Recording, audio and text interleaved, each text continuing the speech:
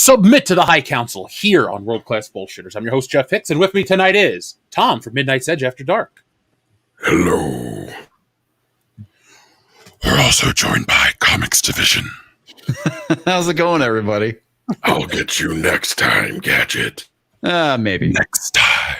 That's really good, man. Yeah. Well, I've been doing a lot of Buffalo Jeff work, so... Oh, don't. Dude, I won't now because nobody sent in any super chats. Don't worry. Does it put the lotion on its skin? Oh, it might. But I got a copy of Woke Baby, that children's book. Oh, so my God. The fuck? Hold on. Let me go get these. I'll show them on camera real quick. Oh, shit. I should have waited to swear. Oh, dude, it's a thing, man. I saw this last year. I wanted to cover it, but just didn't have the opportunity to. All right, so I got really offensive books to read as Buffalo Jeff. You guys ready for the first most offensive book? Oh, yeah. Are you going to read it to us? The Cat in the Hat. That's offensive. Right there. But all joking aside, we do have Woke Baby.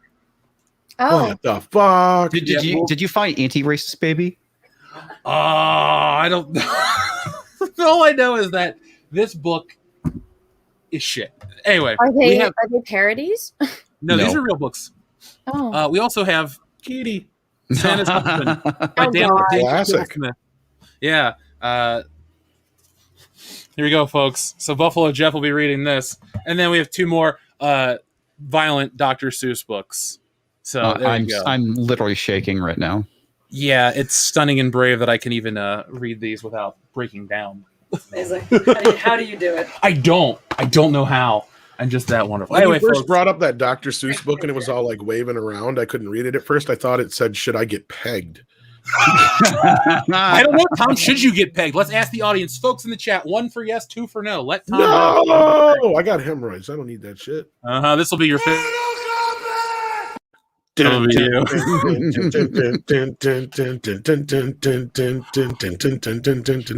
Fight. You know everyone's going to put a 1 in, right? Oh, I know. Maybe we'll Donald make Duck. a book for Tom. Should I get for Tom Cost? Anyway, folks. And here comes the flood. Ooh. There's the tank treads of ones. Well, Wild Katarn says no, so there we go. Folks, tonight we have a fun show planned, but first let's introduce Anna, that Star Wars girl. She's back. Hi, I'm back. I'm back to reality. It sucks. Yeah, Thanks for having me on. Well, thank you for joining us, Anna, as always. I know you're back to reality from, some fun. So sorry to bring you down with some of these topics tonight, but we'll try to have a good time. I promise. I'm promising myself, because if I don't have a good time, well, then it's all for naught. Kendo, you lucky bastard. So, folks, tonight we're going to be talking about Gal Gadot and Joss Whedon. Apparently, there's some new news from our best friend, Ray Fisher. Goody. There's going to be some talk of Kong versus Godzilla, as well as some fun. So we got a lot of show tonight. But first, update, Anna. We've passed another milestone with the comic. Oh, yay. Yeah, so we're at 724 backers already. So we've passed through the Jesse magnet. So, Tom, you're next. You're next. That's fantastic.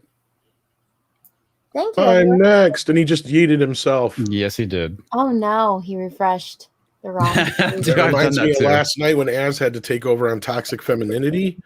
But that was because all internet, including phone service, went down for like the Tri-County area. And I called to try and find out what the hell happened. According to them, nothing was down. I'm like, you're full of shit. Everybody had no phone service. Everybody had no internet service for like 4 hours. Well, you have a valid reason why you dropped. I just hit the refresh button by mistake. So we all do it, buddy. We all do it. Yeah, I'm just sitting here like, oh, everything's great. Let's get this lined up. Oh, shit, refresh. So, oh, no. whatever. You know what happened to me yesterday, Jeff? I went, Twitter wasn't loading. And then everyone's like, oh, you need to delete your like cookies in your search history. And so I went to go delete it because I'd never done it before. Mm-hmm. And I logged myself out of everything because it deleted all of my memory ever on the internet. That's what happens when you delete your cookies and your cache and everything. No it nukes everything. Told me that. How long have you been on the internet? There is a thing you can usually check that says do not delete my passwords and all that kind of stuff. Well, there wasn't, and I didn't listen. I needed this thing to load now because I was in the middle of a stream. And then I went to go in the stream because I finally figured out how to get back on, and it had logged me out of StreamYards. So I was logged out of StreamYards, and even though I clicked the link, since I wasn't logged in as the host, I couldn't add myself into the stream, so I couldn't end the stream. It took forever. So don't worry, Jeff. Sounds like you had a lot of similar. Yeah. I've had my my Google Fiber go down like right in the middle of a stream. I think Tom was on that, and I actually had to use my phone, tether it to my laptop to get back on. Yeah, that was a mess. Oh, yeah, last night was a nightmare. But yeah, I've never had that kind of a problem. Was it all you said from a storm, Tom? I don't know what it was from. Couldn't figure it out. Nobody has been able to tell me what it was. All I know is everything went down. For like the next half hour after everything went down, kept hearing like fire trucks, police sirens, all that kind of shit. It was like nuclear war. Yeah, but there was like I went downtown and nobody knew what the hell was going on. I drove like a half hour away just to try and get service to get a hold of the girls or anybody to get a hold of Andre, to go in and shut down the stream because I was just about to end the show when it happened. That was, Tom, I think you wandered into the mist. I think so. Well, it's funny. It's like the internet goes down for 4 hours and everything reverts to Mad Max. No shit. You laugh, but that's... Imagine if we had a countrywide internet shortage for a day. I think it would be great, actually. People wouldn't be able to get on Twitter, and maybe this country could return to sanity. I mean, what's going to take more than a day? I know. But yeah, I managed to get enough service just to call. I got a hold of Mandy real quick, and I'm like, tell the ladies this is what's going on, and get a hold of Andre. So how do you end a stream when you can't get into it? I mean, you can't. It just keeps going. It ends after 11 hours and 59 minutes. Yeah, you can have like smaller. Oh yeah, because he does it. Well, he doesn't overdo it. His streams go over that time all the time. So they'll just cut it off. That's the YouTube just ends it. Oh, Anna, I can announce this within the next 2 weeks. Mahler will be on here. Oh, awesome! Nice. Yeah, I spoke to him today, folks. So Mahler will be on the High Council, April 20th. So there we go. It's going to be a very special episode. Yes, it will be. Sweet. Very high it's 420. There you go. Oh, I have bad news, Jeff. So my mother decided she wants to visit me. So on the 27th, I will not be here. That's okay. It'll be the second last week of the campaign, but we'll be okay. I might not be okay, but oh no, is it that serious? We'll have an Anna alert phone going during. There you go. Oh my god, for sanity. Yeah. So yeah, sorry about that, folks. Cats and stuff. So let's talk about. We're all caught up. Briefly, Kong versus Godzilla. Tom, what'd you think? I liked it. How did it measure up to you compared to Kong Skull Island, Godzilla 2014, and King of Monsters? Well, I mean, I'm a huge fan of the MonsterVerse to begin with. I love Godzilla and all that stuff. Always been a huge fan of Kong. Kong was actually one of the things that got me into movies to begin with. As far as the recent movies, I enjoyed the first Godzilla until we lost what's his face from Breaking Bad, Cranston. Cranston. Yeah, once he was out of the movie, then it was like, well, what the fuck? And then the second movie I loved a lot, except for the human characters, the Millie Bobby Brown and all that kind of stuff. Her and her mom just were really dragging the movie down. Kong Skull Island, I had a lot of fun with. They even had Brie Larson in it, and she wasn't that annoying. But then which is an amazing feat for her. Yeah, this new one, I love every bit of it except for the Millie Bobby Brown part. You cut all that out of the movie. The movie's, a bunch of fun popcorn sci-fi throwback to old school Godzilla. Comics, what about you? Well, I have a bit of a funny story. So I actually did intend to go see the movie, and I did show up at the theater. But the problem is my wife and we've been on Whole30 over the last 3 weeks at this point. And one thing is you're not supposed to have any alcohol, but I decided to smuggle some whiskey and I put it in my Coke, and I got blotto drunk, and I can't remember a thing. No, I actually did not go see the movie. Sorry. You know, it is online, right? Like on HBO Max, you can watch it. That would require me caring. Fair enough. It was I'll talk about it in just a moment. Anna, did you have a chance to watch it? I never had any intention of watching it. Fair enough. I gotta say, as much as I really like Kong Skull Island and Godzilla 2014, I wasn't into this one at all. I like what it tries to do. I like what it represents. I like the idea of a big smackdown between two beasts, two kaiju monsters. And I understand how kaiju movies work. My problem isn't the people being too much in the film. I think the people characters were just not very good, very well acted, very well written. Yeah. It feels like a Transformers movie meets Godzilla and King Kong. Very much so with the Millie Bobby Brown bits. Now, I actually liked the little girl and her relationship with Kong. I loved all that. I'm like, why can't we have more of that? Like, explain what happened in the last 50 years that we haven't seen, you know, instead of just giving us a couple throwaway lines. But outside of that, I mean, that part I was fine with. If you cut out all the Millie Bobby Brown stuff with the podcaster and all that stuff without giving too much away, the movie I think would flow much better. It'd only be like 90 minutes. Well, there's a lot of issues that they've done with the more current run of this, and mainly is like you've been talking about is the focusing on the humans. I mean, that's fine in King Kong because there is that element with the original. But when I saw the original Godzilla, I wanted to see Godzilla smash, and anytime we got a shot of Godzilla, you know, they would pan away or do something dumb, and it was really kind of annoying. I mean, it got better with the second movie. But yeah, it's like you focus too much on the people and not enough on Godzilla smashing crap. You know what would make all of these movies phenomenally better? Henry Cavill. Boobs. Yes! Tom! I like the you're way a comics genius. division things. I know how Anna thinks. Trust me, I would have been the first person in the theater watching that movie if he was in it. Of course you would be. Dude, I'd have been the first person in that theater if it was a crossover between Superman and Godzilla. I mean, come on, that'd be fucking amazing. Superman fights Godzilla. They're both Warner Brothers properties. Why the fuck not? I would pay money for that. I honestly would. I mean, let's be real, though. This movie is clearly made for two audiences. It's made for little kids who love Godzilla and Kong right now because the toys are selling like hotcakes. And the other audience is for the classic monster movie fans. Because, I mean, you kind of see the progression of the films. It's a lot like how the original Godzilla films went. First movie, super serious. Second movie, mostly serious. And then the third movie, he's fighting a monkey. I mean, that's really the way they went. And then you get to the latter ones when you get like some of the goofier stuff. So, I mean, I have no problems with some of the goofy sci-fi stuff. But again, I'm totally on board with, we didn't need to follow Millie Bobby Brown for, 30 minutes of the movie to find out what we already know. The other thing that really annoys me about this current iteration is the way that Godzilla looks. The fact that he looks fat and bloated is a bit of a turnoff for me. I'm not a fan of the tiny head. Yeah, the Toho people didn't like that at first, but I guess they didn't mind so much after it started making them money. I just miss the puppets. The puppets are great.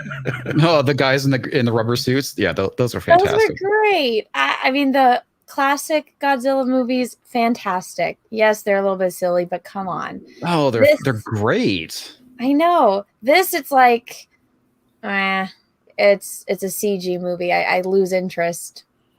There's definitely an argument for practical effects, and that's the problem with modern day movies, right? It's just CGI bloat these days. I will defend this movie compared to some, though. Which one?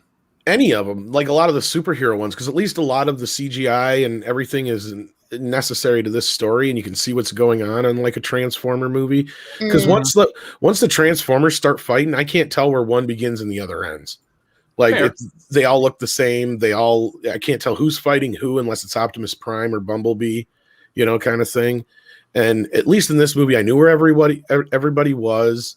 You could see what was going on. The fights didn't last too long. I mean, yeah, you could probably make an argument for the last fight being a little bloated, but again, I didn't feel like I didn't feel fatigued like I did after watching like Man of Steel or BVS. Did you guys check out Drinker's review of it? No, I haven't. It's pretty I saw good. his review for the trailer, not the actual movie.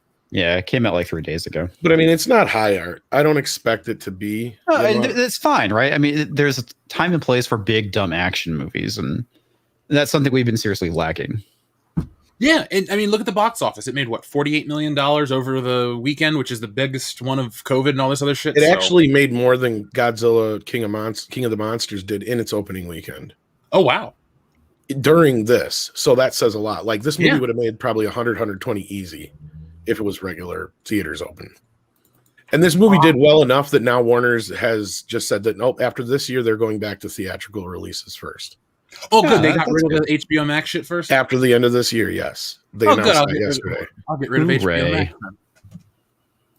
Well, not only that, they can't work with, like, Legendary, I'm sure, is pissed. Because I'm sure Legendary's like, look at all the money we left on the table because of HBO Max. I mean, I'm sure they get a kickback on that, but it's not nearly as much as if it would have been a theatrical, you know. One thing I do want to, besides this goddamn traffic, the one thing I want to do bring up is the movies that I've watched from HBO Max, like the first day, you know, the first 30-day thing, they haven't been that great. I didn't like Wonder Woman 84. I fucking hated it. That was terrible. And so I even said to Jesse when we were watching this, is it mean or do all the Warner Brothers movies have a sameness to them? Like they're either shot the same way or the cinematographers kind of all went to the same, you know, they all have the same school of thought or something. But all these movies look just kind of bleh. And they all look good enough from trailers to go out and see in the theater. But watching them at home and actually watching each one, it hurts my trust in their like big budget ones because I know that what they put on HBO Max was the best that they could do. It was meant to be in a theatrical release, so there's no COVID excuses. And so I'm like, well, okay, with no excuses, that's how good this movie is. Now moving forward, like, I don't know, I don't really trust a lot of their shit because it's just sucked. And if Mortal Kombat is as bad as I'm hearing, I'm probably gonna lose it because Mortal Kombat, man, that should not be made anymore. And now they're trying to change it up, get rid of Johnny Cage, do all these things. I don't have very much faith in Warner Brothers right now. No, not in the least. And the reason for them removing Johnny Cage is really dumb, considering they already have like an Asian, you know, in the game that they could just use like they did in the first movie. Or they could just leave Johnny Cage in because he's one of the best characters.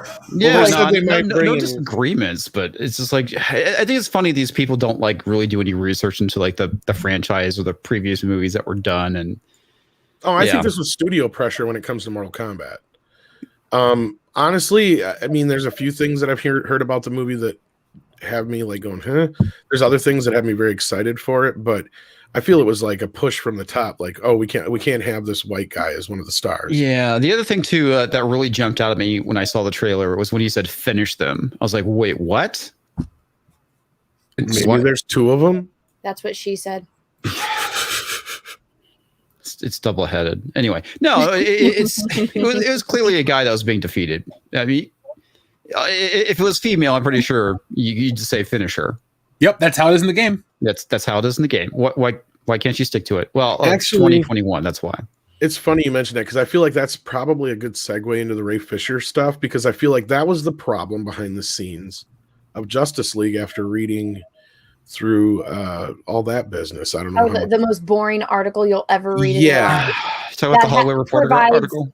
No links, no evidence. It's all he said, she said, and we have to believe them.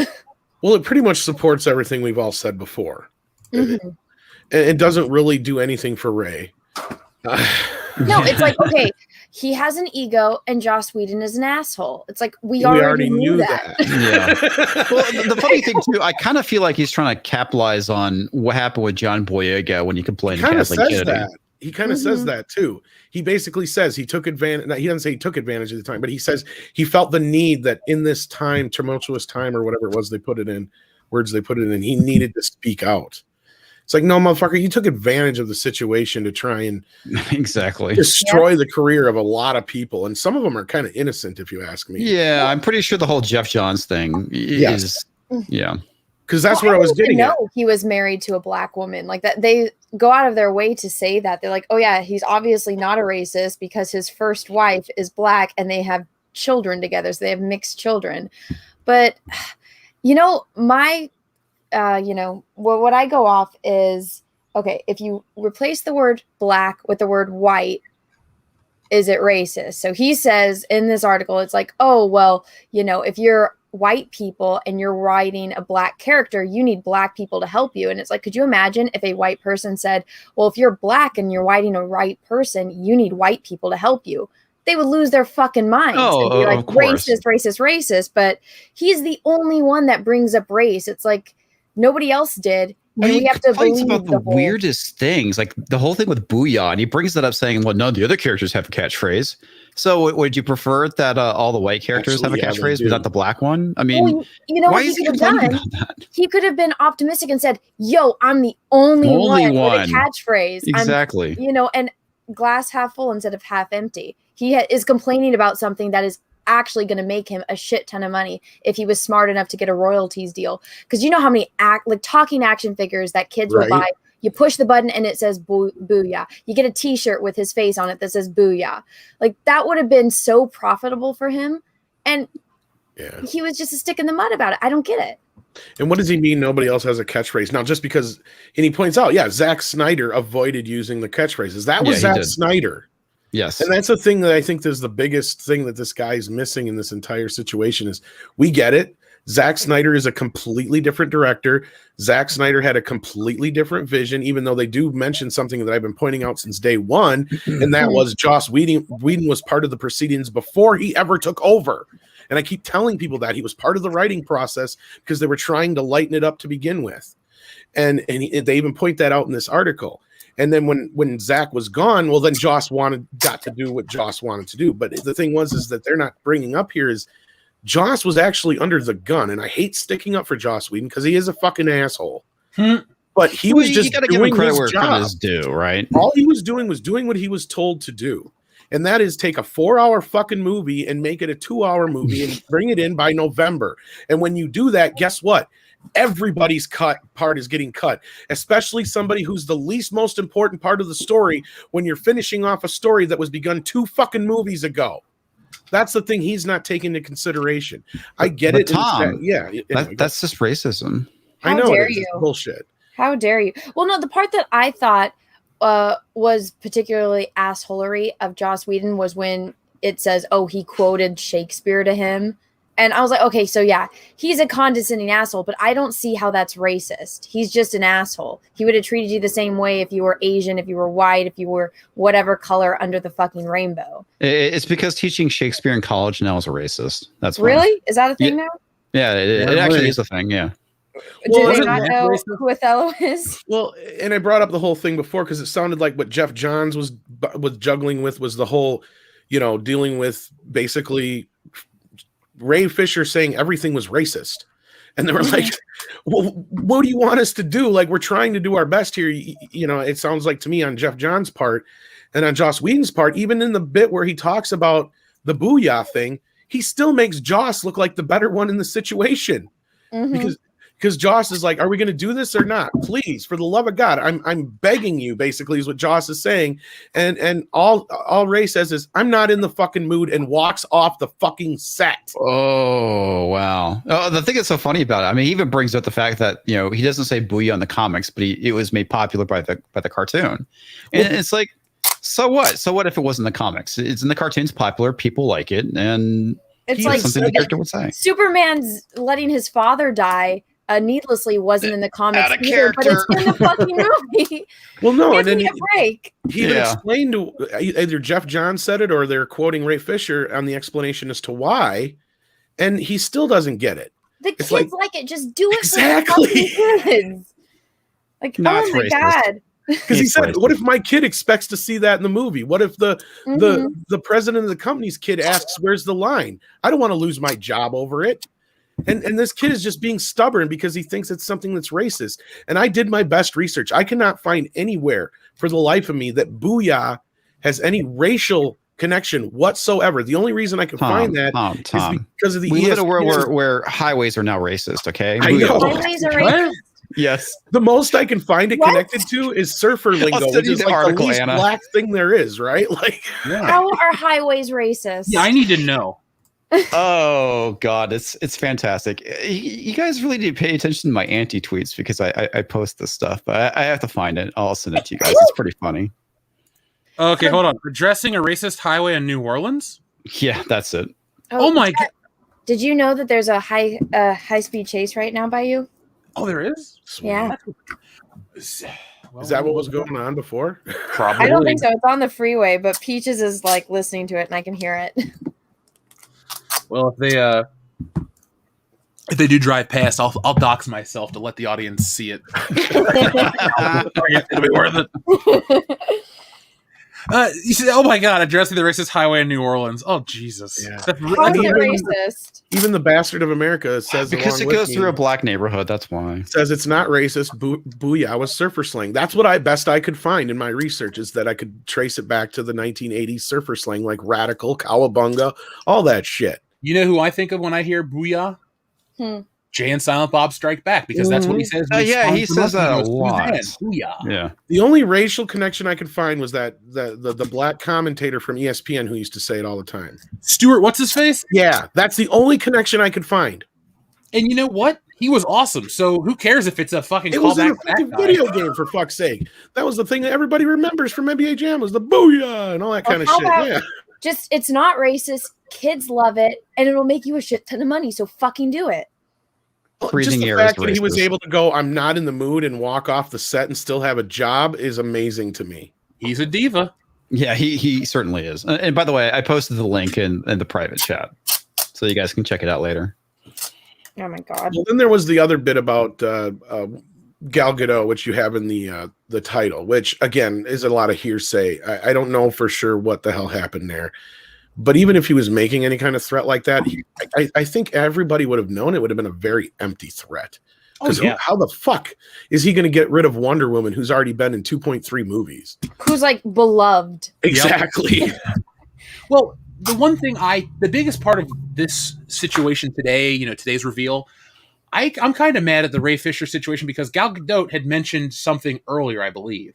And that had been taken care of. Like, why is Ray Fisher trying to get into other people's business now? If these things had been taken care of in a professional manner behind the scenes, what is he doing drudging up Gal Gadot's personal business? Let her say it. If she's got issues, he specifically says he doesn't want to get anyone else involved while simultaneously bringing up Gal Gadot and Jason Momoa. Well, he says he can bring up names that he knows are protected or not, that are safe. But there's other people that he wants to protect. Yes, though, man. Whenever I hate this. This is the problem with the world we live in these days, where nobody wants to name their sources. You can basically just make shit up and say, "Oh, well, I'm not going to reveal my sources because I need to protect them." Well, it sucks for somebody in my position, because I actually do have people like that I do talk to, and they are in positions like that. They are like, low level people at Lucasfilm and here and there and everywhere. Like they know that their jobs are at stake if somebody finds out. Yeah, somebody like a Gal Gadot, no, they're not going to be a problem. Sure, they may not, they may get a talking to, but that's about the extent of it. And it sounds like that's all happened to Ray here too, but yet he's taken it like he was treated differently than anybody else. And I don't understand where he's coming from on that still. I don't either. In this anonymous source, in this one on the Hollywood Reporter, they need to that needs to be a little more substantiated, because it's like, Ray Fisher, cool, you're the actor. If another actor on set came up and said that, like, I don't know, Ben Affleck, yeah, she did deal with that, then there's going to be more weight to your story. But it's like, if you just say, well, somebody else was, can tell that story too. Awesome, Ray. Awesome. And you know what? At the end of the day, like we were talking behind the scenes, Tom, what is this going to do? Because he can't get himself a fucking cyborg movie out of this deal. So all the belly aching and stinking that he's going to do isn't going to get him anything. It's just going to get excised from Hollywood, blacklisted, banned. Yeah. It's funny you mentioned that, because I think that's part of the reason he's throwing such a fit. Because notice he had a cyborg movie until Zack Snyder wasn't there anymore. And I forgot about that. Why is he complaining about having less screen time if he's going to get a whole fucking movie? I don't know. And the whole thing was it's all ego. That's the thing, is he can call it whatever he wants when it boils down to the fact that it's. And I'm glad you brought up Ben Affleck too, because if there's anybody who has room to bitch right now, it's Ben fucking Affleck, because he was treated like dog shit. The only person besides Zack Snyder who was treated with like shit worse was Ben Affleck, because they promised him a movie, they put him in charge of the DC universe, they drove the motherfucker to drinking, and then they took it all away. Did they actually drive him to drink? Is that the reason why he went to rehab? Wow. Is all the stress. Jeez. Because you guys got to remember, they changed leaders 3 times between Batman v Superman and Justice League. It went from Zack Snyder to Ben Affleck to Jeff Johns and Berg. Oh yeah, it's hard to follow, honestly, because you could say, I will say a lot of stuff about Marvel. At least Kevin Feige's a name that he's like their, he's their ship. He's their rock. He's very steady. When Kevin Feige's involved, okay, shit's going to get taken care of. DC doesn't have that equivalent, that foundation. And so as a fan, as a viewer that wants to buy into their stuff, if I go, I'm going to get really invested in Batman versus Superman because it's going to be the start of something epic, and then like a couple years later, we're in a Suicide Squad reboot, a new Joker reboot, and all this other stuff. I want some consistency. I want to be able to trust DC. Well, it's because they screwed it from the start. I mean, that's the thing. If they actually plan things out rather than try and play catch up with Marvel, they would have a much better universe, but they decided not to do it. Yep. Well, it was a lot like Star Wars. They had a plan, and then they threw out said plan. Because they And then they changed said plan 3 fucking times in the process. So it released the chimpanzee from its cage and it grabbed the steering wheel and they drove off. Well, that was Warner Brothers. That would be a better movie if it was. That was Warner Brothers, and that's actually come out and been confirmed now, because that was what I was being told. Was like nobody knew who was in charge. Everybody was running around like chickens with their head cut off. They were bleeding money excessively because they didn't care, because they knew AT&T was going to come in and clean up the mess, but what they didn't expect was AT&T to come in and chop everybody's heads off. They should have known better, but now this thing has gotten just way out of control, and you've got Ray Fisher, who's not even part of the proceedings anymore, because he made it clear, if Walter Hamada's there, who had fuck all, let's remind everybody, who had fuck all to do with any of this shit, he didn't come in until after the Justice League was already a memory. But okay, yeah, says, if they fire Walter Hamada, we should all basically start tweeting at Warner Brothers with #StopAsianHate. That would be hilarious. Well, that was the thing, is I think they were trying to set up this whole idea that the Snyder Cut fans who were going after Hamada, partially because of things that Ray Fisher had said, they were trying to paint them in that light during that whole thing, and that kind of blew up in their face when that didn't work out. But he's the executive they're talking about when they're talking to Ann Sarnoff. Who's that again? Walter Hamada. Okay. Under the Sarnoff or whatever. Yeah, Ann Sarnoff is the one who's the head of Warner Brothers right now. And she was talking about in that recent article about the way that the toxic fans were treating their executives, specifically one. And she didn't name a name, but I knew exactly who she was talking about. Of course. Because they were setting it up for it to be the Asian hate thing. So do you think he's a dead man walking at this point? Hamada or Ray Fisher? Hamada. No, Hamada's fine. Hamada's fine. He had fuck all to do with any of this shit. He didn't come in until after the fact. If I was Toby Emmerich, though, I'd be a little worried. Do you think Ray Fisher is dead man walking? Oh, yeah. He killed his own career, man. Yeah. I think that's part of the reason why he's doing this, so he can get a lot more attention, because he knows that he doesn't have a career anymore. Let's be real. If anything, Joss Whedon and all those people were warning him that that's what you're going to do, and he just was taking that as threats. Well, but he was basically making it to where, because I mean, let's face it, if somebody gave me $2 million to go out and say booyah, I'd say booyah 20 different fucking ways. But Tom, you're not a bitch. That's why. I mean, I'd go out and say I'm an ugly fucking cracker with a small dick if you give me $2 million. I mean, I mean, you just said it for free in front of almost 1,000 people. So your bar is very low for what you're costing. Well, no, it's about entertainment. It's about expectations. It's you know about what I mean? The kids would have loved it. They would have made money, and he's just a diva. That's all there is to it. Oh, yeah, absolutely. I see Anna's 100% correct. Missing out on a Teen Titans movie. Instead of trying to make the Titans dark and gritty or stupid like they are with Teen Titans Go, if you could have found that 2003 cartoon balance in a movie and make it almost like, I don't want to say Deadpool light, but the Teen Titans show broke the fourth wall and had all those weird things. You could have done a Teen Titan movie like that and made it really fun. And Ray Fisher could have been a part of that too, but the dude has no sense of humor. Like, Cyborg's not as dour of a character as, well, none of the characters are. It's no, weird. Not even. Only in the Zack Snyder film is Batman lighter than the other characters. Usually it's like, oh, I'm Batman, I'm dark, blah, blah, blah. Now it's like, I have faith, Alfred. I'm like, all right, Bruce, cool. I get it. I dig it. I like the story. The other thing, too, like the original Teen Titans cartoon before it became Teen Titans Go was a lot better. And I mean, if they did something very similar to that, I think it would be fine. And what they need to do is cast the guy that plays Cyborg from I can't remember that TV show that they have going on. Oh, Cyborg. the Just one Titans? that's No, not Titans. Doom Patrol? Doom Patrol. Thank you. That was it. I didn't realize. Everyone's saying that he's like a much better cyborg. Look at Doom or Cyborg has never been a favorite character of mine. The only time I've really cared about him was when my buddy Joel would have me read the old Wolfman Perez Teen Titans, right? The very first appearance of the character, I'm pretty sure. So Wait a second, Jeff, but you're half black. You're supposed to love this guy. He's supposed to be an inspiration because he's the first black DC superhero. If by those metrics, Anna, let's see. I guess I'm the world's biggest istophobe because my favorite is Spider-Man and he's white. I like James Bond the best. He's really white. Oh God. I like Han Solo over Lando. Oh, he's white. Indiana Jones is the coolest dude. Oh God, he's white. Marty McFly. Oh no, I am. Jeff proves his internalized racism. What do I do? How dare you? You are supposed to worship the ground that this man walks on because he did this for you. Okay, I gotta address somebody in the chat. There's this guy, I don't know who he thinks he is, named Kendall Slice, who just sent you in a super chat. He wants to start some shit with me. Kendo Slice in the super chat. All I say is bring it, Kendo. I know you want to know how big the teeth this dick is. Oh, Kendo Slice with Ray Fisher is on HBO. Tom is making shit up.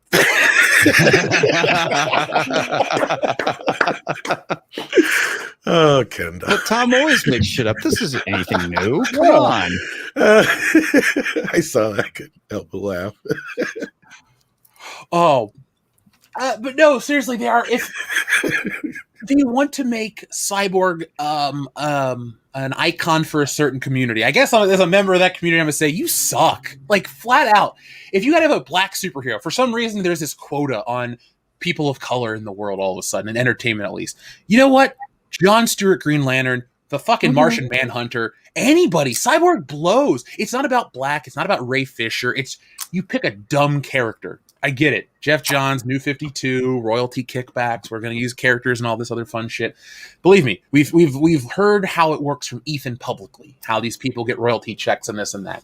And you overlook at the Marvel front, comics division. I'm sure we've talked about this on the show together, how some of the Marvel choices, like Miss Marvel and some of the newer characters are usually pushed to the forefront because a lot of these prominent people at Marvel get a little kickback. So you're getting some of these characters pushed to the forefront for other financial reasons, and you're not even getting a good story out of it. So if you add all of those elements up on top of Ray Fisher being a diva, nobody wins. All we are stuck with, is a guy making a stink and a movie that's really not going to go anywhere. So what are you going to do, Ray? Are you going to get everyone to all of a sudden back the hashtag restore the Snyderverse? Are you going to be the one that's going to take responsibility for that? Because you can't. If anything ever happens with his character again, it'll be because Warner Brothers listened to the fans and he's back. But I don't even think that'll happen. I think Cyborg is dead on screen. I think he made his choice when he said, I refuse to work at DC as long as Walter Hamato's at the studio. I mean, I just don't see them as of right now getting rid of him. He's one of the last people I would see getting rid of. So, sorry. Tina says Ray should take fishing lessons, then complain. Sorry, acting lessons, then complain. He might need some fishing lessons. Yeah, he might need fishing lessons. The only thing he's got on his agenda coming up is a TV show that's only a 6-episode show called Women of the Moment. Then he'll be working at Walmart for the next 20 years. Ouch. I think he has... So I'm just laughing in the chat right now. He'd be like, do you want fries with that? He'd be like, come on, Ray, say booyah. He's going to look back like so many wrestlers. There's a guy named Marty Jannetty who just partied too hard and kind of fucked his career up. Ray, you are the Jannetty of the Justice League. Everyone else is Shawn Michaels. Everyone's going to go off and have the WrestleMania 10 match against Razor Ramon and change the face of the industry with the ladder match and then go on to be one of the all-time greats.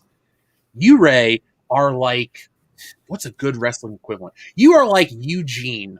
You will have your in the stun at WrestleMania 21, but by WrestleMania 22, we will never remember you. So, Ray, thanks for playing. That's what I was thinking too. I give it like a year, 2, maybe 5 tops, and we'll never hear from this guy again. Well, no, you'll see him pop up in theater, and that's it. You know what he did is he destroyed the opportunity for an actual original black character. And this is what we keep talking about. Remember, like whenever we say like there are already these characters out there, use them. So what did he do? And then they sabotage it. He put a stigma now on this character that, well, people are already saying the version on TV was better than him anyway. But well, they said that's not my quote. About the Flash, like Ezra Miller sucks compared to the dude that's on the CW, right? Oh, Grant Gustin, right? Honestly, if I could get rid of any of them, it definitely would be Ezra. I believe I agree with them people. I can't stand his ass. Well, Tom, some of the people that are the shittiest performers in the Justice League movie are the ones that are the most insulated on social media. Have you noticed that? Yeah. Well, especially what's her face, Amber Turd. Yeah, like all of it. It's not about black or white or male or female. It's just the people that cause the biggest stink for this project, for the fans, or anything moving forward. Actually, the fans really aren't involved in this one, but more along the lines of just ruining it for people watching the movie moving forward. Like, it's those people that are the most protected because you can't, if you complain about Ray Fisher for too long, you sound racist. No, you don't. He just didn't do a good job and he's putting his foot in his mouth. Well, if you complain about this person, look, the Justice League Snyder Cut edition, it's time to move past that. Ray, it's not going to get you more work. And like the biggest person out there, the proponent I've read online is Dwayne "The Rock" Johnson for the Snyderverse stuff. Do you guys think the Snyderverse has any chance of moving forward? You do? I do now more so than I did 2 weeks ago. Elaborate, please. Because I've been saying that AT&T is letting Warner run with this narrative and they're not saying shit.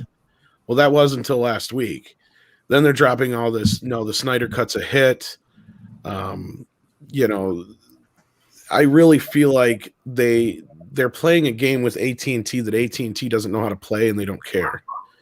Because I keep hearing more and more shit, and I hate to say from sources, but people like Mikey Sutton have backed this up, that they are more than interested in continuing some sort of Snyderverse on HBO Max. And what really sucks for Ray is he kind of probably shot himself in the foot here. Yeah.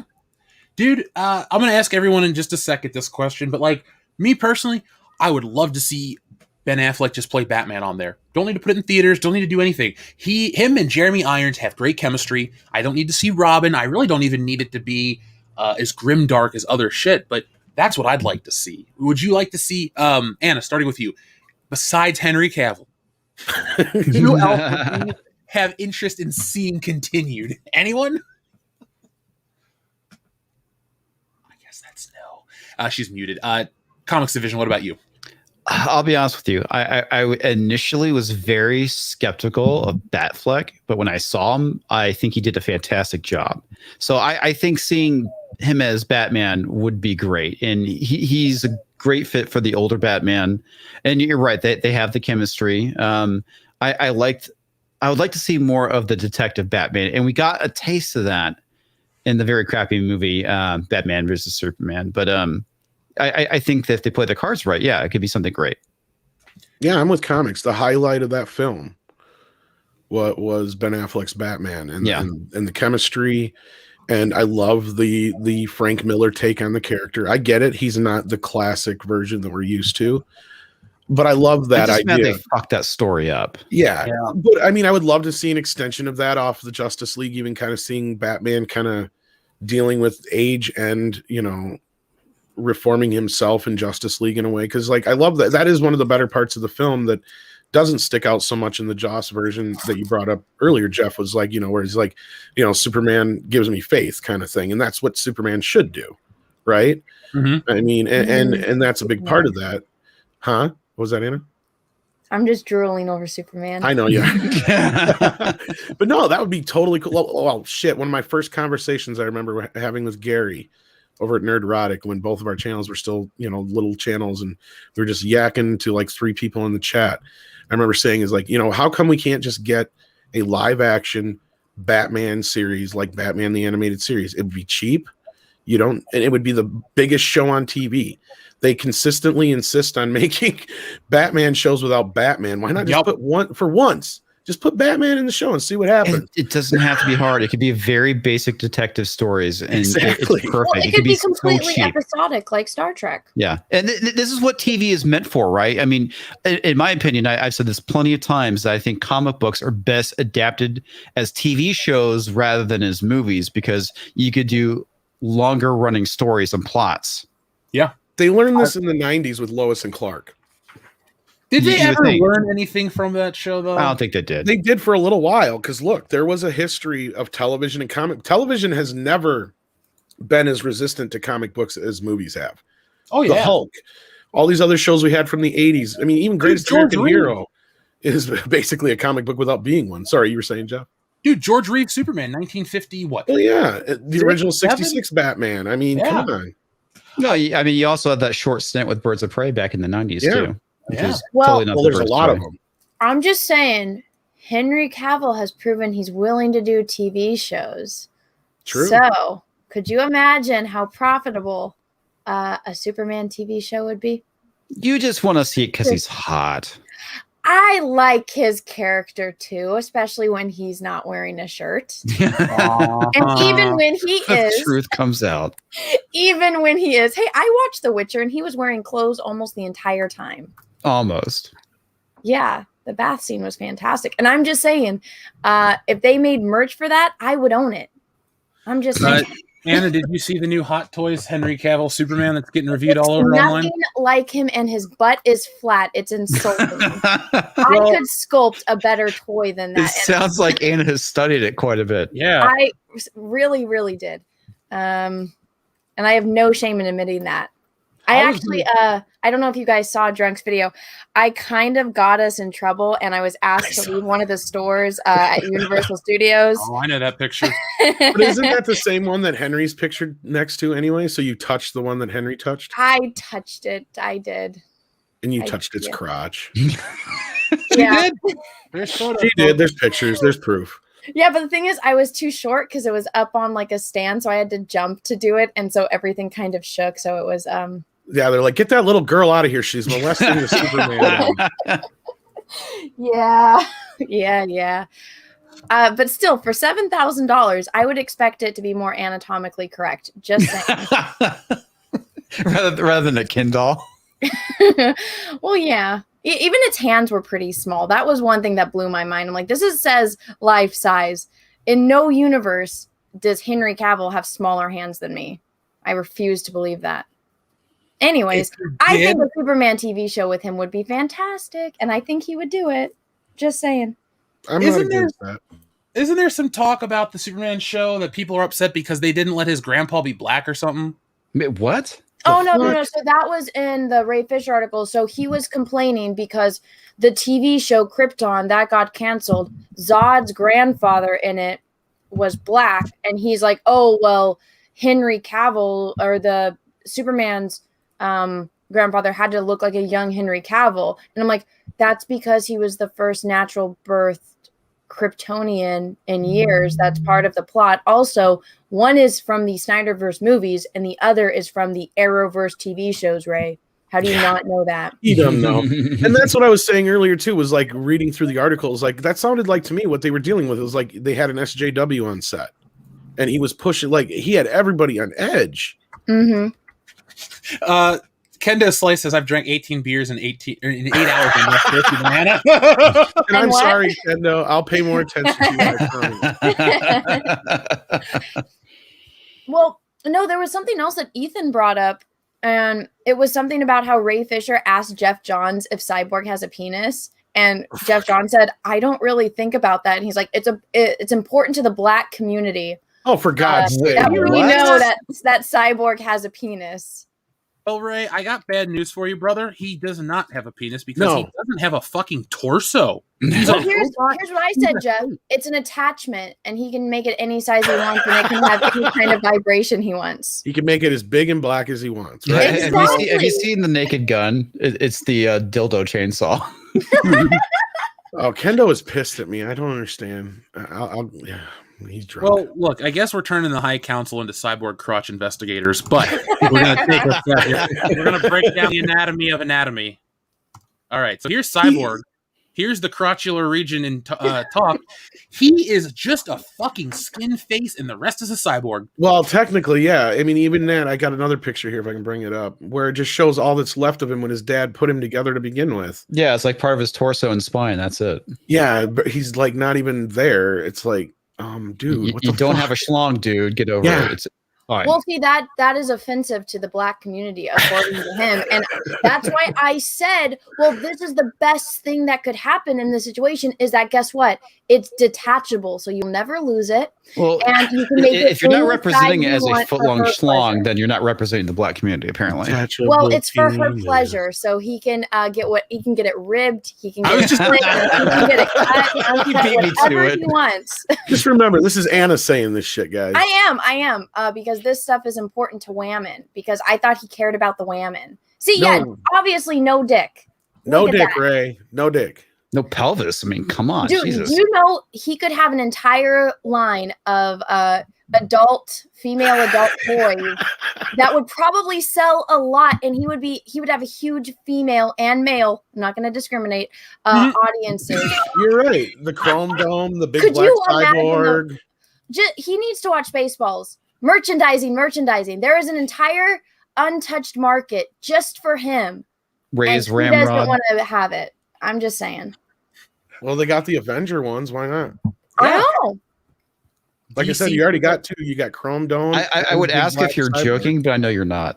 I'm not. I'm being 100% serious, but it can be taken. No. The fact that there's actually Avenger, Yeah, there are. So, The Hulk Did you know that They're on there's Amazon. Avenger costumes for your nether regions, gentlemen? Did you know that? We I They make did not. costumes for it. I'm not surprised by this, but did not know that.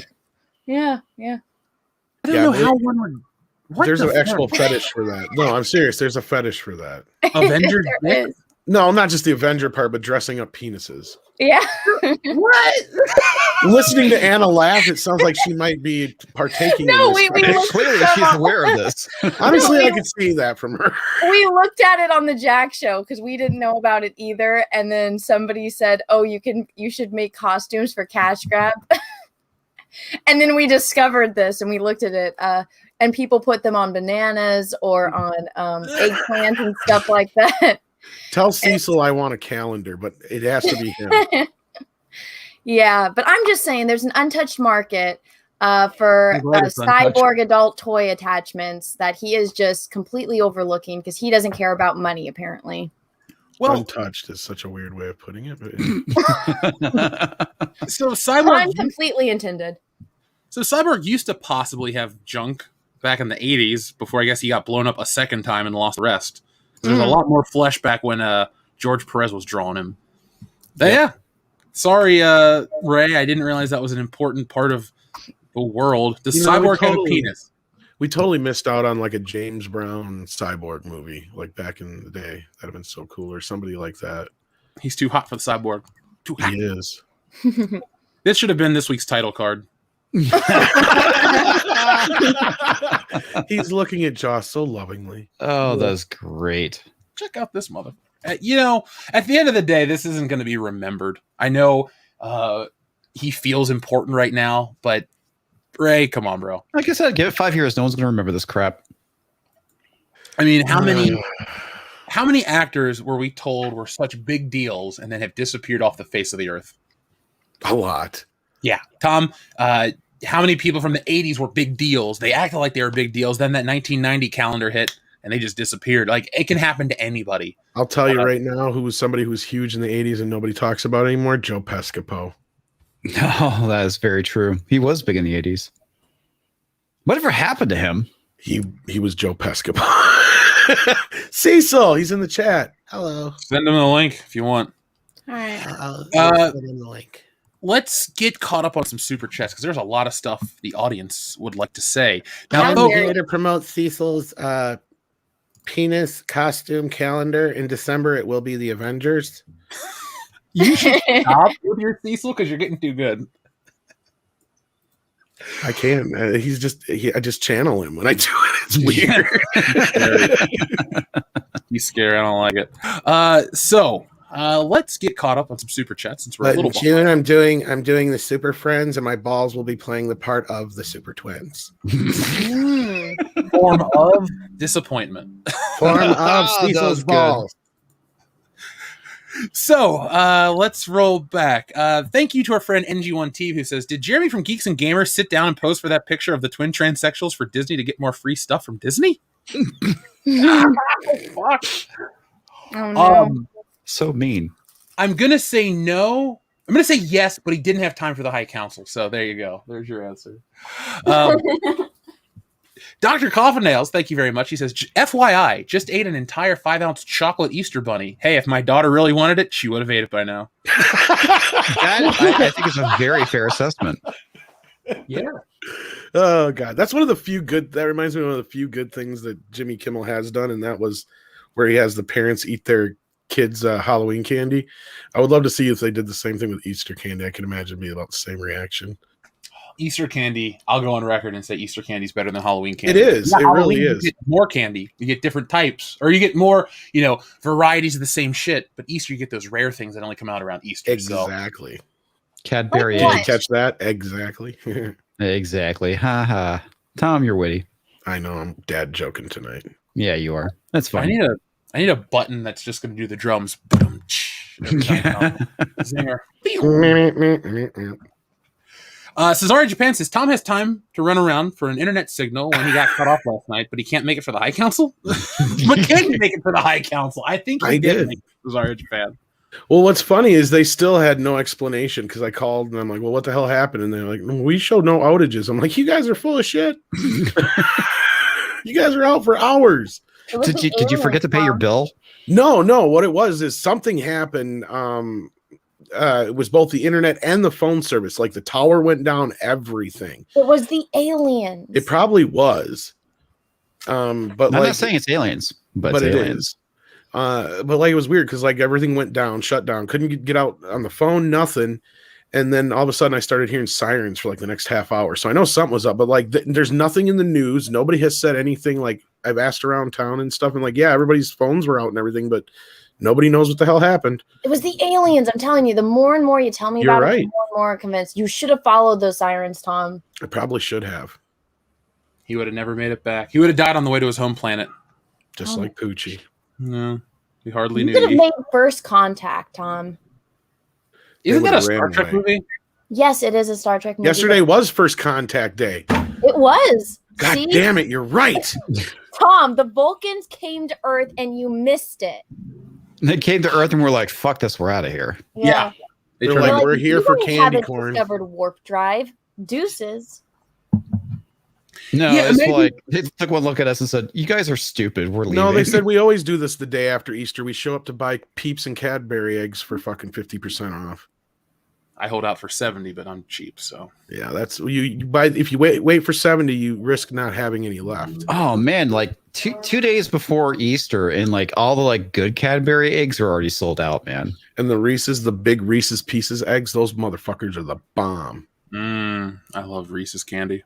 Me Folks, Yeah, I'm going to same put here. the PO box right up here if you want to send us some Easter eggs. 14, 3, It's 20, on and sale. Yeah. I would give you some.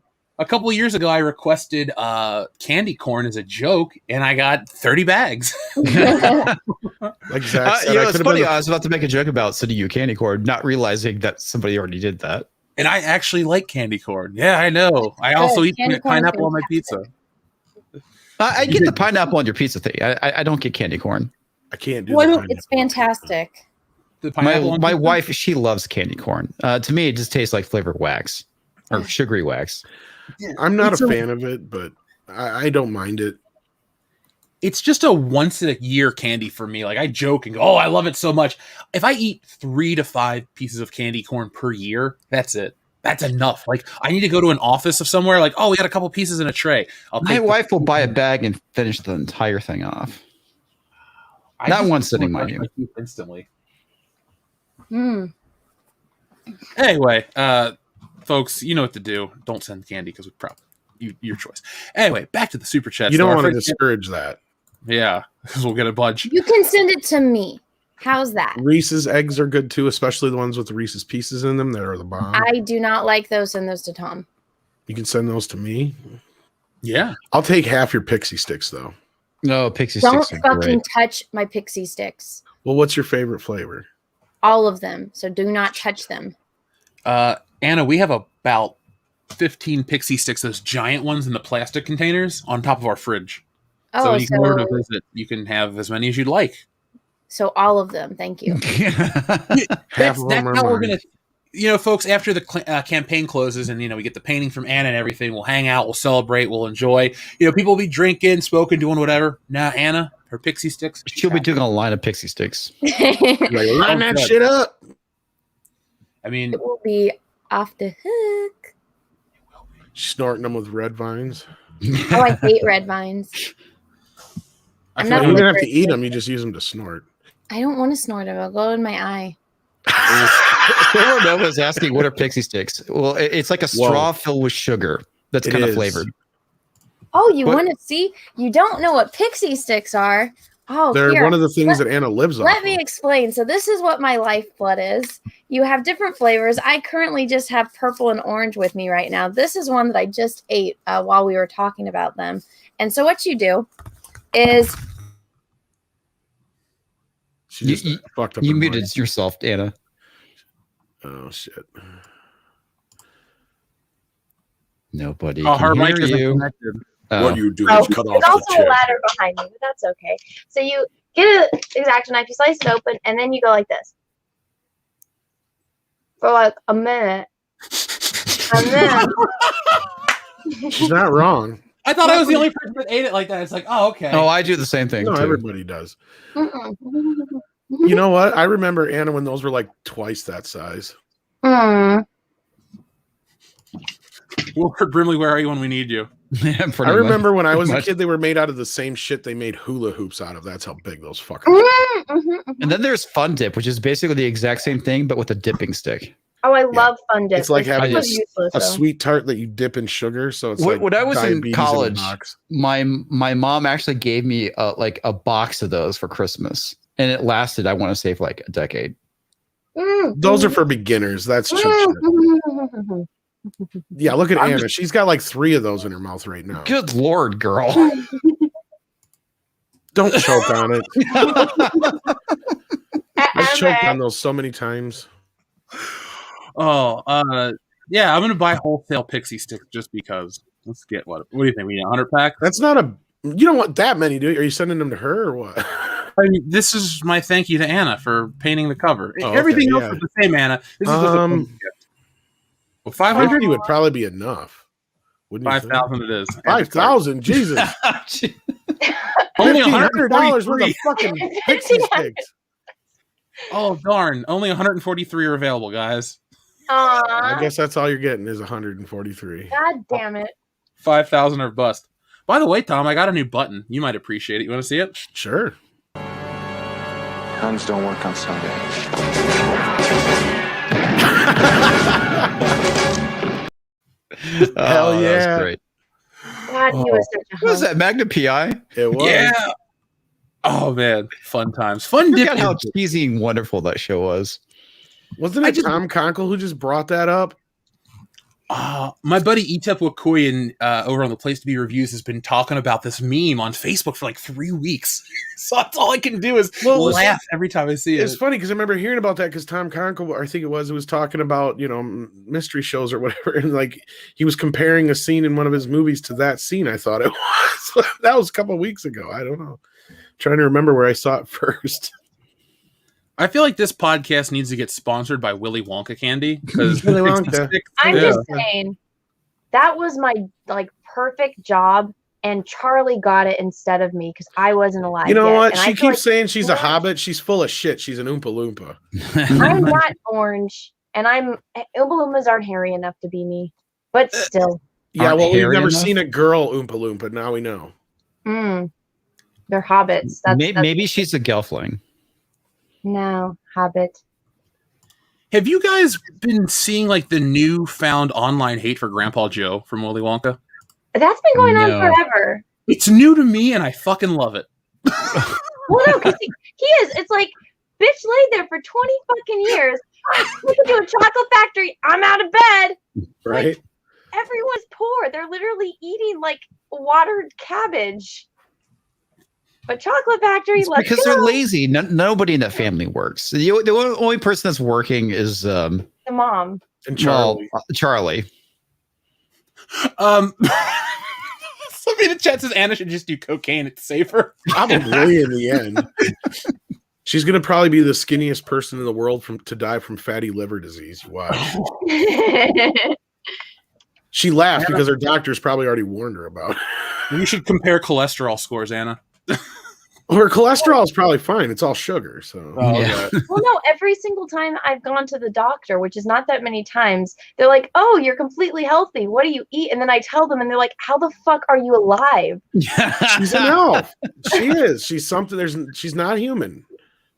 I'm not. I'm convinced of it. I think the key to life is to have one kidney naturally and have a bunch of other birth defects and then also eat sugar and meat and cheese. That's it. And you will live a long and healthy life. So you have one kidney? Yes. And she's beating the hell out of it. It sounds like it. It works. You have sugar immortality. Yeah, sugar is immortality. That is the key to life. But you see, what that happens is sugar gives you all this energy, right? And you like feel like you're unstoppable.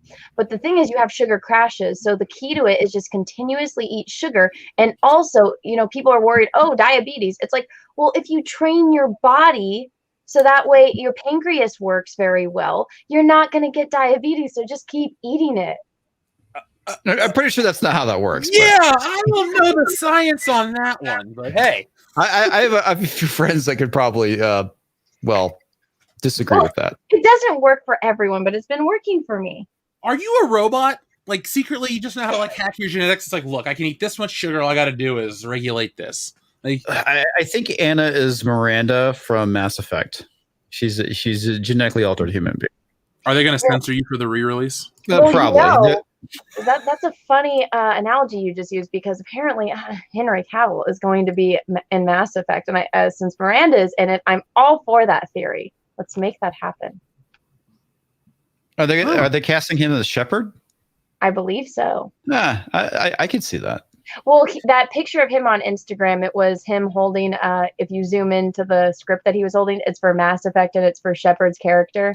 So that's why everyone's like, he's going to be in Mass Effect. I kind of dread what they're going to be doing with that movie because it's 2021 and Mass Effect is a series I absolutely love. Well, I know absolutely nothing about it except that Henry Cavill is going to be in it. So I am fully invested. It is probably, at least with the first two, probably one of the best RPGs that came out in the last 20 years. And they totally shit the bed on landing with the third one. And then they had a very weak follow-up called Andromeda, which was... I heard it's terrible. It's terrible. It is absolutely terrible.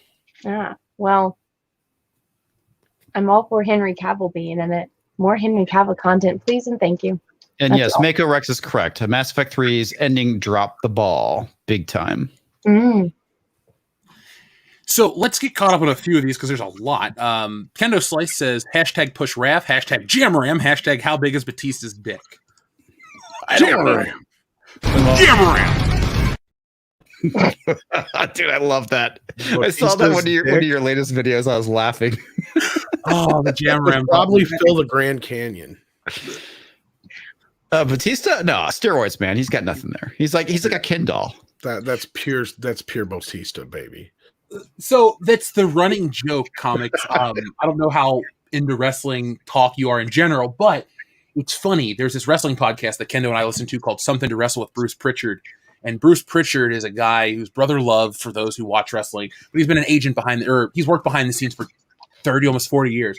Long story short, people send in these long emails to ask about the history of wrestling. And in the middle of it go, and how big is Batista's dick? And the other guy will stop the show and laugh while this guy gets pissed. So it's this running fucking joke. People will just write in, how big is Batista's dick? And the show stops funny. every That's time. hilarious. I love it. Thank you, Kendo.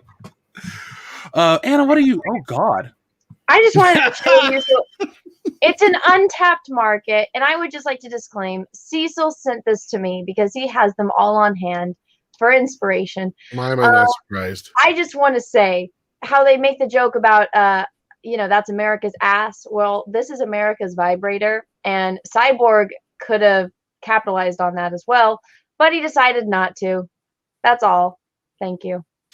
I mean, what are you gonna have, the Cyborg Metallo whatever? I don't care. I don't care. I don't even need to know.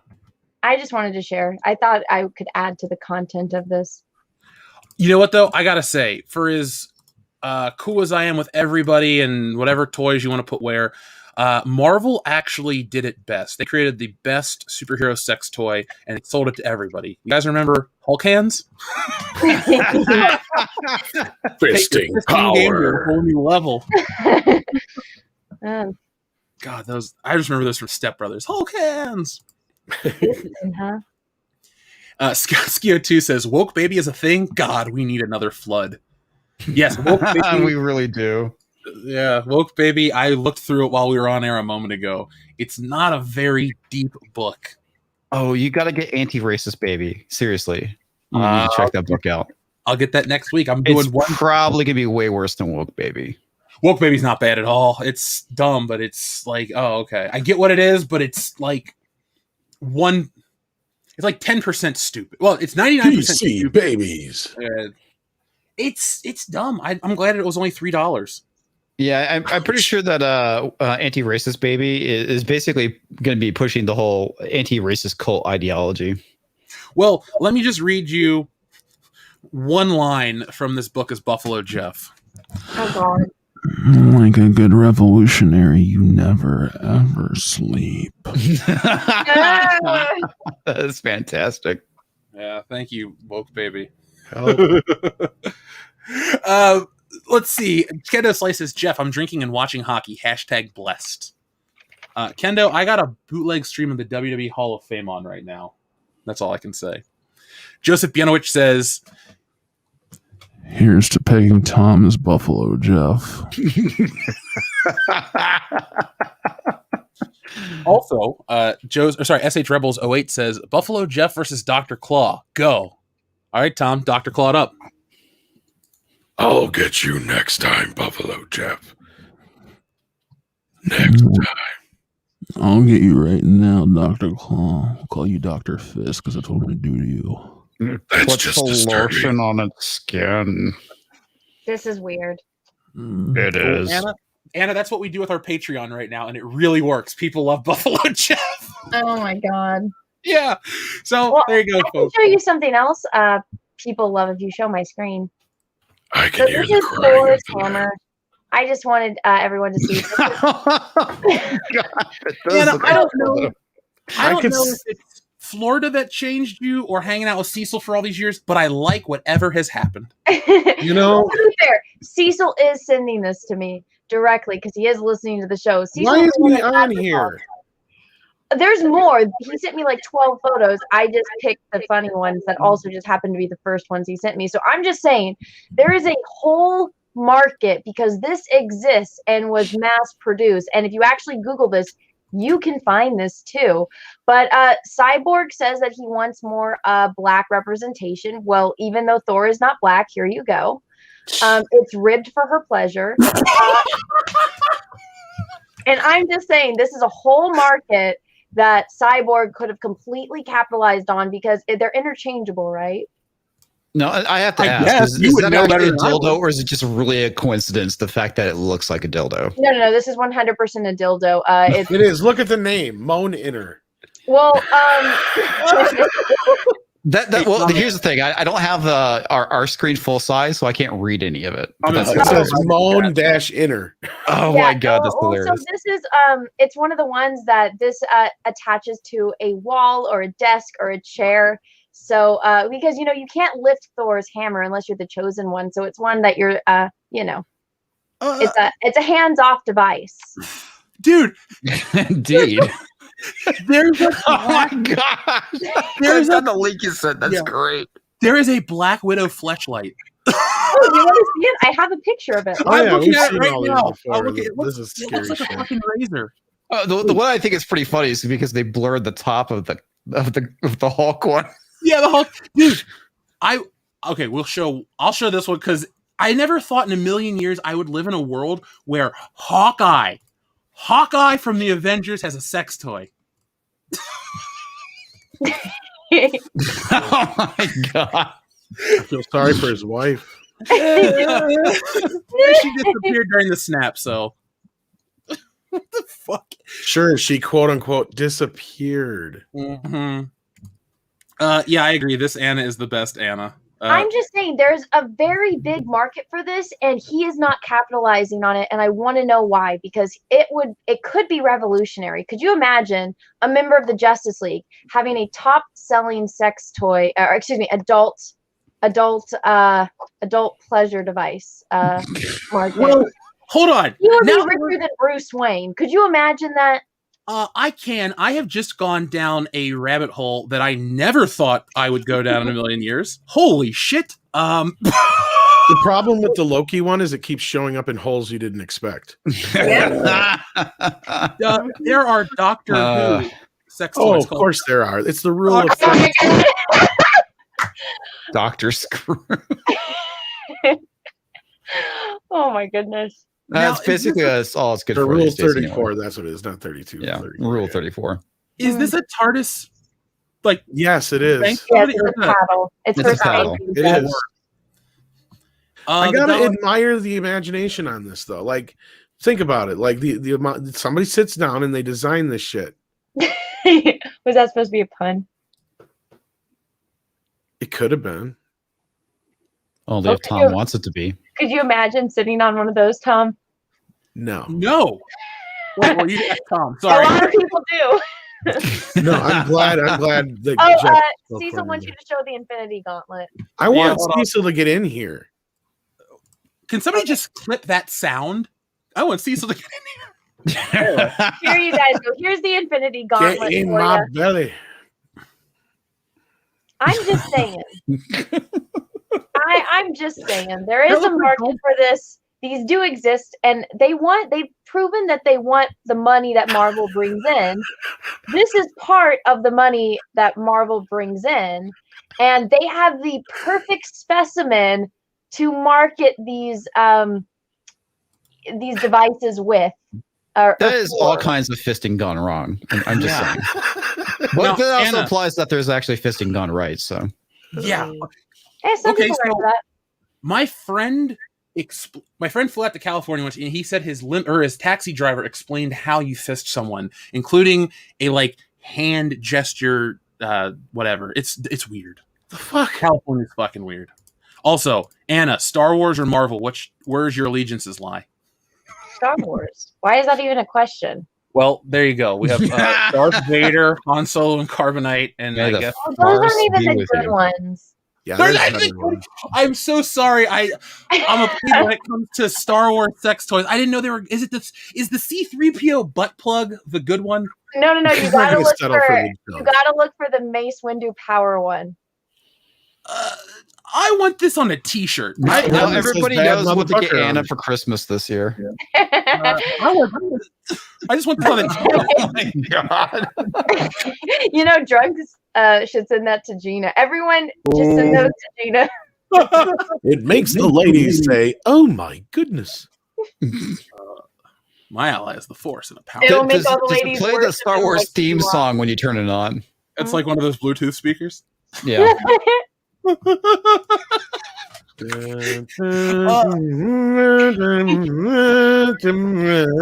and it vibrates according to the song. The Empire ones are better though. A lot more bass. Yeah. I mean, hey, it could be worse. We could be talking about the 32 flavors of Nick Weiser like we did last night for about an hour. Cecil's like, I'm so proud of Anna right now. Wipes a tear. I am too. This is our best episode. Did you want to see? I don't know if you want to show this. Let's turn into like an unofficial Jack show. I don't know if you want to show this, but do you want to see somebody with one of the Marvel adult? Okay. Devices? The only reason I won't show that is because it's a green dick. Every other one is debatable. But yeah, the whole is just like one big, thick green dick. Yeah. So all right. Yeah. Yeah, YouTube's ridiculous. Yeah, they are. And that's all you need to do is give them a reason to freaking give you a strike at this point. Hulk definitely smash. Yeah, smashing something. The best gift Obliterate. of all time. It's a picture of Black Widow looking up at the Hulk from the first Avengers movie, and he turns around and smiles, and then somebody photoshopped people banging, but they turned his dick green. It is the funniest gift ever. I will never show that on the air, but goddamn, it's fucking gold. You said it was green. Fuck you, Tom. Gold, dick, green dick, who gives a shit? Let's see. Well, you know, Jeff, in that she was really, was it Age of Ultron that she was really digging on him, and then he's like, nah, I can't, because if I, do that, then I'll Hulk out. I think she wanted that. I think she's like, that's what I'm trying to go. Because I mean, I got freaking Thor over here with his shirt off. I got Captain America ripping like wood apart. She didn't want any of that. She wanted that Hulk smash. So I think she was down. I think you're right. Hulk would split her in half. I mean, that's Jesus what she wants. Christ. No, Anna's got a point. I'm not worried. She's like, I got the space. Remember, they took out all my ladies. He's fucking her chest cavity. Oh my god! Thank you, Anna. You're welcome. We need you here. Yeah. Oh my god, I don't even know where to go. Eric Winberg, thank you very much for the Shiba Inu sticker. Hammond of Texas says that Mortal Kombat. Oh shit, where'd it go? Sorry, Hammond of Texas. All I was trying to do is scroll down just a smidge. Well, while you're looking for that, that reminds me of probably what would be one of the worst pickup lines ever, and Hulk would eventually use it in that case. What? Let me get up in them guts, and then she'd be like, "There are none." I learned that from Jason remind me of Mewes. Mallrats. Yeah, I was just gonna say I learned that from Jason Mewes. I think you're the only person to be able to say that. I learned it from Jason Mewes. I learned a lot from Jason Mewes. I did too, good and bad. I really do like Jay and Silent Bob. For as much as I give Kevin Smith shit, the Jay and Silent Bob movies and comic books, fantastic. Yeah, I haven't seen the newest one, so I can't really go. It's actually pretty good. It's pretty good. It makes fun of everybody. Kevin Smith really makes fun of himself too. And yeah, I've there's never even seen a Kevin Smith movie. What? Oh my god! Why are you even here? Because I'm making penis jokes. That's why I'm here. You would Okay, fit fair right point. in a Kevin Smith movie. Yeah, you totally would. I've never seen one. Yeah. Yeah, see Clerks. You gotta see Clerks. It's Clerks, great. Mallrats, Dogma, Clerks 2, for sure. I know.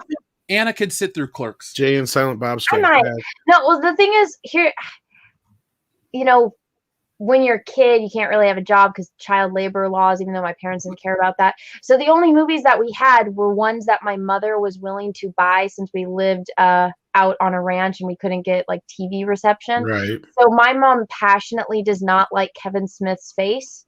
So she refuses to buy anything of him. So except we had Dogma because she likes Alan Rickman. And then she was severely disappointed when his first opening scene is like, I'm not going to rape you. I don't have a dick. Dogma is amazing. Yeah. I like that movie. Especially, I liked it because I went to a Catholic school. Mm. So I'm learning all of this stuff, and it's boring, and I don't really want to, you're a kid. So you got somebody else that's talking about like the flip side of it. You're like, oh, that's an interesting discussion. Now, Kevin Smith has not had any influence in my own personal beliefs, but it was cool to be at that school at the right time and have that movie. It was like, I don't know, perfect timing. That's all I can really say. Mm. But he's lost his touch. He went mainstream. That's kind of the issue. And I think that killed his creativity. He cries over everything. It's like, dude, even I didn't cry. Fucking chill these days. That's the thing that's so sad about it is, man, he was like the great, film director rebel, of the 90s. And now it's just like, you're a sad, pathetic old man. Honestly, he should have had a talk show is what should have happened. Is he should have went from being a director and well, filmmaker. he kind of did. He has that comic book man show. I know, but he should have somebody should have given him one. I'd rather watch him than like fucking any of the guys that are on late night now. Yeah, well, he does. I mean, he's great. I mean, he's great. I saw Red State, and he was there with Jason Mewes. And I mean, he was fantastic. But no, so like he crowdfunds all his movies now. So he has his own little built-in audience. So he doesn't have to appease to Hollywood. So when he does appease to Hollywood, he's like this, basically like this talk show guy. And that's where I think he missed his calling. Is he should have been like the I don't next know about talk show as much as maybe stand-up or just like a. He's good at that too, but Did you watch his Evening with Kevin Smith? That series he did? oh yeah. Like a long time ago. I've forgotten half of it, but just see him live talking at the end of Red State was fantastic. I mean, he has that. That's what I mean. But he doesn't have a standard stand-up kind of thing, and that's where I think he'd be better is that bouncing off of, he can start a show, do a little stand-up bit, and he'd be great into then transitioning into talking to another star, and he's good at kissing up to other people to where that's the way talk show people got to kind of act. Oh my God, are you serious? Is he a vegan now? Yes, he is. Ever since he had his heart attack. That explains everything. And I mean, again, I agree with you guys. He went total shill. I don't like a lot of his. He hasn't gotten real political, but he still has leaned into the wokeness a bit. But Jay and Silent Bob movie kind of. That's the thing with him is like he puts one person out there on like in front of everybody, but then when you watch his movies, he's clearly putting in there like some of his commentary that he's too afraid to say in person. Oh yeah, for sure. I mean, the great thing with Jay and Silent Bob Strike Back Again is that he makes fun of the whole reboot things. Mm. He makes fun of the whole diversity thing. I mean, he really is kind of taking the piss out of a lot of stuff. He also takes the piss out of fandom too, which I thought was funny. Yeah, and that's what I'm saying. Like things that he would never say in person, he says through his movies a lot of times, it feels like. He was the voice of a generation. Like seriously, he was so absolutely tapped into everything.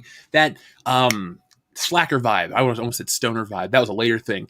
My favorite Kevin Smith story, though, is he was vehemently opposed to smoking, anti-cigarette, anti-tobacco. That's why the Truly's gum moment in Clerks is there. Motherfucker had just fake smoke for movies, got addicted to tobacco for real. That is my favorite Kevin Smith story. I love it so much. That's true. Yeah. This is the meanest comment ever. He looks like a wet queef. Well, he doesn't look the same anymore. I mean, it's like, he looks more douchey now, at least when he was fatter.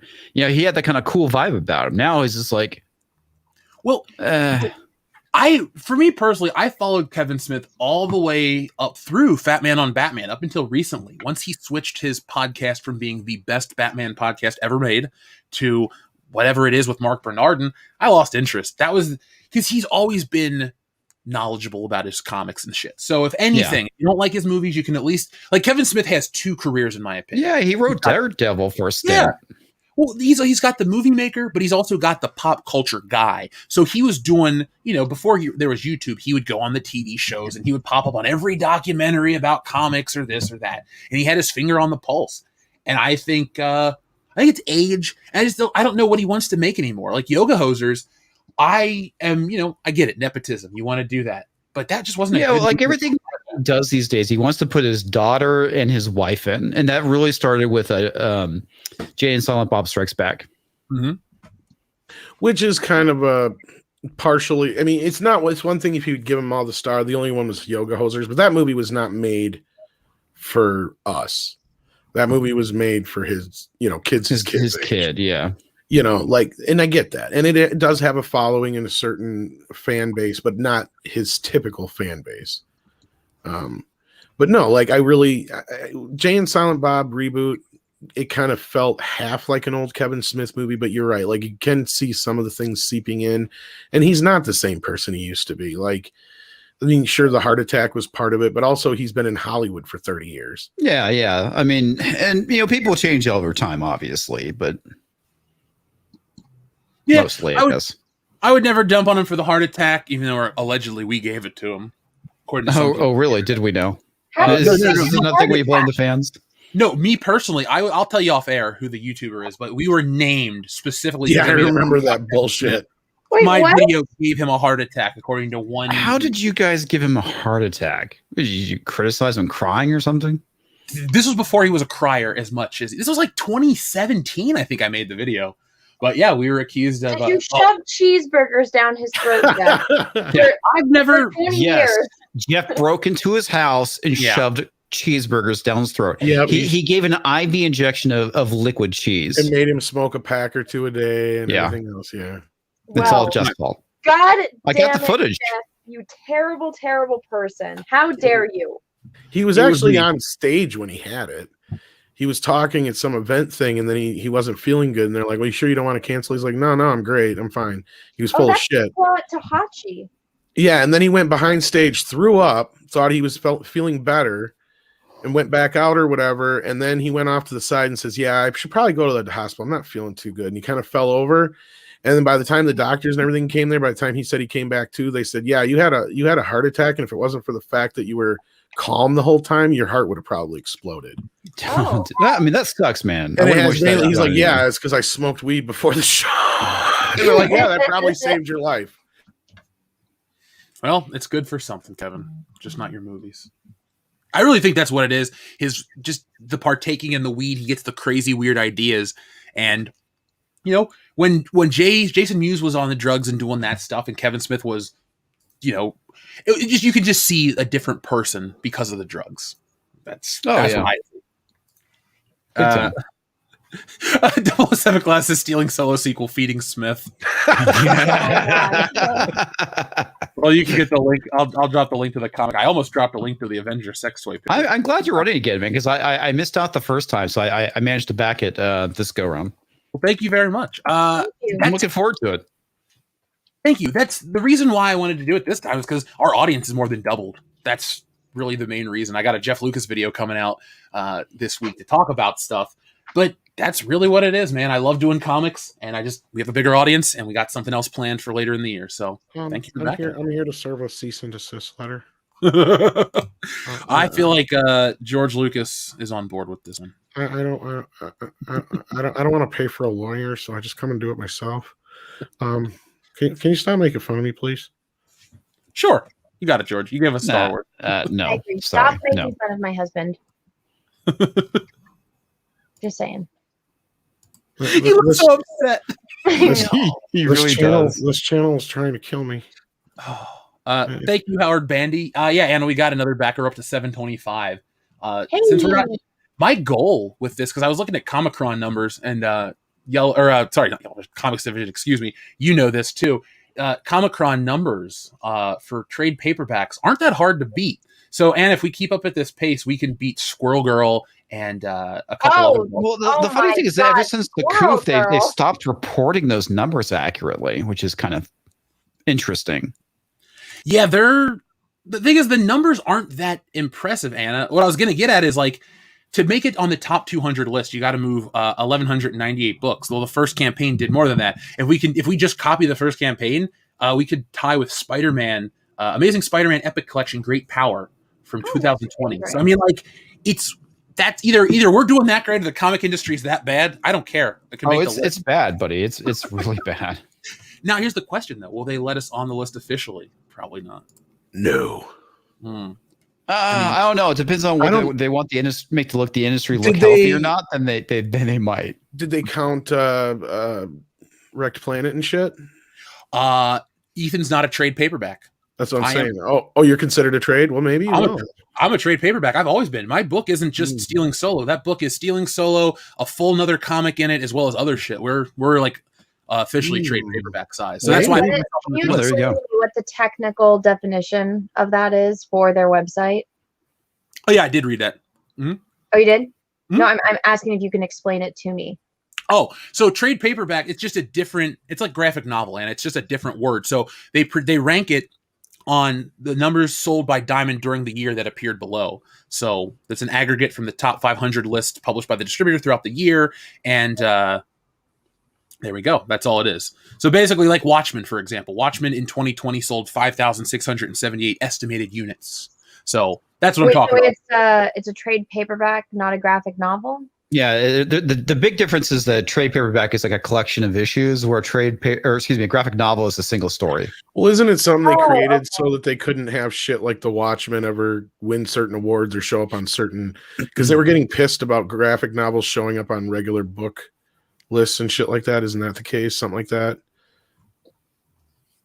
I don't know. Because like what it's something like after the year like the Watchmen won the Newbery Award or some bullshit like that. They were freaking the fuck out or some deal. Because they're like, that's not a real The book. Watchmen, I want to say, was actually single issues though. It originally was, but then it was collected up into a it was collected up as a graphic novel later. But yeah, that's what I'm saying. And does that have something to do with it, Jeff, or is that something completely different? Oh, sorry, I was signing up for Anna's link. Ask me that again, Tom. Well, I was talking about back when like Watchmen won the Newbery Award or whatever it was, and they freaked out. And is that why they changed like the definition so they could have a separate list for like to put graphic novels in because like they were pissed that graphic novels were showing up on like the bestseller list, and they're like, that's not real literature and all that kind of shit. I think the way it goes, and if I'm wrong, folks, correct me, but people didn't want comic books to appear on those lists, so they can't with the phrase graphic novel because it's a little more churchy, you know. And then they made the trade paperback.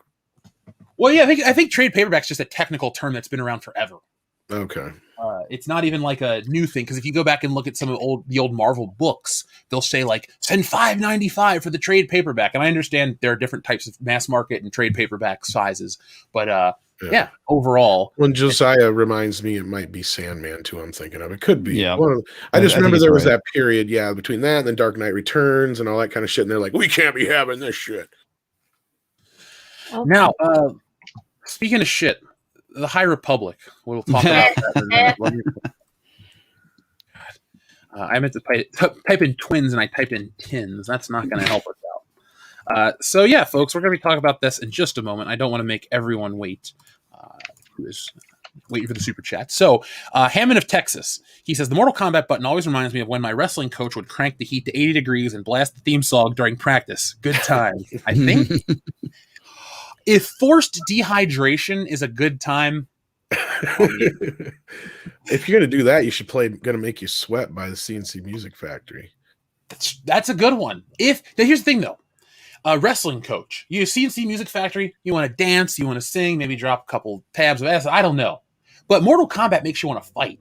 Well, yeah, it does. I'm ready to go. When I played football, they would try to play us like Enter Sandman and stuff to amp us up. And I'm like, if you played the Mortal Kombat. Enter Sandman? Really? Of all things? I went to one of the best football schools in the state. They just didn't have good taste. I guess I could see that for football. I need to do a new version of Mortal Kombat where it's like Chun-Li. Chun-Li. I love Chun-Li. Fight.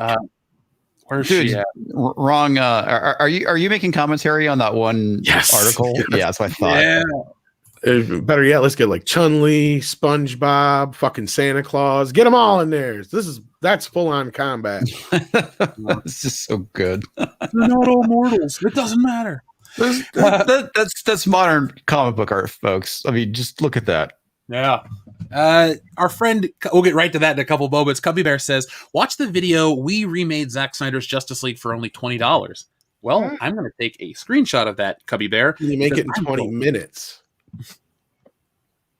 The fact that he has more scenes that he didn't get to include kind of makes me call bullshit on a lot of stuff, but come on, man. More Joker? I don't need it. I appreciate it for what it is, but yeah, I did not need a 4-hour cut. I would have much rather see a theatrical cut of it. Wicked Steel says Anna had that happen to her with a Cecil drunk stream continuation where she couldn't end the stream. Yep. Yeah. Speaking of Anna, all she wants is the Henry Cavill cut. Just with yes. No, I even said, I was like, they're like, Anna, will you watch the Snyder cut? And I said, will you send me a timestamp for when Henry Cavill is in it? And they, it's like the ... Then somebody was kind enough. They said, Anna, at 3 hour and something, he is there for 15 seconds. At this timestamp, he is there for 40 seconds. At this timestamp. And I was like, thank you. I was just going to say, he's actually in this version, I believe, less than the Joss Whedon cut. Yep. Yeah. 4 hours and he's in it for like 20 minutes. I'm not happy about that. But these twins. All simping aside, I just want to watch a Henry Cavill Superman movie because he's a good Superman. I just enjoy watching a good Superman movie. It's a good story, and that's it. Well, we'll talk about the Jordan Peterson connection with Captain America, because the writer of that story is going to be working on Superman. So, folks, strap in. Oh, yay. Oh, my God. Ta-Nehisi Coates. Yeah. Yay. Not a big fan of his work. I don't think anybody is. No, not even himself. Not even himself. Yeah. My writing is too white. I have to recuse myself. Kendo Slice says 11 can take Fook off. I want monsters.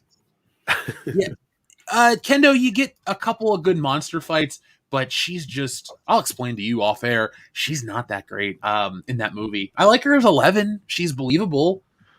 And she's kind of... Kendo actually simping for Millie Bobby Brown? Really? No. Kendo's talking massive shit. He's drunk. I know.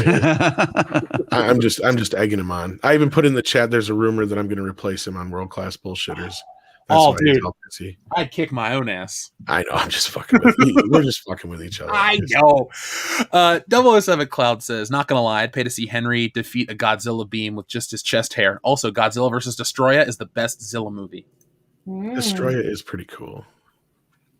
I do like Ghidorah though. I've always been partial as far as just the Godzilla bad guys. Yeah. Not because of the new one, but Mechagodzilla is the shit.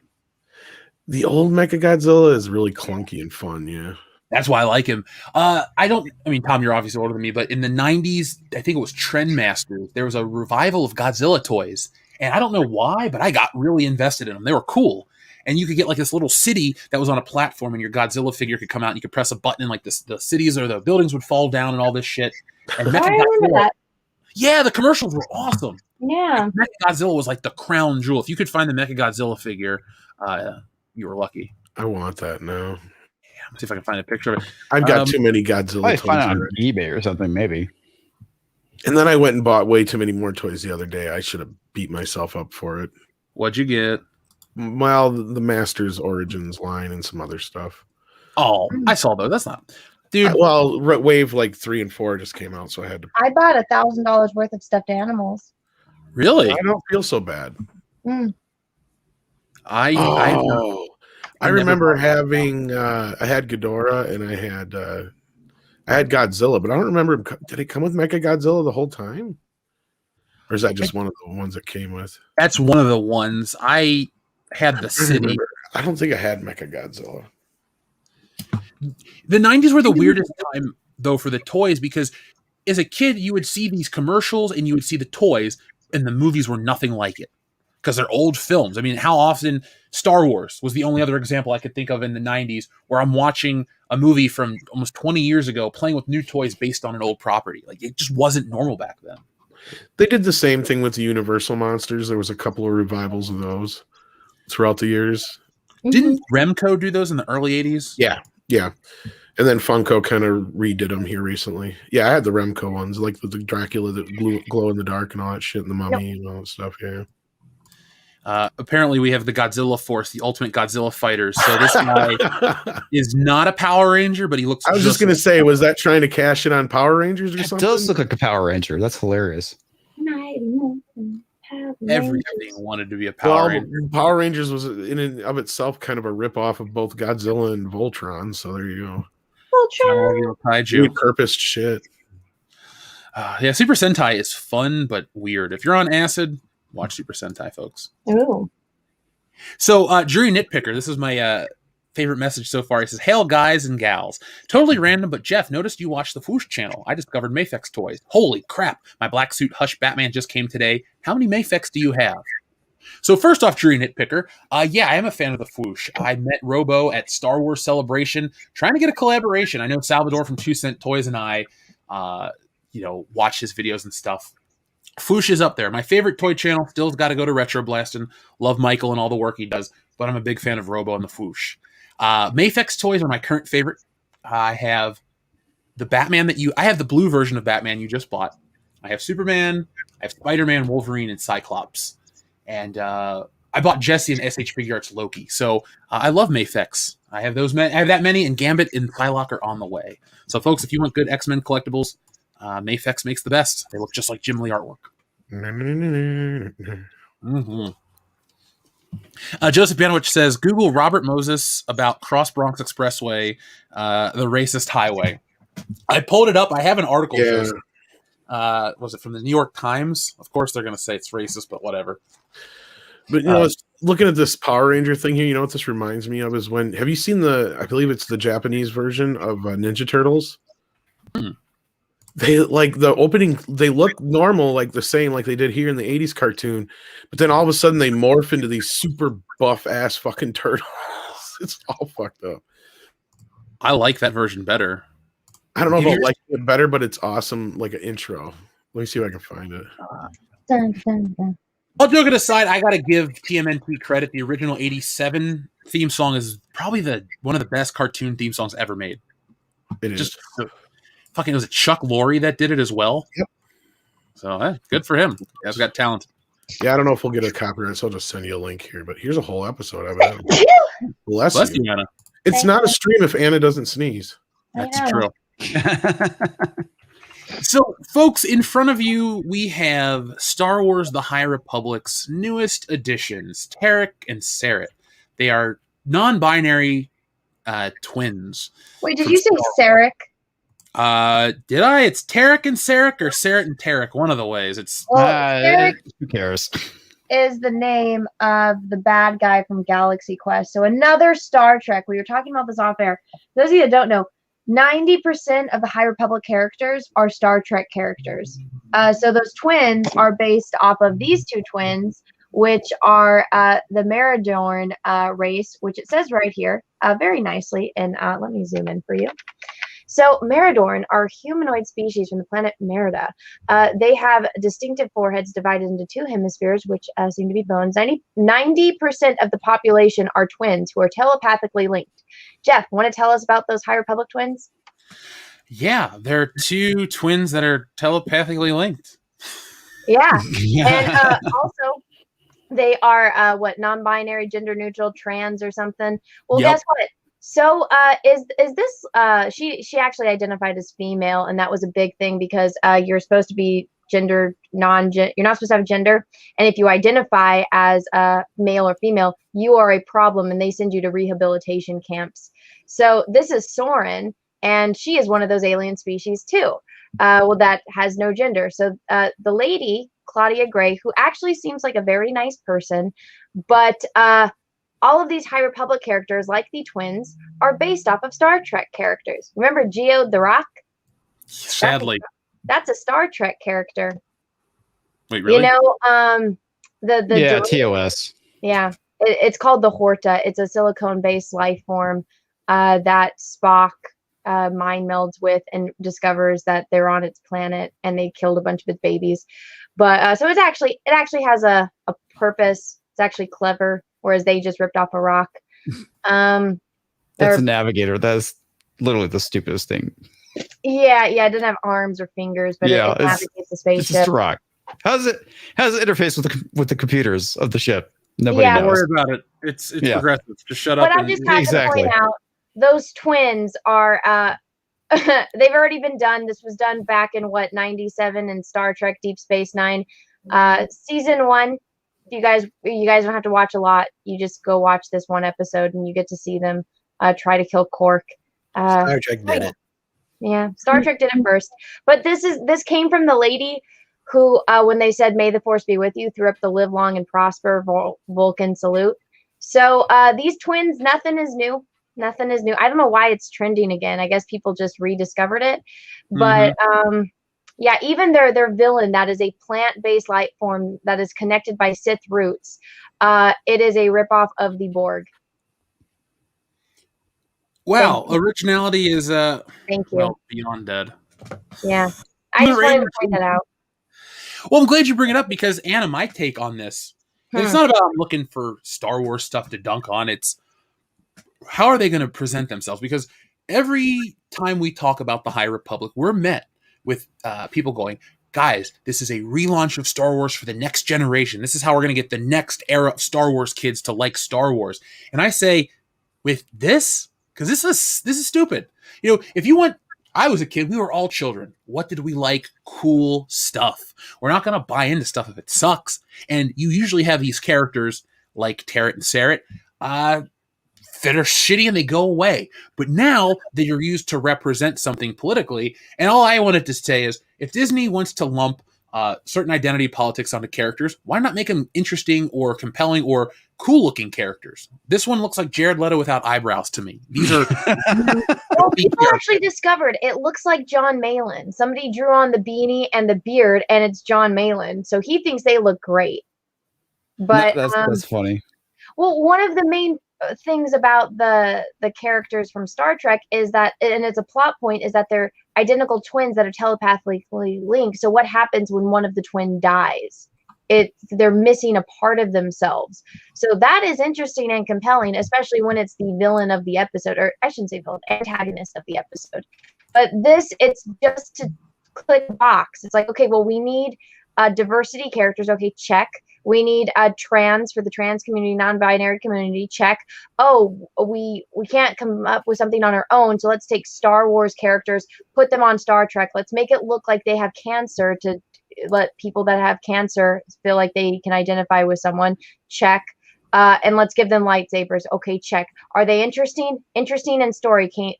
None of that came into play when coming up with these characters. I feel like we've hit the point that life has just become so boring that we're inventing issues, and what we really need is like a meteor to hit the planet to make things interesting again. Bomb us back to the Stone Age or something like that. I think we can have real problems again. Well, I feel like a satellite needs to do something or explode and have a problem, so that way there is no internet connection for like a month, and see how people react to life. See how people handle it would life. turn into Mad Max. We've already talked about this, For some people, well, here's the thing: the people that live online that don't know how to do anything, a majority of them are kids. That's why they have 15 hours a day to be on Twitter with absolutely nothing else to do because they have no responsibilities. So then kids would actually have to be kids and interact with the real world, because like all of us could survive without the internet, right?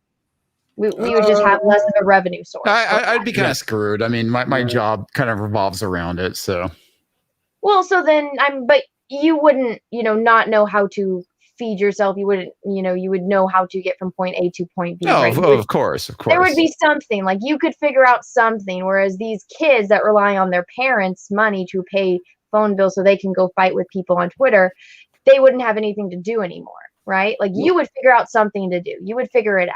Your boss. I mean, I have a lot of skills, but the big thing is like if there was ever an EMP, that would basically put me out of a job. Same. The ending to GoldenEye would fuck us all over. Yeah, pretty much. We'd all go back to farming probably. That way, we could actually eat food again. Yeah, I mean, I can't just go to Ralph's anymore if there's no electricity. Well, I didn't say no electricity. I said no internet. That's we would true. have electricity, we would have running water. And I feel like there would be something to where the government would say, oh, well, everyone that's working remotely, because right now everyone is working remotely. No, it's not just like the internet because I'm working remotely. I mean, because I work in tech. I mean, I literally would just not have a job at that point because, if there's no internet, I'm screwed. I'd have to get a real job, I guess. Well, the internet would come back, I'm saying, hypothetically, for a month. Like the world, I feel like, would be a little bit different. I would be one would hope. I think, however, as much as I agree with you that the world would be different, it only lasts for months. Once we get the internet back, everyone's just going to go back to being assholes again. I hope not. Well, it's a lot like all the stuff in the world. Once it goes back to normal, everyone will be just as douchey. Yep, pretty much. But I threw it out there for these characters to represent a specific community. Why couldn't Marvel and Disney do better? Anna, in my video about these characters, I brought up your hero, David Bowie. So, David Bowie unintentionally brought a lot of awareness to what Disney and Star Wars are trying to do with Tarek and Sarek. Like, they're trying to bring visibility to transgender issues. Okay, well, David Bowie, like when he died, I read these articles about how he was an icon to these communities and how even though he wasn't an activist, it let people feel comfortable and all this stuff. The point I'm making, I mean, he did it back in the 60s. One of the first videos you can find of David Bowie is him doing an interview for, and he's like 17 years old, about teenage boys that like to have long hair. And I mean, he changed the world, but apparently nobody wants to give him any credit. And I mean, there's plenty of interviews where he's talking, and it's one for MTV where he's just like, hey, how come you only play black artists at like 3 a.m. in the morning?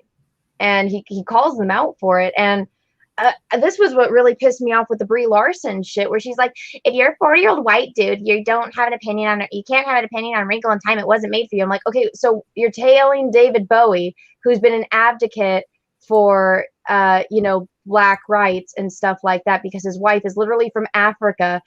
Let's Dance won him an award because it's about raising awareness for children that are starving in Somalia. And he has a biracial daughter from his wife, Lexi.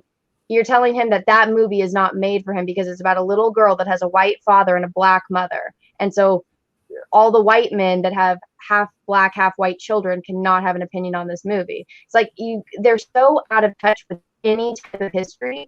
And yeah, David Bowie is a huge icon for both straight, gay, bi, LGBTQ plus, makeup, costuming, music.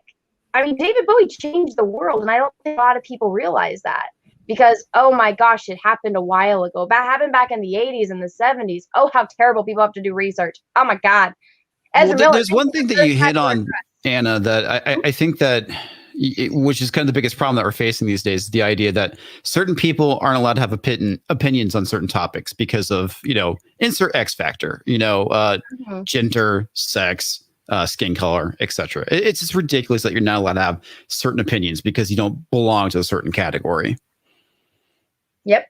And guess what that is? That's fucking racist. And they don't realize it. It's definitely bigoted. Well, I mean, it's with the whole thing with what's his face that we were talking about earlier. What's his name? Cyborg. What's his name? Ray Fisher. Ray Fisher.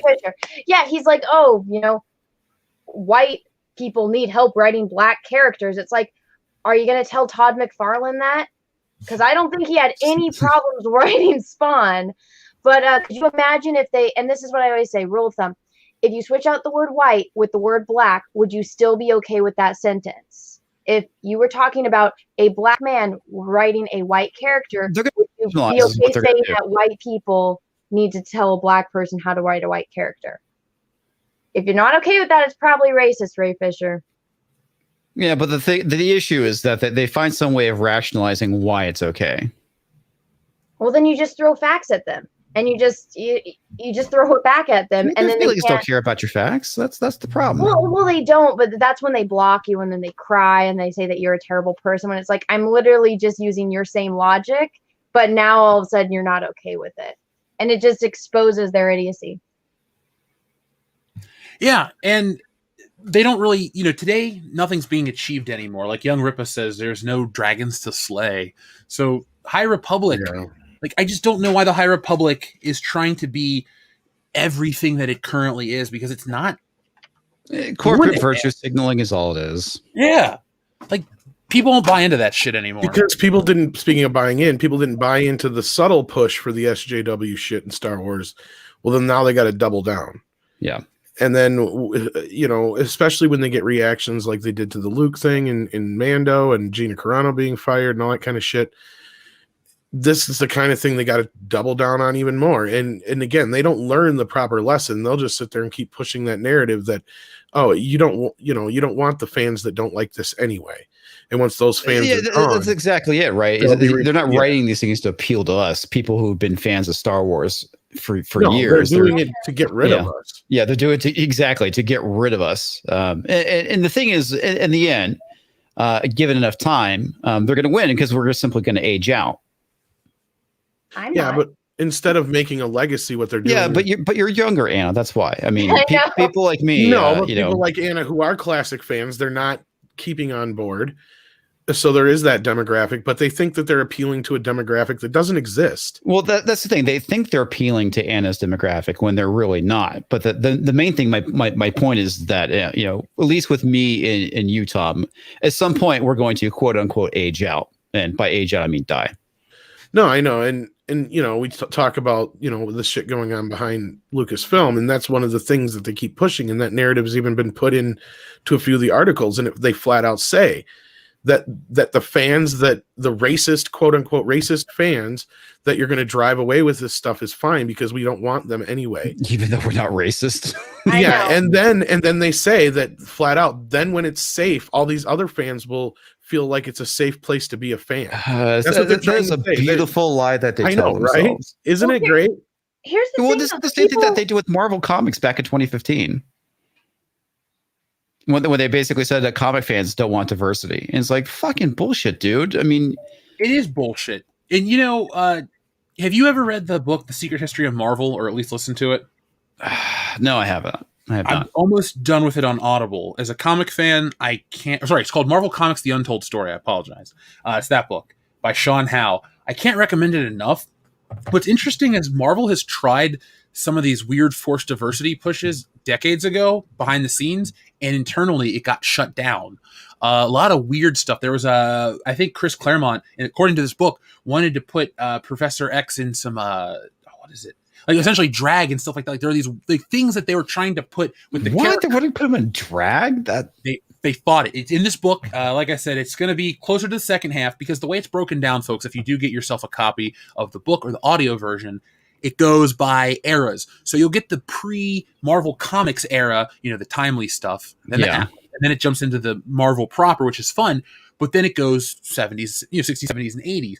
And when you get to the Chris Claremont era, it talks about some of the stuff behind the scenes that they were trying to go for. Not just him. There were other political, I'll use the phrase progressive pushes in quotation, so it's a coverall, but there were certain ideas that Marvel tried, but thankfully reason prevailed and they shut it down. Well, I mean, they have done several progressive things, like back in the 90s when they made North Star gay. I mean, because at the time there were absolutely zero, gay characters. So, I mean, that was a pretty bold step for them. Yeah, and that stuff is fine. I mean, yeah, we're, by the way, folks, anybody that wants to know, it's called Marvel Comics: The Untold Story. There you go in the chat. I'm glad somebody, though, an editor or someone was like, hey, this is too far, or this isn't right for the brand, or, oh, we shouldn't do this to the legacy characters. And what you finally had is you finally got the era of people who were pushing to, I don't want to say anarchists because they're just whatever, but they're just destroying this shit. And they're in there and they finally got the keys to the kingdom. And that's why mainstream comics from Marvel and DC are like this. That's why they represent these things poorly. Well, I think the reason why is back in, I'm trying to, I don't remember the year. Maybe it was 2014. But you had a lot of controversies with Marvel. You had the Milo Manera cover with Spider-Woman. You had the Jet Black incident with Sam Wilson during Captain America. I mean, there was like these little things, and that's really where I started noticing things kind of changing, was because of those incidents. I mean, they had some progressive garbage in it. I don't want to say progressive. It was more political garbage, like around like poaching, and the fact that you had Wolverine in Africa faux hunting animals. And then he goes after poachers. I was reading that. I was like, that's kind of weird. And then it was after that where you really started getting that kind of big push for all new, all different. They killed off Wolverine and replaced him with X-23, and then they introduced Riri Williams and killed off, or quote unquote killed off, Tony Stark. And what the funny thing was about it too, when they initially wrote Riri Williams, she wasn't like a terrible character at the time, but obviously when she took over, she became completely stupid. Yeah, I wish a lot of places, rights holders, would understand, as fans, we don't want to read the adventures of the people in the world. We want to read the adventures of the hero. So when we talked about a Batman show earlier, Gotham, some people love it, some people hate it. It's a Batman show without Batman, essentially. Yeah, that's what a lot of these Marvel books are. Yeah. Well, and Gotham started off fine, but it got to a point where it was just like, it's intolerable. It's a lot like Smallville. It's like after a point you go, okay, you cannot continue to keep going down this road. Sooner or later, you have to let your main character grow, or it's just not going to work. Yeah. And when you're trying to have a show built around a specific character and have that character be basically a side character, you have to have some very, very good other, like supporting cast to be intriguing. But the other problem with Gotham is a lot of those bad guys didn't become those bad guys until after Batman was on the scene. They were, responses to him. Yeah. I mean, so you have that, snake eating its own tail kind of problem with these prequel shows sometimes. Because really the only ones who really should be there before Batman would be, you know, like Penguin and maybe a prototypical Joker before he's the Joker, though. Like, and that's about it. Like, the rest of them are around the same age or come after the age of Batman. So you have a problem with that. I mean, even Edward Nygma he's brought on by Batman. The same thing with all the other bad guys, you know, for the most part. You want to know something that's totally like, holy shit, I can't believe this popped up on my timeline. You know how we were talking about the adult stuff and the Hulk and Black Widow? This is an author for the High Republic, and he's tweeting about this. He doesn't think it makes no sense. Should I tell him about my theory about how she's got room? Well, should I enlighten him on why it does make sense? As much as you're joking, though, there's actually a good argument to be made there, because I'm sure she's had several regular guys and they just can't hack it. Let's be real. Well, I'm just saying, like, she's making out with Captain America, but she don't want his stuff the same way she wants Hulk's stuff. She saw that dude in his full form, if you catch my drift, and she's like, I'm digging it, even though it's like, come on, Mark Ruffalo isn't even on the same planet in the looks department as, you know, the other gentleman in the Marvel movies. It's the bad boy thing. It's the taming of the beast. But he's not a bad boy. He's a fucking nerd. He is, but the Hulk is the ultimate bad boy in the sense, like, you he's know. Not a bad, he's still nice. No, I know, but you got to get what I'm saying. He's not nice when he's mad, though. No, I know. It's like the taming. You won't like him when he's mad. Or the girl that thinks she can change the bad guy. You know what I mean? 100% not. It's about his big green stuff. Alice? Yeah. Yeah, but I think it's funny that we're talking about the High Republic, and this is an author for the High Republic, and then we were talking about this earlier. I thought it was funny, and they are totally listening. Trust it's me. one of those things where the universe is like, "Hey, you guys are on track for something." I bet you Pedro's even listening. That's there we terrible. go, folks. She can't get pregnant. That's the thing. She doesn't have that stuff in her anymore. Yeah, I know. Hulk's got super sperm. So he can make her regrow. He has regenerative jizz. Anna, have you read a classic Marvel comic? Through radiation, all things are possible. So yes, she'll be exactly. sperm. Excelsior. Oh Jesus. That's a Marvel movie that I think would make $6 billion. What? The Hulk Black Widow sex tape. If it's with Scarlett Johansson, I'm sure it will. Oh, I'd see it 100 times. I like Scarlett Johansson. What's funny is after a while, it's like, no, Hulk tired. Hulk needs some Gatorade or something. Hulk need to Well, you notice how she wasn't into him the second he was Professor Hulk, and he it didn't have that same Hulk smash ability, I think. Well, that's what I'm saying. It's kind of the whole bad boy thing, though, too. I think it's the wildness aspect, not the bad boy. Part of it too, I'm sure, but she can tame the beast. That's a big part of it. And I think you should write videos about the psychosexual nature of Black Widow and Hulk. I'm all on board with it. Should I do my fan theory on this and make a video? Don't fan theory the shit. Dig deep. Like, no, get into the psyche of these characters. Like, are you explore the unexplored? Anna, do you ship Captain America and the Black Widow? No, I do not at all. I thought that whole relationship was weird, and I was not for it at all. My suggestion is consult with Cecil. He'll know best.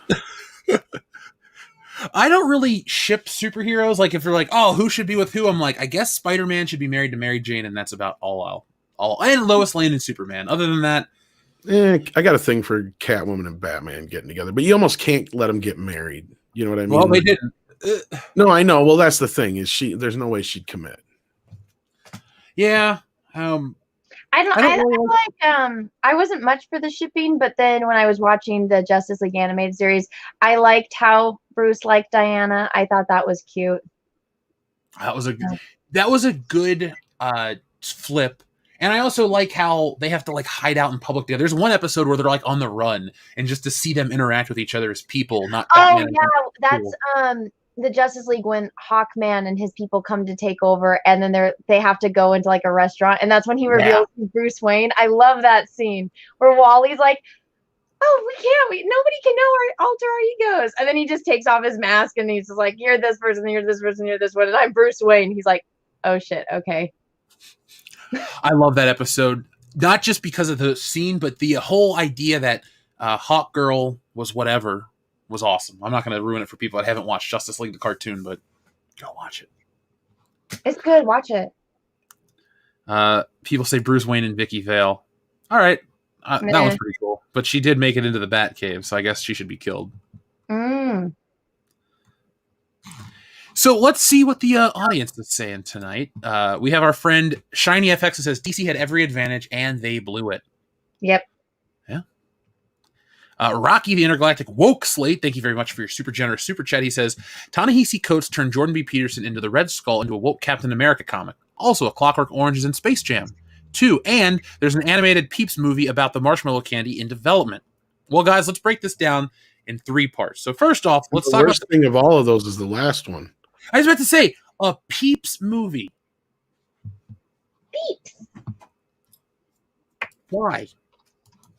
Anyway, you were about to break it down. I'm sorry, Jeff. No. I'm thinking about the Peeps movie. Like, why? Because they can. Wait, I'll tell you why. Lego movie, that's why.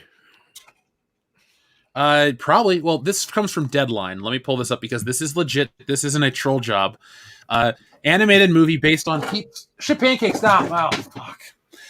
Animated movie based on Peeps candy in the works from Wonder Street.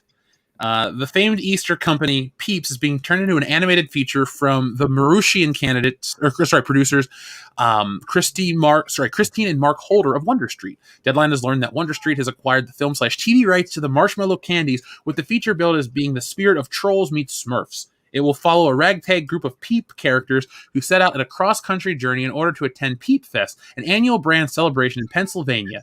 This sounds fucking stupid. So in other words, I'm gonna watch it. They're hoping I'm for gonna go mediocre see box it. It's office. gonna have music. There'll be stuffed animals. I'm for it. This is like the Angry Birds movie or something. That's It's like what I'm it's saying, totally pointless. I mean, okay, like, this I'm proves gonna Hollywood watch is it. out of ideas if they're making a fucking Peeps movie. I think it sounded fantastic. I'm gonna go see it. So it'll get Well, middling, we found the demographic, I suppose. middling to crappy box office is basically all it's going to get, because all those movies you mentioned, that's all they've done. Anna, I heard it on good authority that Henry Cavill's in the voice cast. So but not for this movie. So it's another movie. yeah, Henry Cavill's going to be the voice of. Never mind. I won't say that. But folks, if you like Conker's Bad Fur Day, imagine Henry Cavill as the voice of the Great Mighty Pooh. I think Oh my god, Conker Wait, was great. No, and Conker's Bad Fur Day, there's this character called the Great Mighty Pooh. And I was like, what if Henry Cavill voiced him? I think you'd even want to support that movie. Yeah. But they couldn't do Conker these days. I mean, he's too edgy. Well, he's always been too edgy for Nintendo. Yeah. Yeah. Anyway, though, Henry Cavill is a marshmallow. Huh? He's just running around. Oh my going, god, they would make what the pillows soap of that, is and I could buy inside. them. Oh my god, if Henry Cavill is in the Peeps movie, I will lose my fucking mind. I would too. Oh my goodness. Now, to get back to what you were saying, though, earlier in the super chat, because I'm pulling up this image about Ta-Nehisi Coates and Black Marvel. Who the fuck's Black Marvel's a character? Red Skull. Sorry, folks. I'm looking. The whole thing with Jordan Peterson. Yeah, I'm just pulling up an image real quick. What's the deal with that now? Oh, okay. So basically, Ta-Nehisi Coates took he basically made Red Skull Jordan Peterson, because he has a book like 10 Rules for Life, where Jordan Peterson has a book called 12 Rules for Life, and you know, it's Which we're talking illustrated. about. Yeah, I mean, and the funny thing about this is that Jordan Peterson, he's a Canadian psychologist that basically sounds like Kermit the Frog. I mean, nothing he says is actually controversial, and what he's actually trying to do is give young men that basically are kind of aimless in life direction and teach them to be responsible for themselves and their life. And apparently that makes you a Nazi. He's actually a very well-spoken, intelligent guy. He is. Yeah, he's very. The media and everybody else have been trying to paint him as some alt-right troll for years. He's not. And they've been smearing him for ages, to the point where I don't know what exactly happened, but he ended up in rehab because of. I mean, they've literally been trying to destroy this man's life for like the last 4 years, nonstop. Like that, yeah. It's been pretty bad. The guy is smart.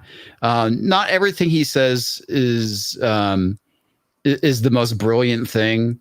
But at the end of the day, all he's trying to do is make people's lives better because he's a clinical psychiatrist. And I think he taught at a university, and he said some things that to us is not controversial, but to the SJWs, it's the end of the world. Well, he looked at the people at Harvard and how they're all super woke and they're complaining about oppression and all that. And he's like, you're at Harvard. None These of you people are not oppressed. He's like, none of you bitches are oppressed. Shut the fuck up. You are very, very privileged. And people that think that they're oppressed, that are woke, don't like to hear that they're not actually oppressed and that they are privileged. So they decided to cancel him. Yeah, and he did this great interview with a British journalist a number of years ago where she keeps trying to hit him with these gotcha questions. And it's not like he's like out to own the libs or anything, but he literally just keeps destroying her argument. And he's being very genuine about it. He's not doing it to be an asshole or anything. He's just basically telling people the truth that they don't want to hear. You're not oppressed. Yeah. Well, and I remember when he was on like Real Time, he ended up taking over the show. I mean, nobody could he was just. Well, yeah. Even with that one interview with the British journalist, I mean, he basically dominated her. That's what she said. Well, these people just walk right into it. And you're right, because like the one bit that Anna was talking about, there's video of it out there where he's like just debating with these students and shit, and they're just reeing all over him. Yeah. And he's just standing there as calm as can be, explaining his position and stuff. And, I mean, he's dealing with the best of the stupidity as he can, considering you can totally tell he's like, what's the saying? Wasn't it Albert Einstein who said something about being the smartest guy in the room in a room full of idiots or something like that? The whole saying of like how just aggravating that is. I can imagine that's how this guy feels sometimes. Yeah. They call him all these like really vile things too, and it's like if you actually listen to the man speak, and that's the thing that's so funny about it, because anytime they call somebody a Nazi or a homophobe or they're sexist, if you actually just listen to them talk, you would know whether that's the case or not. And with him, one of his biggest things is accountability. So if you, especially because he has a YouTube channel that people call into and he helps them with their problems, but it's all, okay, you have an issue. Okay, well, part of it is because it is specifically your issue. So you need to be accountable for the part that you play in this issue. And people, especially woke people, do not like to be accountable for anything. They don't. And what they want is young minds to mold and manipulate, because they have no purpose. They want to give, the SJWs want to give you purpose by their cause rather than you going and finding your own purpose and being an adult. And that's the thing that's so weird about it, is that we live in this culture where, there's plenty of young men that don't know what to do with themselves. It's like a perpetual victim thing. Yeah. Yes. And it basically gives them purpose. Yeah. It all kind of goes back to I call it the Oprah syndrome. Yeah. Where everybody blames their parents. It was always on the talk show circuit back in the day. If all of them. That's always what it boiled down to. It's my parents' fault that I do this or I don't. No, his whole thing is take some responsibility, clean your room. I mean, that's where it starts, right? Exactly. Clean your room, and that's like 2021 equivalent to Nazi speak, apparently. Exactly. Well, it is, because people, even children throw a temper tantrum when you tell them to clean their room. Because Comics Division, you have kids, right? What no, I actually don't, but yes, I get your point. Oh, sorry, wrong person. No, it's fine. I have one, but yeah. I get your point, though, Anna. But yeah, this isn't really new to take digs or whatever at people in comics. I mean, we can all pull up a history of they once printed a resignation letter from one of the employees at Marvel and stuff. So this stuff isn't new. It's not. It's not. They did the shit that Doug Ernst too. Say that again. They did the shit to Doug Ernst too. Dan Slott did, because Dan hates Doug. Yeah. I thought I used to like. Whatever happened to that guy? They had a white supremacist in one of Dan Slott's book named Ernst. Oh, yeah. Whatever happened to Doug? I mean, I think he's still around. I haven't really checked up on his channel in quite some time, but he's doing something. Yeah. Oh, okay. Yeah. And just haven't heard from him in a minute. So let's see. Is there any other points of the super chat that I didn't address? Oh, Clockwork Orange is in Space Jam 2. Did you guys see that trailer? No. Yeah, I saw that. That was funny. Oh, that's going to be a lovely disaster. It's Because got the whole Pepe Le LeBron Pew James in thing. it. Of course it's going to be a disaster. Well, not speaking only of that, that, all the shit that I heard from my inside source. I know people love that one, but no, like they told me and I couldn't understand at the time, but now I know exactly what I saw. You're just some doing that pictures. because I was mocking inside sources. No, I know. Well, people do that all the time, but they told me they're like, dude, he's like, they turn all the Looney Tunes into 3D. I'm like, what the fuck are you talking about? Yeah, they're 3D. I'm like, it's like a 3D movie. He's like, no. He's like Sonic the fucking Hedgehog. I'm like, but all the pictures I've seen, they're 2D. He's like, you'll see. And I'm like, okay. And then up until this trailer, I didn't understand because I saw some pictures where they were in 3D and then all the promo shit, though, they're the classic 2D form.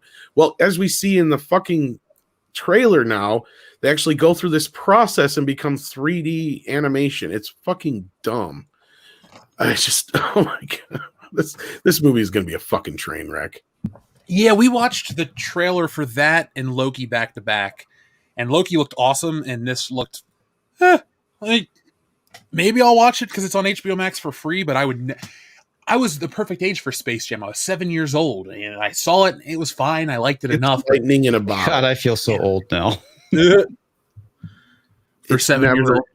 You're never. I was like in college. I was in like kindergarten when that movie came out. I was 16, and I did not expect to enjoy it. I went to see it as a joke. I mean, I love the Looney Tunes, but I'm like, okay. I'm like, me and my buddy and my cousin were like, let's go see this movie. It's a 90-minute commercial for Nike. Come on. You know, like, we went in as a joke. Pretty much. That's all. And we ended up loving the film though because it is humorous. You got Bill Murray in there. It's produced by Ivan Reitman. Jordan too. Michael Jordan's likable enough. Yeah. The Looney Tunes are well represented for the most part. There's some pretty good in jokes. I mean, I don't know if it ages as well. I haven't watched it in like 5-10 years, but my kid loved it growing up. I mean, it was one of his all-time favorite films. Well, for everyone out there that always says, well, LeBron's the greatest and Jordan's whatever, based No, on he's not. LeBron is a fucking bitch. He cries. He makes fake fouls all the fucking time. Fuck Yes. LeBron. He's a fucking pussy. Woo! I like this. Damn, version Anna. of Anna. I like the side of Anna. I really do. I love basketball, and LeBron is a fucking bitch. I have seen him cry in fucking person when it's his fucking fault, and all he does is, I mean, okay, for acting, I guess, yeah, this man can cry on fucking cue. So yeah, there you go. Go do a dramatic reading for Oprah and get a fucking Oscar. But he is a fucking bitch. Thank you. I was gonna call him a shit actor too, because watching the trailer when he was talking to Don Cheadle, and of course, when I think of the voice of reason or technology, of course, I think it's Don Cheadle. Long story short, though, Michael Jordan's a much better actor as well as basketball player than LeBron. Well, not just No, that. Look big at time. it this way: if Michael Jordan was like serious about an acting career, he knew. He looked at it. And he's like, obviously, I'm never going to be this fucking actor, and this is probably the only movie I'm ever going to be in. So I might Does as well just LeBron have his play own myself. shoe named after him? I I don't don't know if he does. He probably Yeah, has the no fuck that shoe guy. line, Jordan's but- better. But no, the whole point with Jordan was you got to admit, even whatever gimmick it is, it was smart of him. He wasn't going in trying to pretend to be anything more than he was. They made sure that the script worked around his weaknesses and his strengths. Yeah. You know, I mean, they let the Looney Tunes be funny. They didn't try to make him funny. You know what I mean? Like they didn't go out of their way to try and make him this. You know, I mean, yeah, it definitely is kissing his ass, and it's a PG version or a G-rated version of what Michael Jordan was at the time. Don't get me wrong, but I mean, it was a smart move. Like I said, lightning in a bottle. All LeBron's doing is trying to copy him. Yep. Because he's not original. When that came out, I just remember because like every movie was about basketball. Even on the Disney Channel, you had the one, The Luck of the Irish, with that kid that was playing basketball. You had Air Bud, which started off with him playing basketball.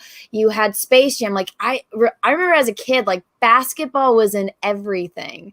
And Well, it was because of Michael Jordan. exactly. And so when that movie came out, it was like the perfect time, and you had the best basketball player to ever live in the movie with Bugs Bunny and Daffy Duck. Like what? And aliens. Like what more could you ask for?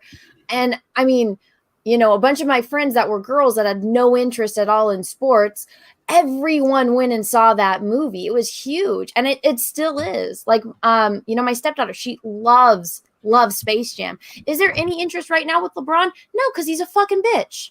Yeah. Well, and I don't see anything else, because this is a great point here that Heavy Metal Line brings up, because that's what the movie knew to do. It knew just to make itself fun.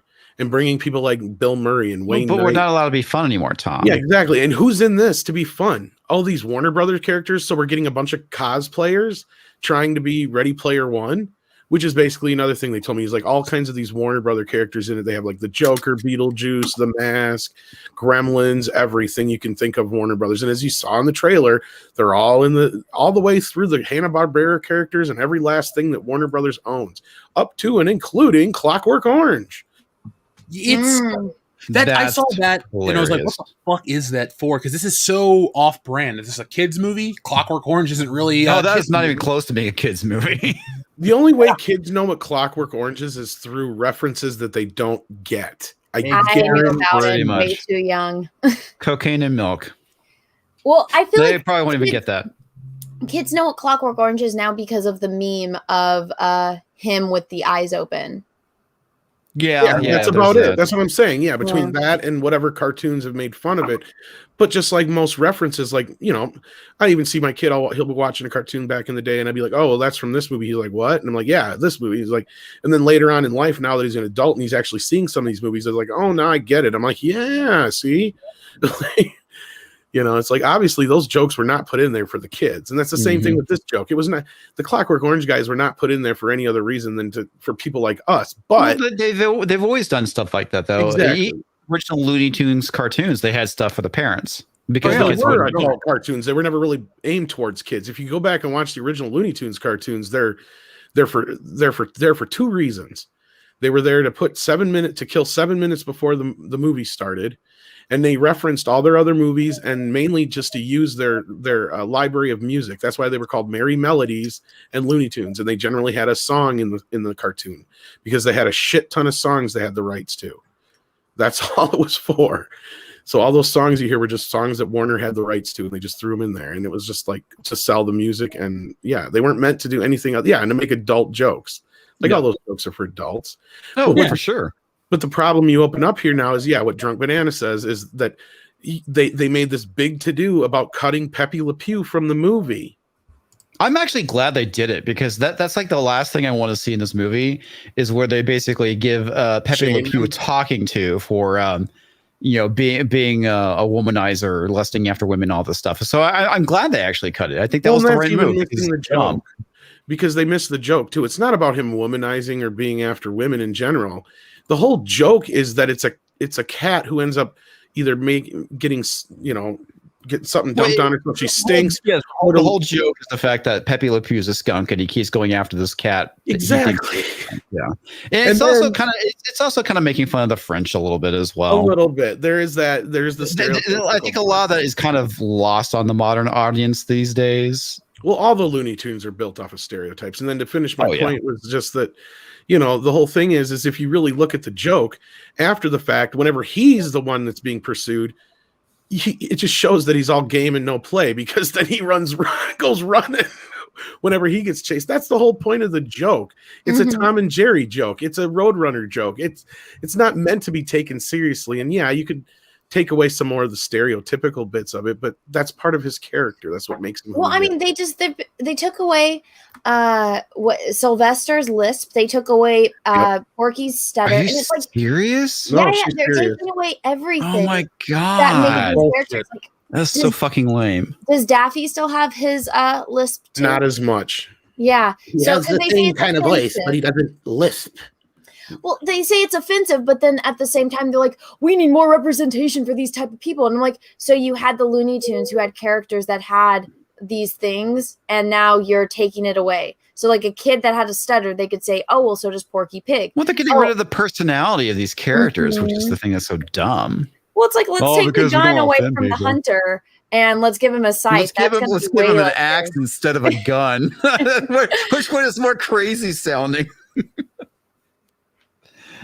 Oh, Well, I can't what's believe even it. worse is I feel like they're stamping all over Mel Blanc's legacy. Legacy? Yeah, they are. And he This is was- exactly what they're doing. And he they was- don't give a shit about him. He was They born don't. of Russian Jewish immigrants, for fuck's sake, right? And this guy created all these characters' voices, and they all have either an accent or a lisp or some kind of speech impediment. That's his gimmick, and that's how he did them. Like, and to me, like destroying that is, I mean, I'm saying sure, fine, pull back on some of the stereotypes, especially like Pepe and the whole like French thing, maybe, but. Why? I mean, that's the character. Again, I feel like I don't see where the French really have a problem with it because they're probably like, yes, we are just like that. It's just like the whole Speedy Gonzalez thing. They've been trying to cancel him for the last 30 years. And every time they do, the Spanish community speaks up and says, now, wait a goddamn minute. We have no love problem him. with it. While we're at it, let's cancel the Taco Bell dog. Oh my god. Yeah, don't talk Well, about he's that. not in any of the commercials anymore. Well, it's no, I not- mean that stuff was retired a long time ago. Well, but the only it's reason kind it of was a joke, too. retired is because the dog's agent wanted more money. Didn't you know Well, that? the dog's permanently retired. Well, Thomas. yeah, the actual original dog passed away, sadly, but yeah. Yeah. Well, Well, Carlos- yeah, it was like Carlos what, over Arachidi- 20 years ago at this point. Oh God, yeah. More, yeah, 23 or God, 1998 was the Taco Bell dog, right? Or was it 97? It was I want to say it was actually a mother- 97. Yeah, it was actually a Because mother I and, graduated like, from 3 college pups. when that shit was out. So yeah, I was like 97. It was a mother and like 2 or 3 pups, actually. Yeah, So the Taco Bell Chihuahua. In September 97, Taco Bell began using the dog in one advertisement. So there we go. Gidget the dog died in 2009. No, poor Gidget. I hated that fucking dog, though. I'll tell you. You be nice. You I didn't worked do at Taco anything. Bell at the time, and we had this stupid standee, and every time somebody would walk past it, or even anything would happen, the damn thing would go, "Hey, drop the chalupa." So I got so sick of hearing that 20,000 times a day. I told my boss I was going to fucking destroy the voice box, and she's like, "No, you won't." I'm like, "Yes, I fucking will." And I grabbed that son of a bitch out of there, and I threw it in the dishwater. Yeah. So if I hear drop that's the when chalupa, Tom got fired from Taco no, I Bell. didn't. But I'm like, if I hear drop the chalupa one more fucking time, I'm gonna shoot myself. I'm like, There you go, Tom. There's a flashback. I don't mind the dog. It was that hearing that over. You have No, idea. I get it, man. Drop the taco. Well, Did you guys see the new commercial? No. It's not that bad. I It's heard kinda- about it, but no. Well, the thing that was worse is like the way it would work. It was a go, hey, and then like it would be a pause. So like the first like 24 times we heard it, we thought somebody was out in the fucking thing or whatever, and it was just be a car going by and it catching the light or Oh, whatever. that's You know what I funny. mean? Especially when we'd have the dining room closed and on the drive-through was only. So we thought somebody'd be in the fucking store half the Well, time. I can see why that would kind of It spook got you for sure. annoying. Yeah. But yeah, it's nowhere near as ridiculous as the other one. It's just I kind of felt like the dialogue was kind of clunky, but other than that, the commercial was like, it had a Dotson reference. That was the highlight. And just to save myself from the dog people that like, because I'm a puppy lover, obviously, but like, no, I actually loved the campaign with Godzilla where he was like, "Here, lizard, lizard, lizard." Yeah, that was The good. Taco Bell campaign was the best part of that movie. Yeah. So, Nelson Chureta, thank you very much, says Marvel had no Spider-Man, no X-Men, and look what they built. DC had Superman, Batman, Wonder Woman, and from the start, they had no excuses, no plan, no leadership. I agree with that. Big time. Yeah. That's why it's hard to have so much sympathy. Like, oh, guys, we should rally behind this and that. It's like Warner Brothers has had control of their film characters since the 70s. Yep. I don't think there's ever a time since Warner bought DC that they didn't have access to everyone in their library. They had DC and they still farmed it out. Superman wasn't produced by them. It was produced by the Salkinds. It was a negative pickup. Well, dude, there was a point in the 80s when DC was getting ready to drop their publishing arm to some of their characters and were trying to sell the characters to I Marvel. had that plushie. Well, Taco Bell? Yeah. Yeah. They had a bobblehead too. Yeah. I was looking They at all the did. merchandise. They had a lot of merchandise for that dog. Mm-hmm. Yeah, here we go. I'll show a picture of the Taco Bell. That's why I don't blame the manager or whatever, owner or whatever, wanting more money. I had that one too. They probably The made dog- a fortune off that dog. Oh, God. The Taco Bell dog there's a book called A Famous Dog's Life. Sue Clipperton and Rennie Dryball. Forward by Reese Witherspoon. What? Arguably one of the top 5 most famous dogs of all time, I'm willing to bet. Agreed. The Reese Witherspoon, that's probably because of Legally Blonde, because Bruiser is a Chihuahua that looks just like... Oh, yeah, that's right. I think it, according to people in the chat, that dog was in Legally Blonde too, so it might have been the same. Was it the same that's dog? Bruiser. Yeah. Probably. I You had can probably that one look it up on too. IMDb. I had that one. I love going back. I Anna, forgot I had these. I saw something online that people were talking about Frankensons. I was like, I need to go there soon. So It was just like the dog that was on Frasier. I can't remember his name. I think he was. Eddie. Jack Russell Terrier. Eddie. Yeah. I love Eddie. I can't remember his real name though, but he was in a His bunch. name of is stuff. Moose. Moose. Yeah. I think he's got his own IMDb too. Well, so there's it was him, and then there's an episode where Eddie got the neighbor dog pregnant, and there's a bunch of puppies, and then that's where Eddie 2 came from, because Eddie 1 gets a little old, and you can tell the difference because Eddie 1, his hair is a little bit more like staggered out, whereas Eddie 2 has like a smoother coat. Not that anyone cares, but now you know.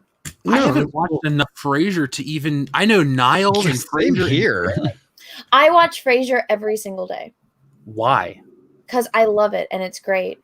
Fair enough. It's a good show, but it's not that good. It's fantastic. It is one of the best written shows ever made, and I like it because it's it's 2 brothers and their dad, and I love my dad, and I loved my sister, so it reminds me of them, and it makes me feel like I have a fammy. Well said. That dog died of diarrhea. Sad. No bueno. No bueno. Zam Valen says, Anna loves that Alt F4 combination, LOL. Hey, world-class bullshitters, always glad to be here. Can you shoot an email for a sample of my artwork? Sure, Zam, if you want to show stuff, worldclassbs@mail.com, thebestmail.com, is the official channel email. There's stuff going on outside. Apparently, as stuff grows, though, not apparently, as stuff grows, we're going to have an email address. What? Was it gunshots? No, I don't think it was gunshots, but Jesse's on her way back in, so I don't think anyone's been shot, thankfully. Hopefully. The Salty Vet says, Jeff, you and the gang of the Fandom Menace have motivated me to finally start my channel on Odyssey and YouTube. Thanks.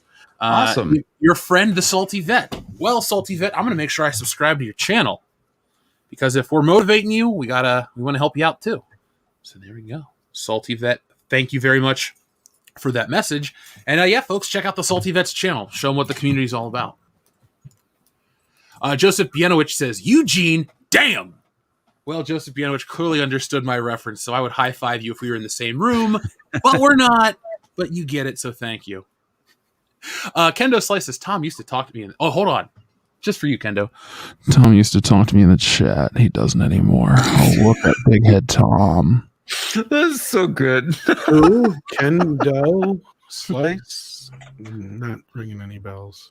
I have too much fun with the Buffalo Dude, Jeff. it's like the perfect amount of creepy.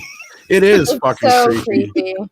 I'm taking him on Cameo this week. Creepy and erotica is what it is. Well, the best part is it makes Dion uncomfortable. So people send in the super chats, and Dion goes, God damn. Like, the thing is, Dion is an actor. He's not trying to put on a show for people. He's legitimately uncomfortable. He's afraid of horses. He's afraid of me. I don't mean to laugh at what's Was funny. he like kicked in the head by a horse or something? No, he's never even been touched by a horse. The reason I That's what laugh she said. is That's what because she said. as much as I'm goofed up, much as I'm goofing around about it, I am a little creeped out by it. That's why.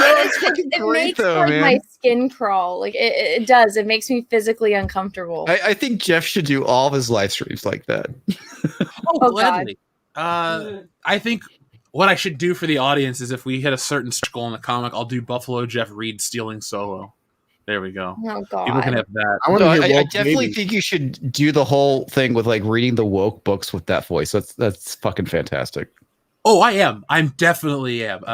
I know Woke Baby is probably the funniest one for people, but I think Santa's Husband might be the next book I actually read, which is right here from our friend Daniel Kibblesmith. Kibblesmith. Let me read. Where? Let me read something out of context. Oh, But God. they always manage to kiss and make up, usually over a plate of milk and cookies. There's way too much context to that. That's great. Oh, God, no. Oh wait, hold on. One more. Santa and his husband have been married in their hearts for a long time, but it wasn't yet official. These people need help. They need fucking help. Yes, they do. They need a lot of help, and that's why Buffalo Jeff is here to make them very uncomfortable. Well, I think what it is that Kibble Smith is trying to come to terms with the fact that he's gay. Well, we all know Yeah. this. Yeah.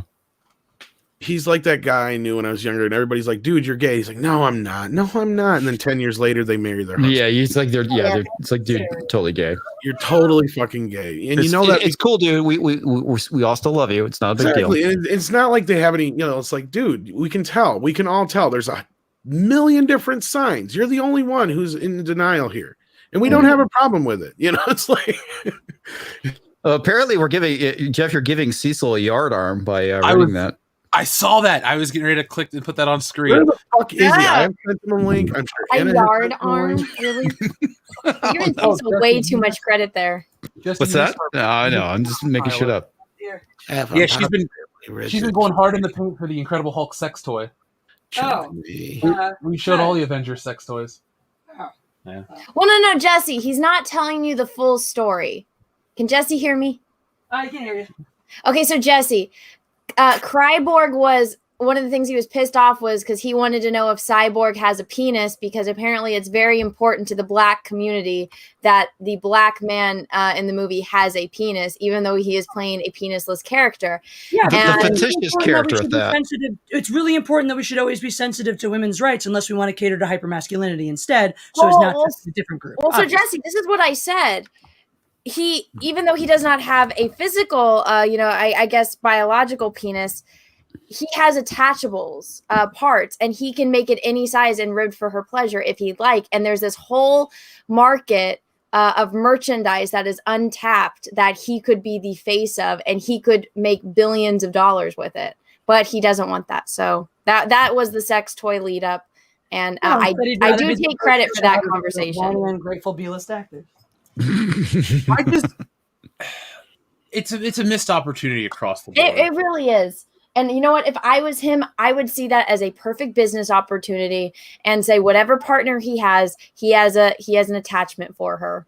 Whatever she likes. He's all about giving. Well, I'm with Cecil on this one. It's all Kryborg's fault because, as Cecil said, RoboCop had no crank and he still got Nancy Allen. So yeah. Also, RoboCop shot a dude in the dick. So he shot him in the dick. Yeah.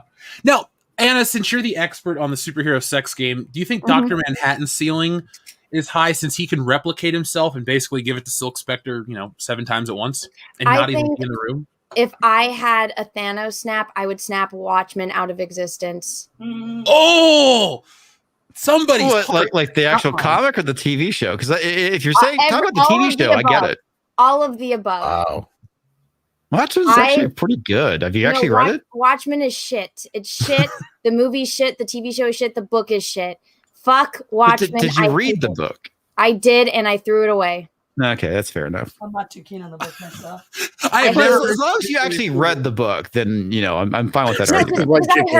I saw the movie and I was like, this was 2 hours of my life I'm never going to get back. And it was hell. And then I was like, maybe it's what version did you watch? It's like 2.5 hours or 3. Okay, however long. I don't remember because I watched it back when it came out in 2009, 2010, and I never watched it again because I was like, I'm never wasting my life. I think you honestly have to live through the 80s to appreciate that book.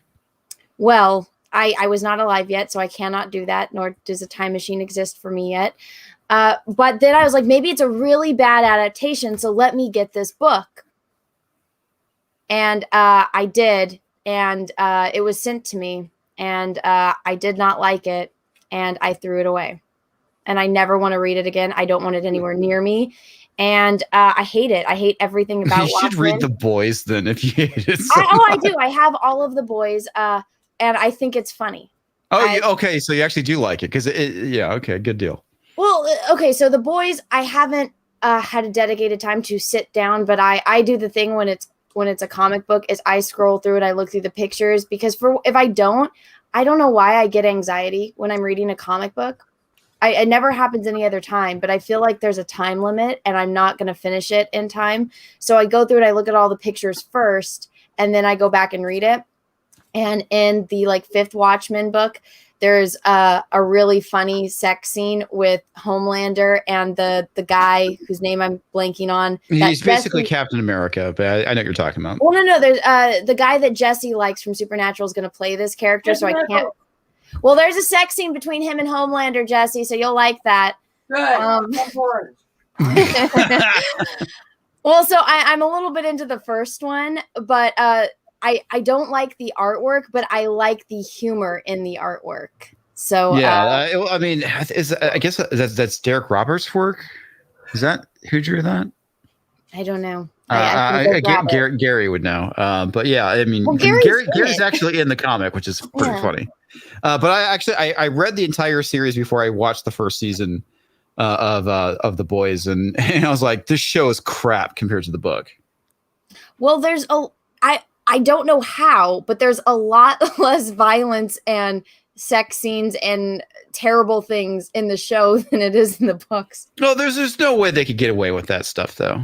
No, I mean, the female rips a lot of people's faces off, and they only did it once in the series so far. But and the other thing too that's missing is the fact that all of them are soups. Even Huey, he gets a dose of Compound V, and they turn him into a soup. Well, spoiler to everyone that does not know that. Yeah, well, that's what you get for not reading a book that came out 8 years ago. Yeah, but to be fair, I looked at the prices of them because I received them for free, and I was like, I probably wouldn't have bought this if I didn't get it. I wouldn't have honestly read it unless the only reason why I read it is because Gary said it was really good, and I did. It is. It's from what I've read, it's good. But I hate Watchmen. I am honestly not the biggest fan. Is that Alan Moore? Yeah. No, Alan Moore's a bit of a psycho, but yeah. I'm not the biggest fan. I like the concept of League of Extraordinary Gentlemen, but the execution not so much. Same. I love the fact that what's his name? Is it Damon Lindelof or who? It was the other guy that did it, the HBO series, and he swears that Alan Moore put a curse on him. No. You just made something stupid. No, because he had a bunch of weird shit happen apparently. But yeah, I mean, the series is garbage, and I think it's funny that Alan Moore hates it. I mean, every incarnation that wasn't written or he's had his own involvement in, he hates. He hates the movie. He hates the TV series. I get why he hates the TV series because that was trash. But shut up, Cecil. I haven't given it a chance. Oh, dude, it's not worth it. It's you will fucking kill brain cells watching it. Yeah, we got HBO Max. I won't waste the time. Now, our buddy Kendo Slices Tom used to yak at me in the chat. He doesn't anymore. Oh, look at Big Head Tom. So there, I read that. You've read that 3 times. I read it normally for you. Does Cyborg's metal parts count as clothes, or is he fighting crime naked? No, he's naked. Albatross, thank you very much for your super chat. Yeah, he's naked because remember he wears that sweatsuit. For some reason, that motherfucker wears a sweatsuit before he fights crime. Are you embarrassed because he's embarrassed to go out naked in a metal body without a dick? No, maybe he wants to be incognito. Maybe he doesn't want people to know he's Cyborg, even though it's like the Ninja Turtles. I know it's his face, but oh Jesus. He's naked. Bruce Lombardo says she is a child away from a box wine mom. No, I don't like box wine. I did wine last night. I had intention. You haven't found the right box wine yet. That's why. I'm the pickiest eater and drinker on the face of the planet. There is no box wine for me. I like Franzia, bro. Franzia, bro. I don't know that reference. It's the box. It's the only box wine most people know. Franzia. It's the #1 brand. Oh, I do not know that. Anna, do me a favor. Talk about how much you hate box wine as I switch rooms real quick. I don't like most wine, so box wine does not make any difference. I only drink Moscato, and 99.9% of the time I add Mio to it. Unless I am already schmammered, then I think I can just drink it the way it is. I had some last night, but wine puts me to sleep, so I'm not the biggest wine drinker unless I am having insomnia and I really need to go to sleep. Then I'll have a glass of wine. I'll get a little giggity or giggly, and Giggity. then But do you like boxed vodka? oh fuck no, vodka is trash. What if they put it in juice boxes? No. But that is closer to my. Yeah, you stole my joke. I was building out to Tom. Oh, I'm so sorry. No, I just figured I'm kidding, dude. No, that was well played. Juice boxes, you know. Oh no, I don't. I'm not a vodka drinker. I like gin and tequila. So that's just me. Gin and tequila. Gin and tequila. Whiskey's good. I like whiskey. I used to hate whiskey too, and then the company I currently work for, there was a lot of big whiskey aficionados, so that got me into it. Just got to find the right whiskey.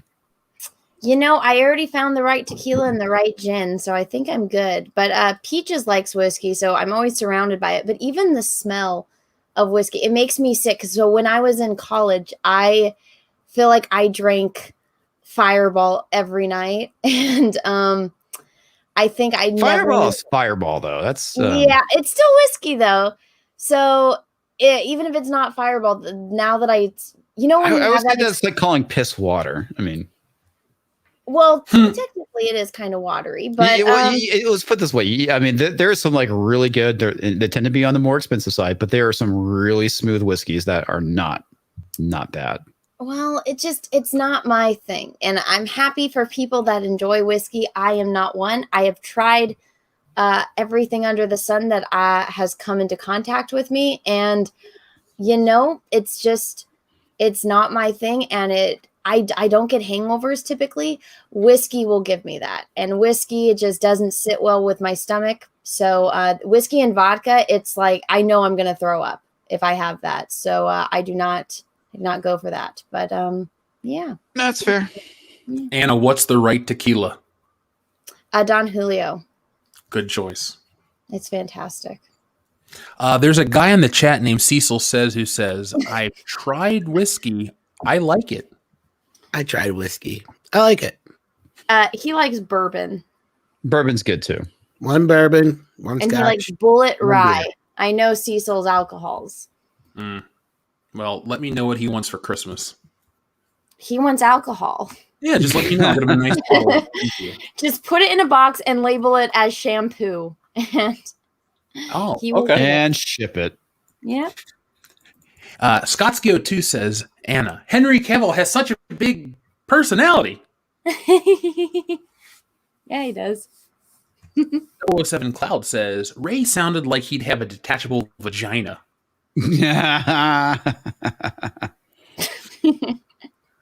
Cody Duffin says, I bet Mecca has some of them in regards to the Avengers sex toys. I'm pretty sure she's mentioned them before. So, Bruce Lombardo, RoboCop Rule 34 should be watched by every dude who wants to pulverize sexual predators. Oh. I don't want to see RoboCop shoot anybody else in the dick, Bruce. He shot a guy in the dick because he was dealing with stuff. I mean, come on. I actually feel bad for Murphy when he gets destroyed by those gang members. It's pretty hard to watch. When they fuck him up, yeah. That's part. God, I love that movie, man. That's like one of the best movies to come out of the 80s. RoboCop is a fucking masterpiece. It really is. I mean, talk about political commentary done right. It's in my top 5 all times. Yeah, for sure. Everyone likes to think this is like a dumb movie. It's actually really good. Well, Tom, go ahead, Jeff. I was going to say, if it's in your top 5, is it number 5 then? I'd have to sit down and think about it because Jaws is usually my top one. Fuck that movie. Get it away. No. And then it's sometimes TMNT, but RoboCop's up there. Beverly Hills Cop, of course, is up there. Good save. Our friend Adam Wofford says, if there was going to be a Warhammer 40K movie, I would cast Henry Cavill as Roboute Guillaume of the Ultramarines and Jared Leto as Mortarion of Death Guard. So Anna can get into Warhammer 40K. Oh, somebody already sent me a big, gigantic thing of Warhammer 40K, and I already lost pieces, but Then okay, so here, let me show you guys. So they sent me this ginormous box because you know why? Because Henry Cavill paints. So they're like, here, Anna, let's help you out. And then they sent me a bunch of paint for it. But then here's the thing. So let me show you. Oh, you got Necrons. That's cool. It's got both of them. So it's got this guy. Yeah, and the then, Ultramarines, yeah. And then skeleton thingies. Yeah, those the skeleton thingies are Necrons. Okay, well, they sent me these. And so I didn't have anything to push them out with. And so I was breaking them as I was opening them. And then I looked up how much this shit costs. And I was like, why didn't anyone tell me I shouldn't be touching these things? What you do is you need to buy a good pair of metal snips that you can use. Wait, no. Next time there you go. You got opening, somebody sent me them. It's fun. Let's put it this way: the only two armies worth playing in 40K is Space Marines or Necrons. Everything else, if you're going up against Space Marines, you're kind of fucked. Tyranids, I love the Tyranids, but it's like you get trounced by Space Marines. I don't know what that meant, but I know Henry Cavill is interested, so I am interested now. And people are very, very supportive of my my love for Henry Cavill, so they send me things so me and him can have more stuff in common, which I really appreciate. Yeah, we're a good community. People really want to see you meet Henry one day. They really do, which I'm like, I don't think you guys realize that if he has any association with me, it's going to like ruin his career. But has it already been ruined because the fact that he's a sane individual? Well, no, because there's people. He hasn't done anything bad. He hasn't done anything that's cancelable as much as they. They've tried. When he basically said that he doesn't want to date in the modern world because of the crap that's going on, they went after him for that. So. Well, and he apologized, which I mean, usually people can't come back from an apology, but then he just takes off his shirt and everyone forgets why they're mad. Including the blue-haired feminist.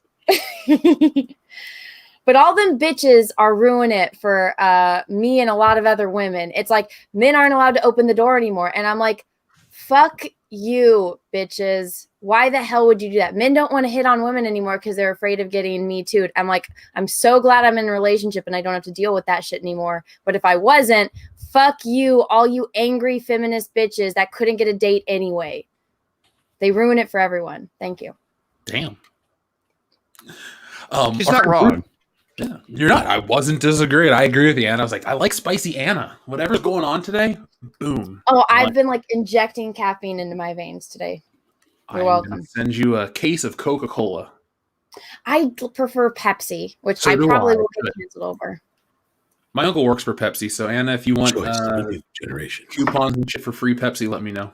No, you know what I'm trying to do? Mr. Pitt, really? I'm trying to get a sponsorship from Mio because I live off of this. I don't go anywhere without Mio. It is absolutely fantastic. It has energy, and this is Mio Energy, so it has caffeine. I don't like the taste of water, and I don't like coffee, so I just fill this up with water, and I fill it up with Mio, and then I'm good, and I can talk like this forever. And I'm trying. I'm like, I really love this product. I really support it. Will Mio sponsor me? No, they won't. But I mean, I love them. I would just, and they don't have to pay me in dollars. They can just pay me in Mio because these things are like almost $4 each. That takes a toll when I live off of them. And I go through like this lasts me maybe 2-3 days most if I ration it. But I love Mio and they can pay me in Mio. I don't need dollars. I need Mio. I really thought it was going to be the sugar to kill Anna. It's going to be that shit. Dude, there's nothing bad in it. Her heart is literally going to explode. Exactly, yeah. It's okay. It's going to be like right in the middle of a live stream or a video. Well, here's the thing. I now have this thing that I feel like I'm plagued by because I have this fear that I'm going to be the last one alive and I'm going to have to watch everyone I love die. And so I've been telling everyone, no one else is allowed to die before me. Like I have to die first. Out of all of my friends, you guys have to live and you have to all outlive me because I don't want to watch anyone else die. And so if my heart exploded, see, they got ones with vitamins. See, they're healthy, Jeff. But yeah, if my heart exploded with Mio, I think I would die happy. So I'm fine with that. Anyways, continue. It looks like a bunch of crap in it. Side effects of Mio, as mentioned. To determine the side effects of Mio, we must evaluate the side effects of each constituent ingredient. I can't read. Anyway, That's fucking great. Looks like your heart will blow up, Anna. There you go. Increased blood pressure, heart palpitations, anxiety and panic attacks, diarrhea, increased urination, dizziness, irritability, nausea, nervous and jitters, allergic reaction to hives, difficulty breathing, headaches, severe fatigue and withdrawal, painful withdrawals, and some I will say And heart may explode at the So Nova Life it's a stream. drug. On the other hand, you get addicted to it. Did you see that? Well, the only thing that I can say yes about is the increased urination, because you drink a shit ton of water, so you have to pee all the time. Well, and you're clearly addicted to it. I'm not addicted to it. I can go fine you're without addicted to it. How am I addicted to it? Then go without it. Go without it for like a week. I did. For how long? For how long? For a week. Okay, for longer than a week. Can you go a month without it? Well, I can. Do I want to know? There we go. Boom. I'm not addicted. I cannot drink Mio just fine. Like, I didn't have any Mio yesterday, and I was completely fine. Or did I? I can't remember. No, there you go. See, you just proved my point. That's no, the I am not addicted to it. It is just extremely convenient. When I don't, when I am working on the YouTubes, it takes an immense amount of energy to constantly be on live streams and film videos. So what you're saying is you can quit anytime. Oh my God. I don't want to. It doesn't control me. Never mind. I'm not even going to. We love you. It's better than Hi, dirt. I'm Anna, and I'm a Mioholic. Actually, I take that back. Dirt's probably better for you. Dirt is fantastic. You all don't know what you're missing. What's funny is I saw this thing for like some drug supplement to lose weight, and it's all about all the crap that's in dirt and how we used to eat dirt. And I'm like, the first thing I could think about was Anna. Good. Oh, Anna. Good. Anna never stopped. Mm-hmm. Bruce Lombardo says everyone needs to buy Tom's song on iTunes/Google. Tom, tell the audience about your song / can we get a link? It's actually on Amazon as well. Oh, really? Yeah. Let me see. Do you have a song? I do. I wrote a song. Well, I've been writing songs for years, but I released a song, I should say. Let me see if I can get the links here. While you're looking it up here, I'll read the next super chat from our friend Adrian Vergara, who says, can Warner come up with a Justice League story in movies or games where Superman isn't the villain? Seems to be the go-to for the last several years, and it's lazy. At least the animated series did a better job of it. I'd like to see Superman as just the hero of the story and no more, oh, is he good or bad for humanity shit. Just let him be the good guy. Yeah, well, that's the problem with the whole deconstruction shit that has been taking over comics, right? It's the reason why we get Civil War. It's the reason why we continue to have superheroes fighting other superheroes, is because they don't know how to fucking write these characters anymore. You're right. You're 100% right with that, and I'm tired of it. That's why the movies. I am too, man. I just want to see my superheroes be superheroes. That's all, right? I mean, it's dreadful. It's absolutely terrible. It's like I don't want to see Hulk talk about white privilege. You know, I don't want to see the Hulk talk about the environment. I just want the Hulk to fucking smash. Okay. So does Black Widow. Same here. Well, yeah. There's this between Hulk we're smashing back on that again, are we? Hulk smashing Black Widow. He set that up for it. I did. That was accidental. Maybe. By the way, I don't Anna, know. you've been called Ben Affleck of Mio.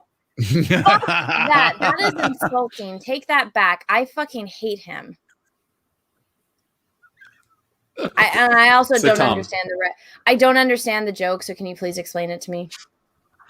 I don't get it either. I just think it's funny. Oh, the fact that he was an addict and went to rehab. I think that was the joke. I think so. Was he? What was he addicted to? I don't know. Alcohol. Oh. I just know he became Fat Fleck. And went to rehab. It's Fat Man, not Batman. Is this the song? It's still better than Robert Pattinson. Sadly, this is the Emo song. Batman. Yeah. It's going to sound like crap through here, too, but yeah. Do you sing? Are you You not can sharing call it the that. audio? You're not sharing the audio, are you? Nope, I'm not going to share the audio. Well, that kind of defeats the purpose now, doesn't it? I'm not going to play the whole thing. It's like 4 minutes long. Well, we can't hear it. Well, folks, Earthquake and booty shaking, let's get this fucker started. High class, big brass, pretty little lions in a row. No cash, so crass, wrap it up in a bow. I'm so heavy, my head hangs low. When you gonna tell me what you don't know? The whole world's gone crazy, but that's okay now. Don't worry, baby, I won't fade away. Get down on your knees today, but I don't want you to pray. No. Everything I wear looks like shit on me, but baby, I look good on you.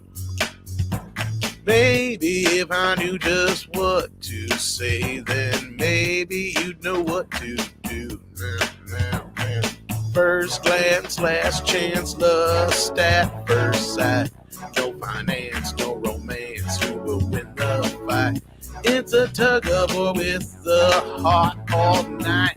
But if we get a happy ending, we'll be alright. No promises, no demands, you're in command. But I can change the rules just like you can. If you don't like it, then there's a door. Will that be credit, cash, check, or money order? Everything I wear looks like shit on me, but baby, I look good on you. Maybe if I knew just what to say, then maybe you'd know what to do. Now. White trash, all flash, big player with no game. My ass, all sass, no hint of shame. I don't care who your mommy and your daddy are. Dressing for sex and success will get you far. Short skirt, tight shirt, you look so good in bed. High heels making deals a legend in your own head. Let me be the dirty secret that's going around. Keep your head up even when you're going down. Going down. I think we all have something on our mind tonight. Apparently. Yes, the song is on Spotify as well. Now, did you actually write the lyrics yourself? Oh, yeah. I'm digging it. So, folks, make sure you guys support Tom's music. You can find him all over. Get yourself a copy of I Look Good on You. Everything I wear looks like shit on me, but baby, I look good on you. Maybe if I knew just what to say, then maybe you'd know what to do. Now. Alright, I think that's enough, because then the rest of it is just remix shit. Oh, we need a Henry Cavill cover for Anna. Oh, totally. We could just replace Tom's picture with Henry Cavill. Sure. Bruce Lombardo says, watching Anna devour mouthfuls of pixie sticks and hearing about Fun Dip. Y'all need Jesus. Y'all gonna get diabetes after doing that. Y'all need Jesus. Oh my goodness. Well, he's back. I mean, he just came back, 3 days ago? Easter Sunday? Oh, shit, 2 days ago. So, yeah, it was a fun weekend. He's always making a comeback. Yeah. Well, I don't call it a comeback. Every year. For years.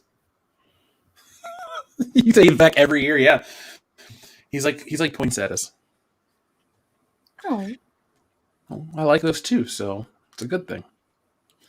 007 Cloud says, there are romance scenes in Mass Effect games. There is one with Henry's character and Miranda. That's why I said I like the direction you're going there. Yeah, it's a shame they're going to be editing out Miranda's ass in the re-release. Well, That's as long as they shame. don't edit out Henry's, I'm good. Did you know that there is a mod for The Witcher 3 where you can make Geralt look like Henry?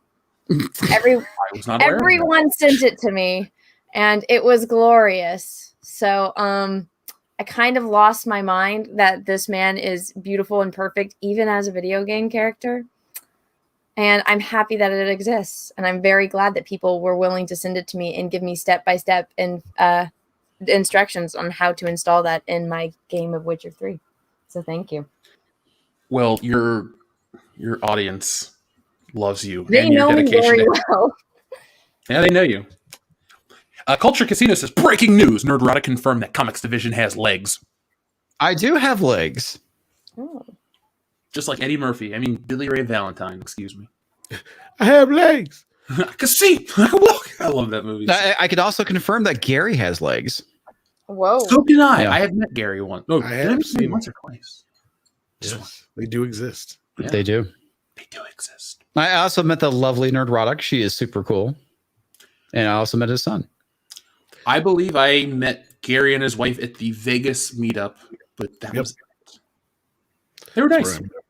Yeah, man. I really hope they moved to Texas. I mean, they would be great people to hang out with. Kendo Slay says, Anna feels weird. Also, Anna is a meat gazer. What are you doing feeling Anna? How does he know that I have met him, so I guess maybe we touched hands at one point, but I don't think I feel weird. I think I just feel like a cactus right now. That would be feeling weird, I suppose. Yeah. I mean, they serve their purpose in nature. Yeah. What the hell? Runs with Phantom says, I summon Buffalo Oxmaul. Oh, God. The dead DC is right. I really have 6 robotic insect legs. That is a fact. Bruce Lombardo says, so the Beta Ray Bill apparatus comes with a waiver if you sign it before they hand it over from the delivery driver, I'm hoping, in terms of all the sex toy, the fucking Stormbreaker sex toy. Ouch. Oh, that's all I can say. Kendo Slice is back again. He says, check out Doctor Who on woodrocket.com. Oh, God. Is he even still awake? Maybe not. Kendo has had a rough time at work this year. Actually, since COVID hit, he's been dealing with a lot of stupid shit. So we always check in on Kendo because it's rough for him. Crispy Critter says, what the hell is going on? I don't know. This show fell off the rails sex toy talk ago. So Hey, I think it was thoroughly entertaining. I think this is one of the best episodes we have, and I hope you bring your A game like this all the time. I don't want this show to be boring. Are you saying I didn't before? Yeah, he's saying you're phoning it in. I'm usually. saying I didn't know your A game was this high, so bring this. This is like one of those things where it's like, oh, I was able to do this in this record time. Well, you can't do it any slower. Now that you showed this to the world, there you go. Well, I mean, I show it every time I live stream, but all right, Jeff. Challenge accepted. Make it weird. So Crispy I'm just giving you a hard time. I know. Crispy Critters, I still don't know what's going on. But DM says, Anna isn't political, but gets dragged into it. Oh, yeah. That I posted this thing today, and I'm like, I have said, I'm like, I can't even name you 5 living politicians right now.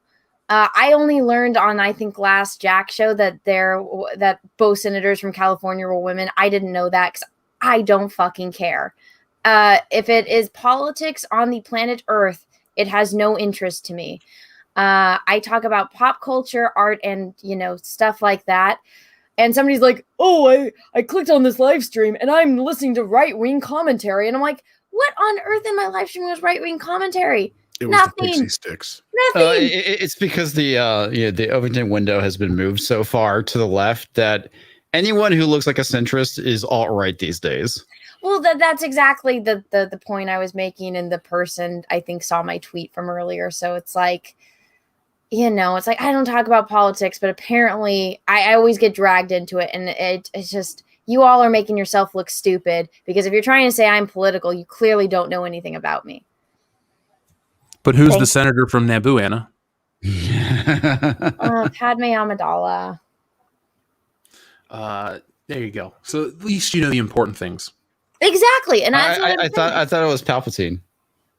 No, remember, she's the queen, and then she was the queen, but he was the senator at the time. Well, he's the senator in the Phantom Menace, but she is the senator at the end of Revenge of the Sith. She is. So she is technically most up-to-date senator that we are aware of during the prequels. So that is the answer that I give for that. Thank you.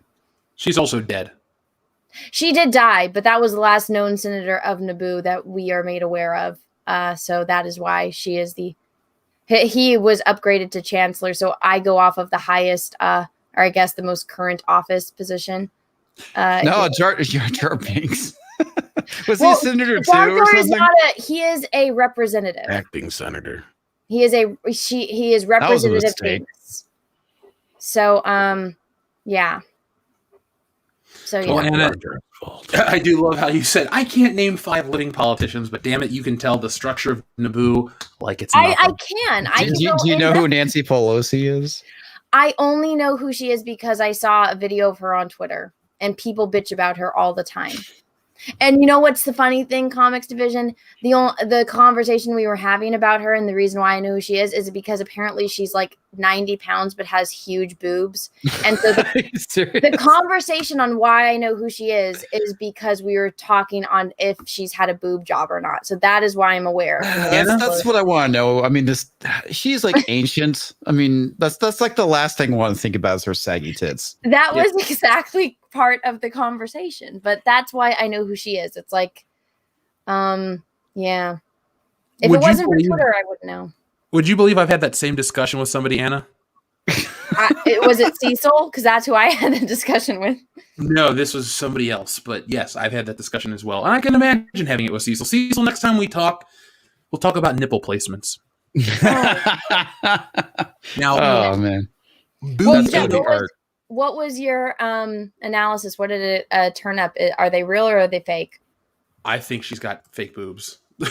Oh, she has to. I mean, she's like 80 years old. I mean, come on. Yeah. Or she just has a great bra. Nancy Pelosi. I heard that. I am not nice. Bowie 8085 says, we have Henry Cavill tied up in the basement for an Anna. Donald J. Skywalker says, the C-3PO one talks. I didn't know I had it in you. Oh my God, that's great. But by the way, Jeff, I think you could totally do AMSR with that voice. Oh God, there's definitely a market for it. Yeah, that's not very relaxing though. Doesn't need to as if you want it be. I feel like he's gonna try and take my skin off. Oh God! Oh, it's already happening, Tom. Darian217 says, once you get your insides Hulk smashed, you don't go back. I'm telling you, because it ruins you. I mean, physically ruins you. I'm telling you, she wants that green D. It goes back eventually, but it's never the same. Modalicious says, Red Skull is Jordan Peterson? 10 rules for life? Yeah. There you go, Modalicious. We did cover that one earlier. I ended up messaging him about it. It's pretty funny. Who, Jordan Peterson? No, Modalicious. Oh, okay. I was like, wait, you have a direct line to Jordan Peterson? Cool. Oh, yeah, that'd be great. Yeah, totally. Well, you can email talk to him every day. He'll respond. I have a copy of his book on Audible because when the High Council started and Ethan was talking about illustrating a book, I know you're going to support the book by buying the audio version that doesn't have Ethan's contributions, but I thought, I'll buy this book to throw some support that way for Ethan, essentially. I never listened to it outside of one car ride. Not that it was a bad book. His voice just made me want to fall asleep. You have to listen to it when you're like, I don't know, doing yard work or something.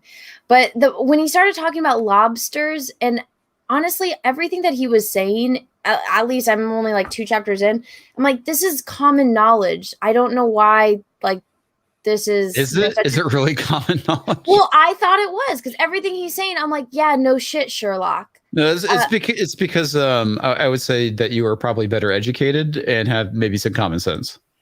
Well, that's why I don't know why this is so controversial, because it's like, yeah, it's a no shit Sherlock book. Everyone knows it really is. I mean, that's the thing that's so sad about it. But there's a lot of people out there that really have like no fucking clue what to do with themselves. I mean, they're just kind of like aimless and maybe unmotivated. I don't know. I mean, You gotta find what motivates you in life, and that's like the biggest thing. Is apparently there's a lot of people out there. And again, going back to the whole thing that we made life so easy for ourselves that we don't have a whole lot of challenges or a reason to overcome things. That you just have like a bunch of young men that just want to play video games and not do anything, and a lot of that's because of their parents. You know, we've fallen victim to our own success ultimately, and that's gonna kill us. Now, our friend Darian217 says, other time I found out Anna doesn't like The Godfather, and now I find out Anna has not watched any Kevin Smith movies. Make that 2 for 2. Anna, watching your channel rocks. Needs more Henry Cavill. Oh, well, people are only saying that because I do the super simp mode, and people like those videos. But I think the world needs more Henry Cavill, and I am so ready for him to be in more movies and more shows. Everyone's like, Anna, did you know The Witcher 2 finished filming? I'm like, yes. If it involves Henry Cavill, I know it already. Trust me. You know that The Witcher 2 is probably going to have 90% less Henry Cavill? Did you know that there's a cut of The Witcher that exists called the Anna cut, and I edited out every single scene that he's not in, and it is a much better show. That's hilarious. You probably made it a lot better. It is fantastic. I'm telling you, it's actually about a witcher that kills monsters and bangs chicks. You mean just like the video game and the books? Yeah, it's fucking awesome. What about the Wayman's Journey? Oh, who the fuck cares? No whammon is watching a movie for a whammon. We're watching it for the sexy people in it. And yeah, okay, if you're a lesbian, yeah, okay, you got Yennefer and, that stuff. But every other woman like me is not watching it for the whammon's journey. We're watching it for the sexy man in the bathtub, which if you watch the Anna cut of The Witcher, it is all of that, and it's a much better show. Thank you. The feminists are reading it for the articles. Just like Playboy. Yeah. Such smart editorial work. Why do I feel so dirty? Because you are. Oh. Just I thought it was Anna's fault. Both dirty mind and body. Yeah. 007 Klaus, I was going to say just jump in the shower. 007 Klaus is stealing solo sequel, Feeding Smith. We did read that one. Thank you very much. Feeding Smith. I'd buy that. I'd write that. I'd draw that. Let's make it happen. Kevin Smith might actually make that into a movie with us. Yeah, he might like it. He's like, shit, I can stop being vegan for this. He would cry until you know. Yeah. I was like, sorry, Kevin. I didn't mean to. Make it a fucking movie. Stop doing impressions that sound just like the people. It's throwing me off. That's what I do. But Script by Steak says, writer's block beaten. The Booyah Bevy, the perfect sidekick for a lonely heroine's night. Enjoy our wide and long selection. The Sonic Boom, Titan's Tower, Amazon Steel, the Father Block, Lucky Screw. Those are great names for all the sex toys. Nothing's going to be blocked anymore. Adam Walford, thank you very much. He says it was Sandman that won a reward for. It was Sandman that won an award for novels, but they were made a comic book won their. But they were mad because a comic book won their award, so they made it where only full collections could win, but they hardly did. So that was clarification on the graphic novel trade paperback. I knew I was onto something there. Yeah. Say what? I knew I was onto something. I knew it had something to do with that anyway. Adrian Barrera, thank you very much, says, I want to see Legendary Godzilla versus Shin Gojira. Shin Gojira. Any, have you guys seen Shin Godzilla? Fuck yeah, it's awesome. I need to check it out. I don't think I have. It's actually kind of a comedy, but it's not in the comedy sense that you would think. Like accidental comedy or? No. Okay. Without giving too much away. It's basically like Godzilla shows up, but he keeps evolving. And the funny part of the movie is the government spends more time setting up meetings than actually fucking doing anything. So it's part of the end part of the joke, because it's like kind of making fun of how they dealt with I can't remember the exact like some meltdown or something that happened. Fukushima. I don't know if it was that one or something else that happened, but anyway, like, yeah, it was kind of just commenting on how their government took so long to get anything done. That basically by the time anything happens, Godzilla has already evolved and destroyed everything. That's hilarious. Yeah, like Donkey Saurus says, very realistic movie then. Yeah, kind of. Oh, yeah. definitely. So yeah, going into it knowing that, you kind of get a kick out of it. And then plus just the effects are amazing because they like do this really cool thing where it kind of looks like a guy in a suit, but it's obviously computer generated, but it's still some of the best rendered CGI you'll see. So it looks really cool. So it still almost looks like a guy in a suit, like that's actually there, but it's just how they did it was just too surreal. Okay, so now I have to go check this out. I want to check it out too. It's got a badass poster. Yeah, Godzilla looks really cool in it, especially when he reaches his typical Godzilla form. Now, this is an excellent name. Dr. Idiot says, why are there twins working that closely in the Jedi Order? Wouldn't they be too emotionally attached to each other? Oh, it's funny that you say that. It's because they're ripping off Star Trek. Yeah. And they're mentally linked, so they can't be separated, which is the plot of an episode of Star Trek Deep Space Nine. Thank you. Aren't they also saying that basically the reason why the Jedi Order fell because Yoda wouldn't let people fuck? Yeah, I've heard that before. No, it's apparently. I mean, I haven't read the comic, and I have no desire. But apparently, that's something just some guy said. Like that's literally in the comic book. I don't know if it's in the comic, but there's one in the novel that the Star Trek lady wrote. Maybe it's in the novel. I don't know. But so one character who is a young teenager that they go out of their way to say she is a very young teenager, and it's with the Matthew McConaughey Han Solo knockoff where he is asexual, and so sexy time, even though he's handsome and addicted to spice, so he's a handsome drug addict. I was with this one. They don't stay handsome for long. Well, it's Star Wars, so who the fuck knows? I know, but if you actually seen real drug addicts, I mean, come on. It's the kiddie version of a drug addict. But so it's a personality trait that he's a handsome Matthew McConaughey ripoff that is so handsome, but he's not, he doesn't like sexy time because he's asexual. But him and her have a conversation about how he has tried it, but it doesn't do anything for him. And I'm like, well, then you're not doing it right, dude. But some people are just wired that way, but it's like it is. But why would you put this in a comic book though? That's what I want to know. This is in the novel. All right, okay, in the novel. Why would you do that? Well, not as that. Yeah, that's my point because it's like okay, like I'm sure we all saw the little like blurb explaining to us about him that he isn't into sex, but he's like asexual and all that kind of shit. Never mind the fact what his name actually means, like King Leo is gay or something like that. Yeah, but still, like the point I was going to make was like that'd be like putting out like say Han Solo, who is a roguish pirate who pilots the Millennium Falcon. He's straight for the most part. Only dates women. No, they wouldn't say straight. Yeah, he only dates women.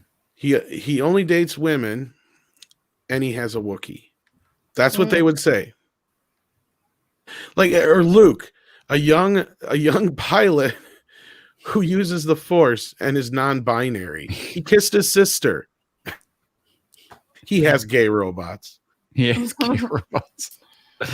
Oh God. I'm so glad we get to have these discussions about Star Wars. That's what those blurbs look like. It makes me want to take a brick and beat myself upside the head with it. Is what they try to scream at us. This is for kids. Stop complaining. Stop making videos about Star Wars. Shut the fuck up.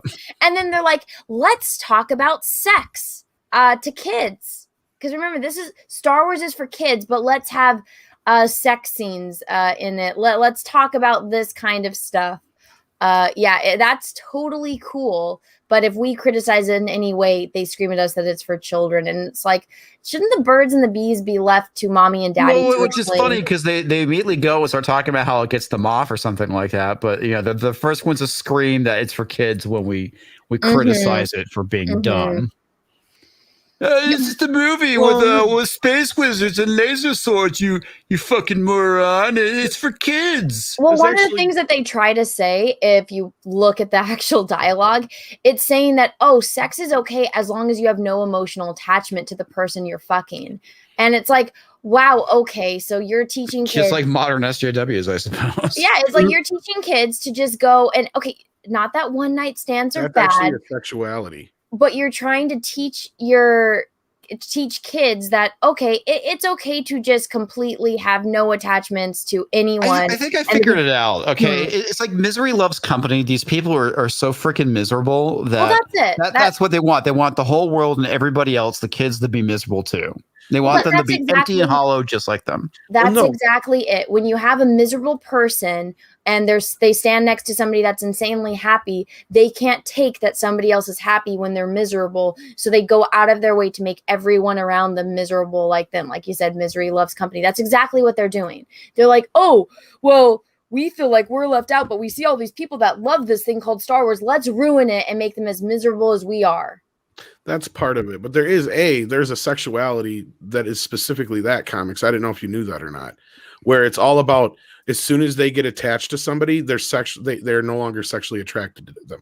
I had no idea that was even a thing. Yeah, but that is a thing. Like it's something very rare though, and it shouldn't be like everybody. Right? Like that is one thing though, but no. Welcome, every millennial is this way. People that are afraid of commitment. It is basically, but no, and then a lot of this stuff with like shoving sex where it doesn't belong into places where it goes back to the whole Sesame Street from a couple of years back. The one time when I got called I got called a transphobe, I guess, because I said that they shouldn't be covering that kind of shit in Sesame Street, and not only that, to perpetuate that Bert and Ernie was gay, it goes against everything that the gay community wanted to begin with that. Well, I know. I mean, that was the thing is they took a long running joke and tried to make it real. And I'm like, that shit just shouldn't be in Sesame Street. And I got called. It's like the whole thing with, in Scooby-Doo with them being stoners. I mean, in reality, they weren't, but that was like the biggest joke for like the longest time. Yeah, the reason why they're always hungry is because they're always smoking pot. And that's the reason why Shaggy can talk to his dog is because he's stoned, you know? Yeah. Well, and that was even a joke so much to where I want to get my hands on the original James Gunn script, because that whole script was like an airplane version of Scooby-Doo. It literally does all the things we were just talking about, like makes fun of all the things like people. There's only one of the pot jokes that's still in the movie. And that's the one where you got the shot from outside the van and there's a bunch of smoke coming out of it. Mm-hmm. And Shaggy's like, oh man, that's so good. And then it smells so good or whatever. And then you zoom in and he's frying bacon, bananas or whatever it was. Yeah. No, it was bananas, because Casey Kasem was extremely hardcore making about making Shaggy a vegetarian. I don't know if you knew that or not. No, I didn't know. It was actually a big stipulation with the character. Yeah. But like there was a bunch of sex jokes and other stuff that got cut out of that movie because the original script was meant to be more like the Brady Bunch movie. If you guys remember that one, where it was actually more making fun of the Brady Bunch than it was an actual Brady Bunch. Yeah, I kind of hate that stuff though. I mean, they did a lot of that in the 90s, like with the Flintstones and obviously the Brady Bunch, and then the Beverly Hillbillies. And I never liked those reboots. I always thought it was meant to be, something more aimed towards the old Scooby-Doo fans, the adults. Yeah. But then they're like, oh no, Warner freaked out and they're like, we got to have this be for kids. Starsky and Hutch, that's another franchise they basically kind of shit on. I didn't mind the Brady Bunch ones though, because how could you make that a serious fucking deal now? The second one was great. I know the second one is like a fucking brilliant comedy. Dude, a Very Brady sequel, I'll go to bat. That is a really good comedy. It is hilarious. And it plays on all those things, like with the two older siblings sleeping together and shit like that, because that happened in real life and all that kind of crap. Dude, my favorite line of that whole movie is in the opening when she goes, "Oh, my yearbook. Dear Marcia, menage a trois." And then she's like, "What does that mean?" And she goes, "It probably means you're the most." And then just walks away. For years, I had no clue what menage a trois meant. I was like, "Oh, it means you're the most." Well, the funniest thing is Tim Matheson is the professor. You got that right from Gilligan. That's supposed to be the dad? Yeah. That's where he disappeared. Didn't you catch that in the movie? No. Yeah. There's like Sherwood Schwartz creation. Huh? No, Sherwood Schwartz, the guy that created the Brady Bunch, created Gilligan's Island. So it's another. Yeah, Sherwood it's like Schwartz that's creation. what it's supposed to be. So the dad of the Brady kids of the girls is actually the professor. Oh, that's funny. I'm going back to watch that soon. Script Doctor will back me up. He's in the chat right now. So our friend 007 Cloud has a question. When is the 90? He's posing as the professor. I'm sorry. That's right. Yes. Sorry. But yeah. It says, when is the 1990 TMNT movie watch party happening? It is happening. I got to get a time for the guys. I know Tom and Quarterback Garrett would like to be a part of it, so I want to make it the most fun possible. But this weekend is WrestleMania, so there will be no channel-related content. And then I think next weekend was our Mortal Kombat drunk watch party. So after Mortal Kombat starts, that's the beginning of our season, then we'll start putting out a schedule, 007 Cloud. We got to do Secret of the Ooze, too, but we'll call it Secret of the Booze. Deal. Look, I'll watch it for Vanilla Ice alone. You ever heard the story about him in that movie? No. Maybe, but I don't remember. Well, they brought him in, and he had his posse with him. And one of the guys in the Ninja Turtle costumes, I think it was Michelin Sisti, the guy who played Michelangelo, went up to like give him a hug and tell him he loved him and shit. And his fucking guys like jumped him. Holy shit! And then he was getting stoned the whole fucking time. They couldn't get him on set, and he fucking kept forgetting the lyrics. And so everybody was getting pissy with him because he was acting all prima donna and shit, I guess, on top of it all. And then so like they went to dinner with one of the producers, and the producers so guys, that Vanilla Ice guy, what do you think? And everybody was just on edge because they were like, oh my God, we can't stand him. So they were like just trying to read what the guy was going to say. And he's like, I love him. We should give him his own movie. 9 months later, he's got Cool as Ice. Oh my God, are you serious? That's hilarious. No shit. That's exactly how it happened. Because nobody could speak up and say he's a fucking asshole. Well, Jeff, I have to go because I didn't realize it was almost 10 and I still have to take my dog for a walk. So thanks for having me on. Thanks for being here. And thanks for making this a very memorable episode. Oh, you're welcome. For sure. You're welcome. Love you, Anna. So Anna, all right. So folks, say goodbye to Anna. Make sure you guys are subscribed to Anna, that Star Wars girl, and check out her painting on Stealing Solo. She did a wonderful job. Oh, thank you. Pixie sticks. If you fucking touch my pixie sticks, I will cut you. Damn, so violent. I am when it Right comes with to you, my bro. food. Bye, everyone. Bye, Anna. You take care. Watch. All right, so we got a couple more of these left, and then we are going to close this baby out. Folks, I'm dropping the link over for Jessie's show. She has a show going on right now, and afterwards, I'll be over there with her. So we'll continue the fun on her channel. So this comes from Wilson, the unauthorized biography of Tom Hanks, who says, ring, ring, hello. Hi, Axel Braun. Anna, phone call for you. P.S. Comics remind me of Serge Tankin from System of a Down. This message was brought to you by George Bush in Mortal Kombat with Ram Jam Ram. Yeah, where's Ram Jam Ram in Mortal Kombat? Really? System of a Down? Why do I get compared to rockers? Is the goatee? Is that it? God, you look nothing like I expect. Really? Yeah. That, and you look like every single rock guy from the 90s. Well, okay, here's the terrible thing too, man. I used to have long hair. There's like two things I'm constantly being accused of: being a musician or a drug dealer. I'm waiting for you to start singing Spoon Man or some shit. Go to hell, Tom. I love you. Go to hell. Yeah, Tom, go to hell. Tom. You're going first. Go to hell. Anyway. Oh, Is this Tom. like the first time you've actually seen me? I mean, you were on Friday Night Tights. I think I was doing my face reveal then. Me? Yeah. I was on Friday Night Tights in 2019. That was it. That was a while. Yeah, I was on. Oh shit! I guess no, I wasn't. I didn't do the face reveal yet. Yeah. So this is like the first time you actually see what I look like. Yeah, I've only known you as a picture. That's funny. And here I am. Hello. Hello. I like your Star Wars stuff in the background. Ah, thanks. Yeah, it's all Lego. My buddy Nick is a huge Lego enthusiast. I don't know if he's going to get it, but there's a Batman mask you can make out of Legos. So I kind of want that. Yeah, they've been doing like these like helmets and shit out of Legos, recently. Don't worry, comics. I'll get you back Thursday. I'll come up with some really good stories. No, it's cool, dude. I'm just giving you a hard time. I know. Now, Wilson. George Bush doesn't care about black people.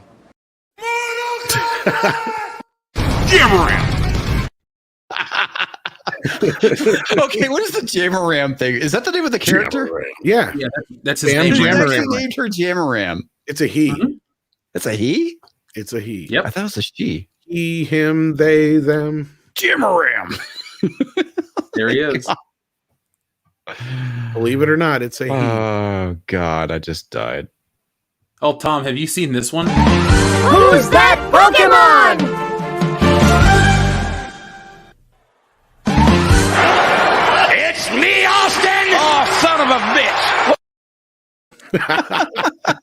No, I don't think or maybe I did that. Did you play that on one of your last shows, or?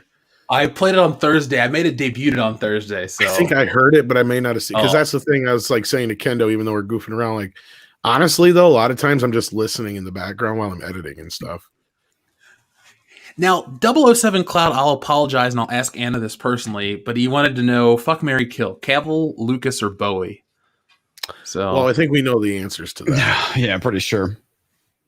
Kill them, and basically everything else is Cavill. Well, no, she would marry George. Yeah. She would fuck Cavill. And she would reluctantly kill David, probably. Well, he's passed on, so I mean. Yeah, she would use that excuse. There you go. There you go. There you go. Now, Dix Insider says, talking of ruining IPs, I used to collect Transformers comics until they started making the characters gay. I haven't bought a comic since 2013. How do you make Transformers gay? Well, the fact that they're all male robots, so they enter in relationships.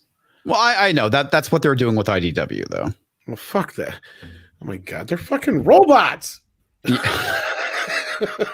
Yeah, I don't get in disguise too, Tom. Maybe that's the part that we're not learning about. What? Well, they are Transformers. That's true. Robots in disguise. What kind of disguise? Yeah, you tell me. Well, depends on what's going on that night and if there's a theme, I guess. Have you guys actually seen the YouTube video of Transformers? Of like Transformers? I think so, a long time ago. Oh my god, it is so funny. If it's older one, I think so. Yeah. It's the one where Megatron has tits. Oh, that's where what's his face in the chat, shows up in chat sometimes. Yeah. Got that from. Yeah. It is fucking funny. 007 Cloud says, wouldn't Mark Ruffalo Hulk, aka Beta Hulk, get smaller? He couldn't get it up in a way to fight Thanos. Oh. Well, like, let's be real. Like, let's break this down for a minute. Here's one of Anna's videos for you right there. Like, why would he want to cure himself of being the Hulk other than he can't have sex anymore? That's probably the only real good reason. Let's be real. I mean, aren't there alien creatures out there that he could just deal probably. with? Yeah, well, that's why he got the fuck off Dodge. Yeah. He's like, I can't fuck Black Widow. I'll kill her. So I got to go find something I can fuck. NG1T, thank you very much for the keep it up super chat sticker. Greatly appreciate everything you send in. Fook Google 2 says, respectfully disagree. Riri Ironheart always sucked. Let's be real. Hulk would be fucking shit all the time. What would happen? He would rage out, and then all of a sudden he'd find something that had. I'm not saying the character was good. I'm just saying that she wasn't nearly as written as poorly as she was before she got her own book. That's all I'm saying. Rocky the Intergalactic Woke Slate says, Anna, knowing what is going on with the podcast tonight, your relationship with your boyfriend must be spicy. Well, Cecil's the expert on everything. I was going to say, she's so worried about Cecil stealing peaches, so I don't know. Yeah, they're called Peasels, so it's a thing. Valiant Renegade says, legitimately discrediting with facts an SJW phony, delusional victim status is apparently the worst crime someone can commit, akin to genocide. Maybe. People just don't like facts. Isn't that what Gina Carano said? They want you to give a factual answer for an emotional response? Yep. Got to 007 children like children. And ignore them. Just mess with it. 007 Class says, Anna, make videos of you roasting LeBron. I would second that as well. Going back to that, though, you know what happens when you ignore kids? They just get worse because they just try to get your attention even more. Oh, I've learned that from Shit Pancake. Trying to sleep is an offense around this. Cats are just like kids. I'll tell you that right now. Oh, God. Tell me about it. I am not in a rush. They are self-centered little shits who don't give a crap about anything but themselves. And if you don't give them what they want when they want it, they will break shit. Yeah, they really are. I mean, one of my cats, he loves waking me up in the middle of the night. Yeah. He will sit on the nightstand and start tapping me on the face. He's like, hey, how's it going? I know it's 3 a.m. I just want to say hi. That or when they jump right on your chest. Oh, yeah, he did that last night. Oh, it's like, it's like I had no idea he was in the room. I fucking kicked his ass. You're like out. sleeping all of a sudden. Well, the thing that pisses me off is that I have a hard time falling asleep at times. Yeah. And I'll hit that state where I start falling asleep and he'll jump on me and it will wake me the fuck up and I'll be up till 3 a.m. Fortunately, that did not happen last night. The only difference between cats and kids is most of the time kids will at least tell you what you want. Cats don't even know what they want. They stand there at the door and they go, oh, they know what they want. Yeah. And then No, you open the know door what and they want. look at you like you're going out. It's like, no, I thought you wanted out. No, I thought you No, they're fucking with you, Tom. That's I know. exactly That's what I'm they're saying. doing. They just fuck with you constantly. And it sucks when you have multiples because they start having kitty conspiracies. Fuck yeah, I'm sure. Our cats are the worst and the best. The best ones just sleep all day and don't bother it anything, and the worst is shit pancake, where you don't get to sleep. You'll get knocked. You'll have cans of water knocked into your face, or you'll try to headbutt your TV.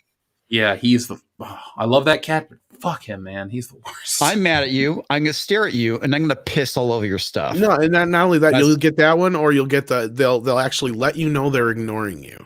That's my favorite.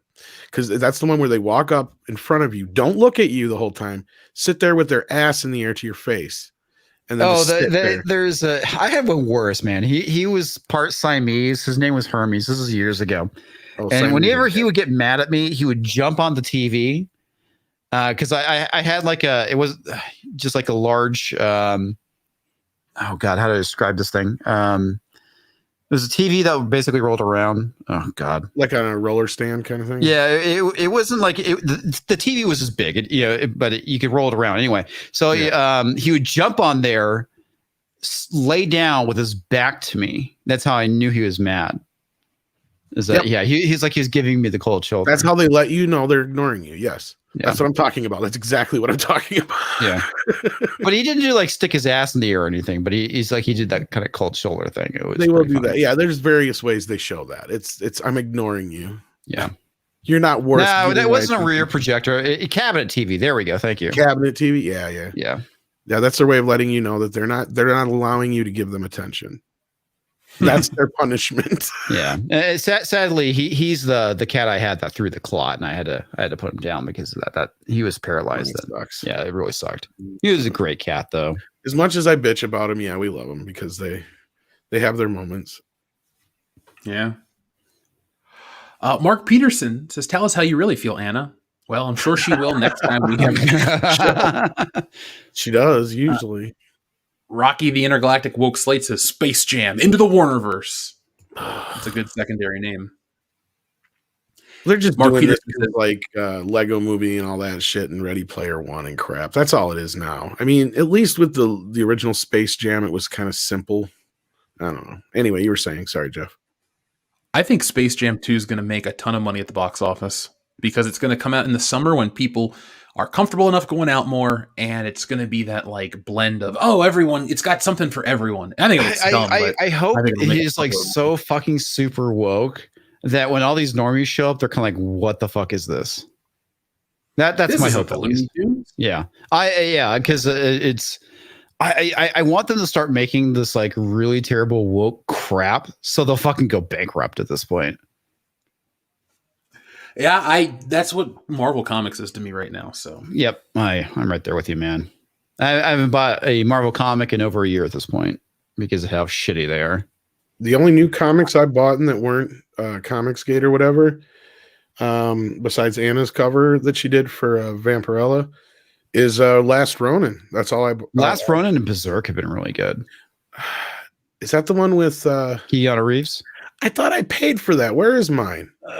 Here, let me flip it on real quick. Or no, is that the one deal where everybody was pissing them on it because we have to wait till it's done to get this one right here whole thing when we can't paid for the campaign or whatever? Oh no, but it's the fucking art in this is great. It's really good. Where's mine?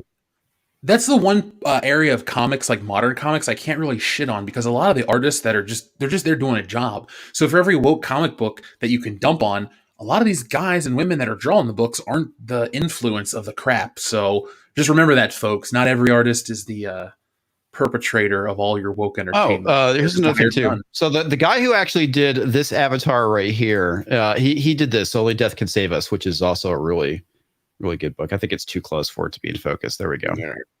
But yeah, Yeah, Russ Leach is a fantastic artist, and he's the guy who did this, and along with the avatars I was using like a couple of years ago.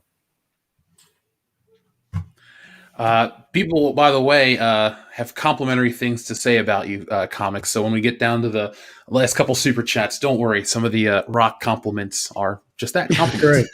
Well, the funny thing is, I was picking up food. I guess it was like I don't know if it was like it was before the pandemic, yeah. And the waitress was like, "Oh my god, you look like the lead singer of Mariana's Trench." I was like, "What the fuck is that?" And yeah, I looked it up. It's like I actually look a lot like the guy. You do. You just look like those guys. It's not like a dig on you. No. I don't think it is. I just think it's funny. Is what it is. You're the kind of guy that used to always have the weed. I am a dead ringer for the lead singer of Mariana's Trench. You're the guy that always had the weed at the party. That's all we need. Which is funny because it's actually not the case. But hey, we expect it out of you, though. Yeah. I will be forever known as the ecstasy dealer for this one guy who was my practice lead. It was pretty funny. Yeah. Sorry, guys. I would say I'm straight laced. I'm really not, but it's just pretty funny. But yeah, the first day on the job, I fly out because I was a consultant. I'm meeting everybody for the first time, and our sales guy leans over to my practice lead and says, "Dude, Eli, you weren't supposed to hire your ecstasy dealer." I was like, still, and my hair is short this time too. Yeah, the other time this happened, I was leaving my friend's apartment, and this is when I had long hair, and I'm wearing a leather jacket, and there's these guys at the pool, like, "Hey man, you got any weed?" I'm like, "What makes you think I'm a fucking drug dealer?" You didn't have any, did you? No, I didn't. Okay. Yeah, I did, but he wasn't getting it. No, I didn't. That's the thing. Yeah. Only had enough for me. Well, Tom, just come here and you can just walk into any corner store. I know, right? Yeah, it's true. That was the beauty of Las Vegas. I'm like, oh my god, there's fucking women everywhere. There's money everywhere. There's weed everywhere. People are just trying to give you free shit everywhere you go. The food's great. I want to go back. I want to go back. Yeah, I do. So Mark Peterson says Clockwork Orange is a meta joke because you'll need your eyes held open to watch this movie. That's brilliant. They need to watch the movie. No shit. Oh, I don't know how you unless you're being fucking sarcastic. I see this being a huge flop. No, I think it's gonna flop too. I think depending on how woke it is, people are going to show up, and then the word of mouth is going to kill it, just like Birds of Prey. I think you'll get that weird summer rush in the beginning, but then I think a lot of people are going to shit on this movie, and it's going to become another fan entitlement argument. And basically what's happening is every time people don't like a movie, oh, it's the toxic fan base that hates it, but everybody else loves it. It's the built-in argument, right? I mean, fuck. Yeah. God forbid these companies actually take responsibility for their shit stains. Right. Well, now, Modalicious. Go ahead. No. I was going to read these super chats from Modalicious, who says, cancel Yosemite Sam for racism towards hillbillies and cancel all things. There goes representation. Well, it's kind of like the whole Apu thing. They bitched about it until they made it to where the guy wasn't doing the voice anymore, Hank Azaria or whatever. But then they pretty much pushed him to the background, so he's non-existent. So there you go. Good job. Good job. Well, like I said, man, this is like the perfect time. If there's something that you don't like, or if you just want to fuck with companies, now's the time to do it. You just start complaining about shit you don't care about. I don't like that Spider-Man's web shooters are outside of his gloves in the movies. I think it's sexist and racist, and they need to be it's goddamn, it's very homophobic. Yeah. You hear that, Marvel? His web shooters are homophobic. Yeah. Under the gloves, please. Under the gloves. Sir Adrenaline Junkie says Stargate SG-1, Cold Lazarus. Crystals are sentient. So maybe they're ripping them off. I'm probably projecting. Well, these people aren't original. Let's be honest. Come on. Well, and back to the whole web shooter thing. Why does it have to be white webs? That's racist. I guess the chemical could be changed. Yeah, they should change the color. Hashtag web so white. Oh, yeah. Hashtag web so white. If you complain about Marvel, we'll probably change it. Everybody, seriously, if you're watching right now, at Marvel and basically tell them that Spider-Man's web shooters are racist because it shoots white webs, and that's racist. Racist. Does he go after too many minorities in the comics instead of going after more white people? Tom, I don't think Spider-Man fights a black character for God knows how many issues. I don't even think there are any other. I think it's probably the last time he's fought like a black character was probably the early 20s, early 2000s probably. Now, see, to me, that's more of a problem than actually making a black person a bad guy. You know what I mean? Like, like even in the. Oh, good. Sorry. Well, no, I'm just saying it's like part of their problem they always go with is you can't have the bad guy be a woman or a black person or a person of whatever race. As long as they're a straight white guy, they can be a bad guy. Because remember, they got so much shit for what's his face in Birds of Prey, Black Mask, supposedly being gay, and then they ended up cutting a lot of that shit out of the movie because they were getting all the hate because you made the bad guy the gay guy. It's like, well, they weren't probably even paying attention to that so much as they were just making him a white guy. But yeah, I mean, it's the reason why everyone jokes about the only true diversity we're going to get is with white male villains. They're going to be the most deep characters because everybody else, they're so afraid, petrified of giving any kind of character to and offending somebody, which is dumb. You're not wrong. It's probably the reason why Infant's Nest in Falcon versus Winter Soldier is yet another female plank of wood. I don't like that actress. She wasn't good in Solo. No, she wasn't. It sounds to me like she's playing the same part. She is. Oh my god! Yeah. I mean, I don't know why Disney is pushing this chick, but she's not charismatic. I don't buy her as being a leader of a terrorist organization. And the funny thing is, whenever I make this argument, I immediately go to the movie Dread, where you have a awesome female villain. Very well written. Within like the first 15 minutes of the movie, you get her background, you understand her motivations, and you know why she's doing these things. And it's believable. You're talking about the movie, right? Yeah, the movie Dread. Well, not only that, it has and then not only that, it has a great the character, the audience character, peripheral character is the girl who's being trained, and she's a decent character too. Yeah. I mean, that's like a perfectly good example of having awesome female villains. That's believable. Well, one of the greatest female villains of all time is the Wicked Witch of the West. I mean, give me a break here. Disney's chock full of them. Yeah. Yeah, but now they want to go retcon and make them just misunderstood rather than being actual villains. Exactly. That's a great example. Like Cruella de Vil. She's badass bitch. Everybody can fucking agree that she is probably one of the worst villains of all time. I mean, how could you be the lowest of lows by killing baby puppies? And not only that, making them into a fucking coat. That bitch is bad. And so what are they going to do with this fucking movie? I guarantee you by the end of it, it's some guy's fault. No, of course they are, Tom. It's 2021. It's everything's a man's fault. I mean, I would argue she's one of the greatest villains of all time.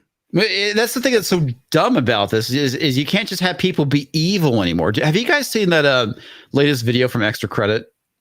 No, but oh my god, it is so dumb. It's the idea. It goes back to the whole orcs are racist thing that you can't have like a group of people that's like generic villain or just bad. A group of people that are just evil. So because orcs are evil, it's somehow racist, and they're using like moral and biological determinism to make these arguments for something that's not real. Oh my God. Well, that just reminds me of all the arguments that they always make constantly about how this is racist and that is racist. It's like, it's only racist if you are a racist. Yeah. Like being on time, trying to equate that with being racist. Well, that goes back to the whole thing with critical race theory and yeah, whatnot. exactly. And I don't want to get too deep into it, but exactly my point. And this all exactly. Well, the funny thing is, like, if you watch the video, I mean, that's all it is. They're using critical race theory and they're bringing it into a fantasy world that doesn't exist. And on top of that, what most people do know, if you play tabletop like I do, is that you have the general set of rules. Orcs are evil. Well, okay. Well, if you want to do something a little different, you have the option to change it yourself and do something different. And that's what I do with my games, right? There's a lot of that kind of, I want to say nuance, because sometimes I feel it's like such an SJW word, but it's like if you want to have variety and make things different, by all means, you have the capacity to do so. The rules are nothing more than just a fucking guideline. Anyway. It annoys me to no end because these asshats are fucking sucking the fun out of everything. Yeah, and you can get more commentary like that Thursday nights on Comics Division. Well, there's going to be a video coming out about it. And a video coming out about that. Yeah, but unfortunately, I gotta get a Unsafe Space video recorded tonight. I was giving you a plug though. Yeah, I know. I appreciate it. Well, if you did you want to head out and record that? Because I'm just going to read the last couple super chats and then close the show out. So. I'll just torture myself by staying up late, man. I'll hang to the end.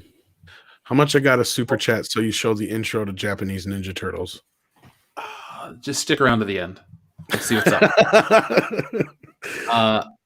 Now, Matt Deckard says, drop the jam ram and get in the car. Well, since you... Jam ram. Jam ram. Who recorded that? Was that you, Jeff? That's Jeff. That's okay. Funny. Tom, I got one more button to press for you too. I think you'll appreciate it. But Doug Keller says, "Does Buffalo Jeff wear a woman suit?" Yes. Yes. He does. But does Buffalo Jeff want to fuck himself? Yes. Only Buffalo Jeff knows the answer. Goodbye. I'm sorry, I can listen to that all night long. It's so funny. They're flying over you. So, Comics Division, when I listened back to my, I read Goodnight Moon as Buffalo Jeff, and when I listened to the recording back, I was like, damn, that is creepy, because I only hear it as my voice. I've never, ever gone back and listened to what it sounds like when I put my voice or my mouth up to the microphone. So it's like, I can understand why people don't like this, because it was really weird. I think it's great. I think it's funny as hell. Doug Keller says, Anna, do you like the movie Blade Runner? Well, Doug, I will probably not. Yeah, I'm gonna take a stab in the dark on that one. Rocky the Intergalactic Woke Slate says, my mother binged watched the entirety of Frasier on Netflix. She almost cried when the show was over. I cried tears of joy when Friends was over in 2004. Oh my God, my wife. She still watches it on reruns before she goes to bed. It's pretty funny. I mean, on Netflix or where the fuck it's playing on. I think it's on HBO Max now. HBO Max. I don't know. But yeah, I hate that show so much. So no one told you life was gonna be this. That and Sex in the City. There's like certain things that's like I was forced to watch because of her. Fucking day. I fucking hate that fucking show. Doug Keller says, Jeff, when's Razorfist coming back on the show?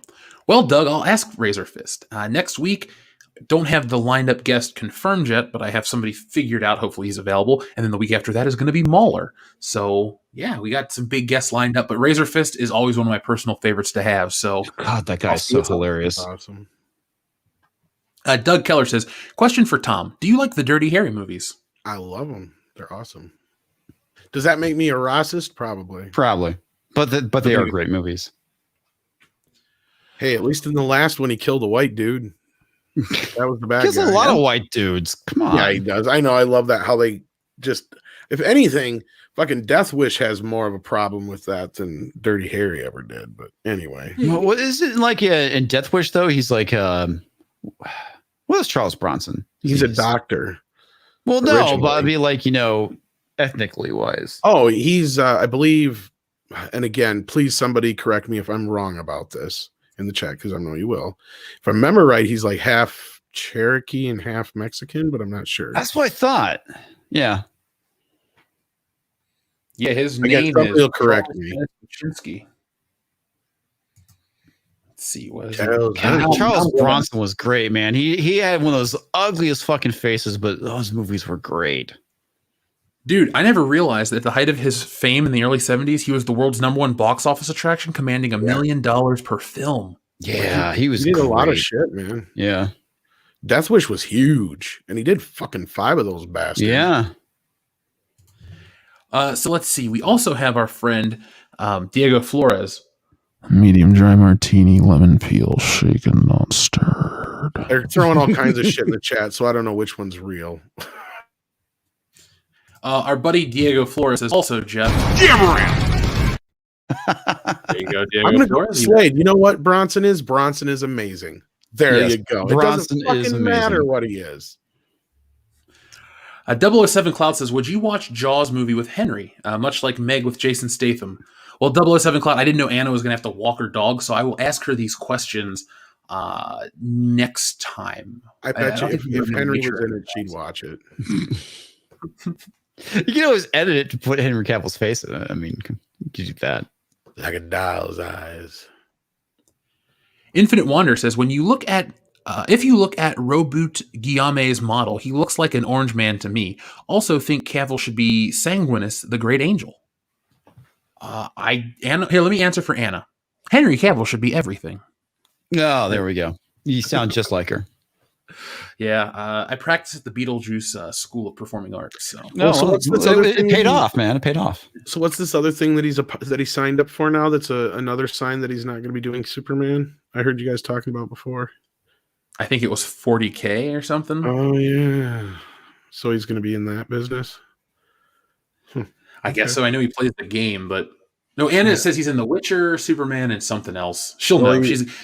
She's writing his autobiography right now. And Probably. yes, I said autobiography. Outside of his window. I don't think he's going to be Superman again, but that's just me. At least not outside of just cameos. Maybe in Black Adam. That's how I think the Snyderverse will live on. Pretty much. Mass Effect, that's what it was. He says, comics, respect my custodes. I got trounced by custodes today. F in the chat for the Imperial Fists. And Henry Cavill plays is it Custodes or Custodes? He is my God Emperor. So Anna, get Custodes. I don't remember all the factions. I played, Christ, I don't even remember what it is. I think it's the Iron Fist, Iron Legion. The ones that were the worst, the Machine God. I mean, it was like a decade ago. Oh shit, probably longer than that. When the last time I actually played 40K. Mm-hmm. And I'll say this. Oh, go ahead. Go ahead. I was just going to say about Henry Cavill for Anna's sake and for the Bond franchise's sake. If they want to do anything right to get this shit back on track, sign that man up. He's who everybody wants, and Anna would drool over that shit. So would many other women. Sadly, it's not going to happen because they have Ta-Nehisi Coates writing the next Superman movie. No, I'm talking about Bond. Sign him up for James Bond. Bond. It'll save the Bond That's not going to happen either because, you never know. They're going to have a female 007. That's what they're going to do. No, well, Barbara Broccoli has said they'll never do a female Bond. She said they'll never do a female Bond. But that is true. Never said a 007 though. Do me a favor, guys. Keep talking for a minute. I got to go grab my charger. All right, that's cool. But no, of course he interrupts us, and we're like, what are we talking about now? I'm kidding. But no, I mean, because of the hashtags and stuff, I wouldn't be surprised because this kind of reminds me of, everybody clamoring to get Remington Steele, what's his face, as Bond. Pierce Brosnan for years. I mean, I feel like, and that kind of Pierce Brosnan did do it though. Yeah, he did eventually. He was supposed to play him, but then he ended up getting Remington Steele instead, so he couldn't. But then when Timothy Dalton did instead, yep. And then when that show was done finally, and they were trying to reinvigorate Bond again in the 90s, because I believe that was the longest patch between Bond movies where Jeff GoldenEye was fantastic. Oh my god! And he did. I mean, he brought Bond back because Bond was on a very downward trajectory since Moonraker. Yeah, sadly, yeah. But I mean that's kind of the problem, though. I mean, at this point. Because of all the wokeness, I just don't fucking care about these franchises anymore. I've gotten the point where it's just like, I've said this plenty of times before, folks. I just want to see them all burn to the ground because I want this wokeness out of it, and maybe we can get something good out of the ashes of this nonsense. But I want these things to fail. I want the wokeness to fail, But I kind of feel like it's probably wishful thinking at this point. Yeah, but no, that's what I'm getting at, because like that's kind of what they did. They needed to reinvigorate Bond. They brought back all the Bondisms. He was kind of that classic kind of look for Bond, and that's kind of what they got to do here. They do, but they're not going to do it. No, we're gonna end up with what's her fucking nuts as 007 in the next movie. Unfortunately, you're probably not wrong, but I hope this movie. I hope I'm wrong. Right? I really want to be wrong about this stuff, but I'm pretty sure I'm not. No, I know, and because like I said, I was one of the original people who pointed out. Yeah, they said they wouldn't make Bond a woman, but they never said shit about. Yeah. I mean, you pointed that out, and I picked up on it too. Because I've heard a lot of shit from people who work on it, and it's not sounding too good. Well, I mean, everything you've told me, everything I've seen from like the trailers, things I read about it, and they've been pushing really hard for Lashana Lynch to be the next 007. She kind of is in the movie already. Yeah, she kind of is. And I kind of feel like I know that people said that she's. I think you mentioned this, that she dies, but I don't think. I think that's. No, I didn't. I think Rob brought that up. I think that's bullshit. I think that's they're false flagging. No, I don't know exactly what's going to happen, but I do know a few spoilers I'm not going to get into. But yeah, like, I don't think her or anybody major is going to die, at least. No, I don't think so. I think the only person that's major that's going to die is James Bond. I thought that too, but all I'm the not franchise so sure now. But probably more the franchise that's going to die than yes, anything the else. franchise has definitely got time to die. Yeah. Oh, we lost Jeff. I guess he'll be back. But yeah, he said he might be back. So okay. Or he might have to. So yep. Yeah. Anything else on James Bond? His computer died. He'll be right back. Okay. James Bond? No, not offhand. Other than there was supposed to be another test screening that got canceled. Something about those reshoots haven't been happening like they're supposed to. But again, the same people said the same thing to me about the reshoots. They didn't make sense, and that's probably the cover story they're going to use, because why would you get all those expensive people back just to shoot a couple of scenes with cell phones when you could fix that with a computer? Especially wait, they actually shot with cell phones? No. The whole reason they're doing these supposed reshoots is because the cell phones are out of date. Because they have a deal with the cell phone company. But normally that's something you could easily fix with computer CGI. Yeah, I suppose. But yeah, you're right. That's definitely cover. But yeah, I mean, at this point, it feels like it's more like time to be released in movie theaters. So no, I'm pretty sure that they've spent so much money on the fucking reshoots. This movie's not going to make any money. I don't even know. That's the thing, is if that was what I was hearing, is they were having trouble getting the reshoots done, because there was two key things that they said they had to fix. And one thing I think they wanted to fix because it had something to do with a virus in the plot. So they wanted to get that out of there. Or something fucking like that. Plot is a virus. What are you talking about? Oh yeah, exactly. And then, because then the other parts, though, it seems like they just, I was told it doesn't end the way we were thinking, but I have a feeling they're either going to film it, reshoot it that way, or they're going to do something. They're basically pulling a Rise of Skywalker at this point. Let's put it this way: from what I heard, that these test screenings weren't really test screenings, but they were. I would call them executive screenings or whatever, because it was when they were trying to sell the movie. And nobody would bite for the price they because it was garbage, I'm sure. And that was the word that came back, was the movie was fucking trash.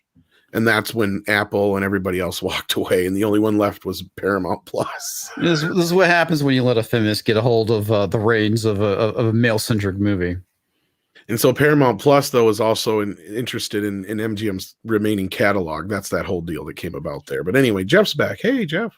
I am back. Thankfully, the computer has a charge. Let's finish the show out before it dies again. The clicking is not as bad either. It's probably that's definitely a StreamYard thing, because that was happening to me. And if you have anything like OBS open, you'll start getting that, because that was the problem I was having. Oh. It's the reason whenever I have my camera on, you see the black bars, because normally I'd run it through OBS, which I can get rid of all that, but that was causing the static. I think that looks classy. What, the black bars? Yeah. I do like it. It is classy. It works, I suppose. All right, so Infinite Wonder says, shit, looking at him now, I could see Cavill playing Ferrus Manus or Rogel Dorn. I don't think Henry can play Dorn's aggressive literal mindlessness or mindedness. So it's like an evil, like an uppity Drax? Maybe. Infinite Wonder also says, on that note, Jeff, watch if the Emperor had a text-to-speech device on YouTube. That is my headcanon for Dorn's personality now. He's hilarious. I think we've been recommended that one before. I got to get, with the guys and everything, we're going to reach out to Arch Warhammer because over on his Discord, I almost said his Patreon. That's not how it works. But we're just trying to deal with the moving situation here, folks. So once I get that worked out, I'll be everything on the board. The Loki trailer, Taker610 says, the Loki trailer is like Marvel mixed with Men in Black. Yeah, it is, and I kind of liked it.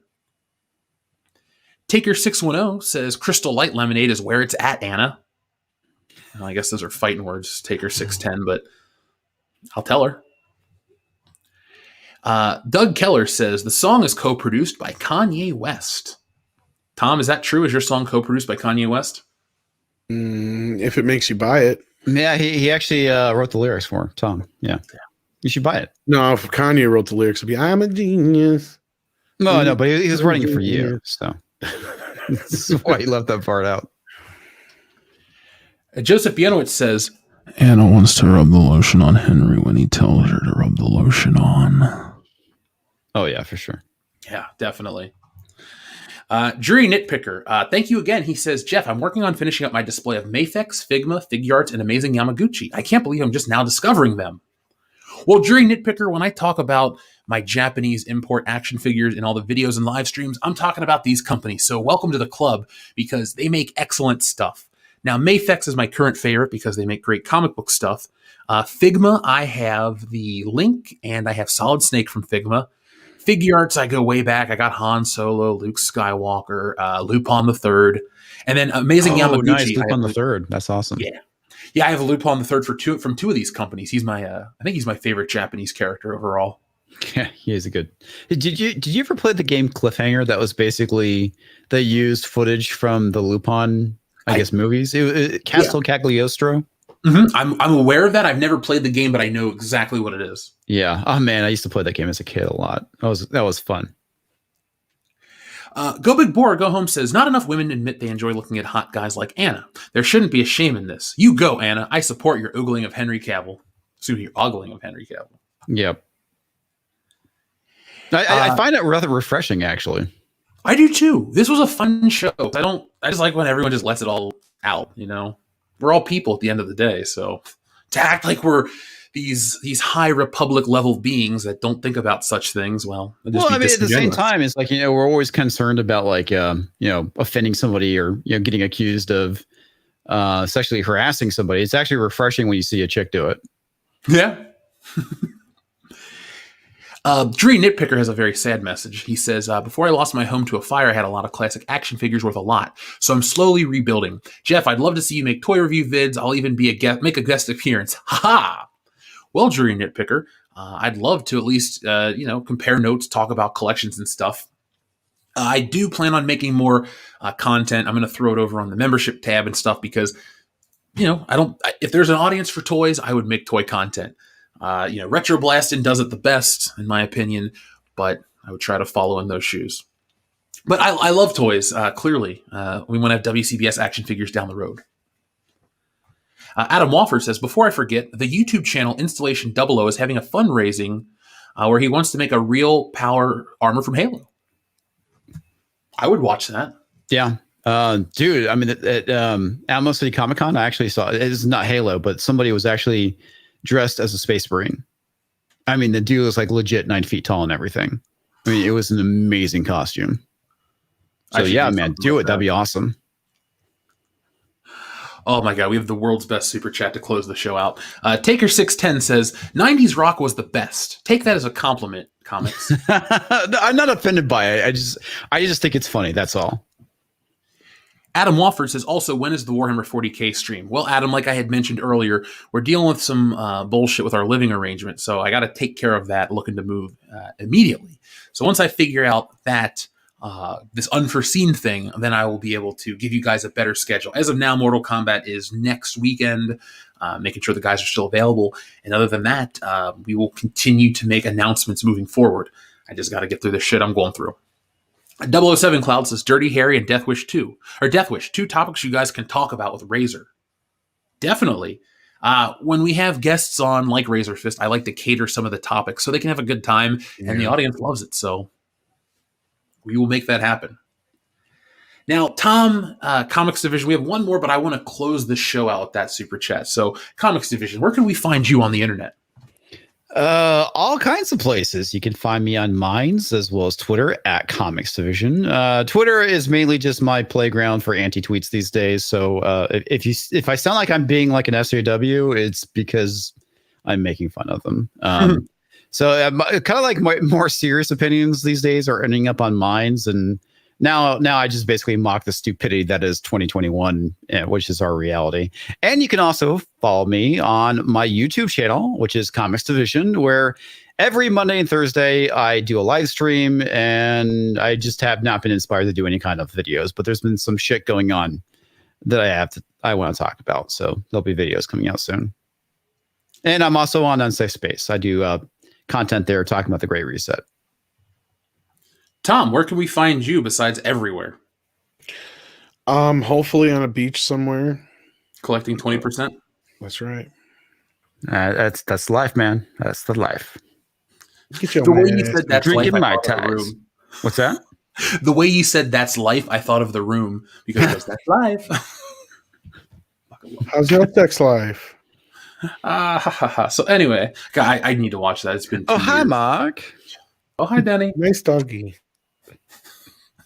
If everyone loved everybody, the world would be a better place. Oh, hi, Mark.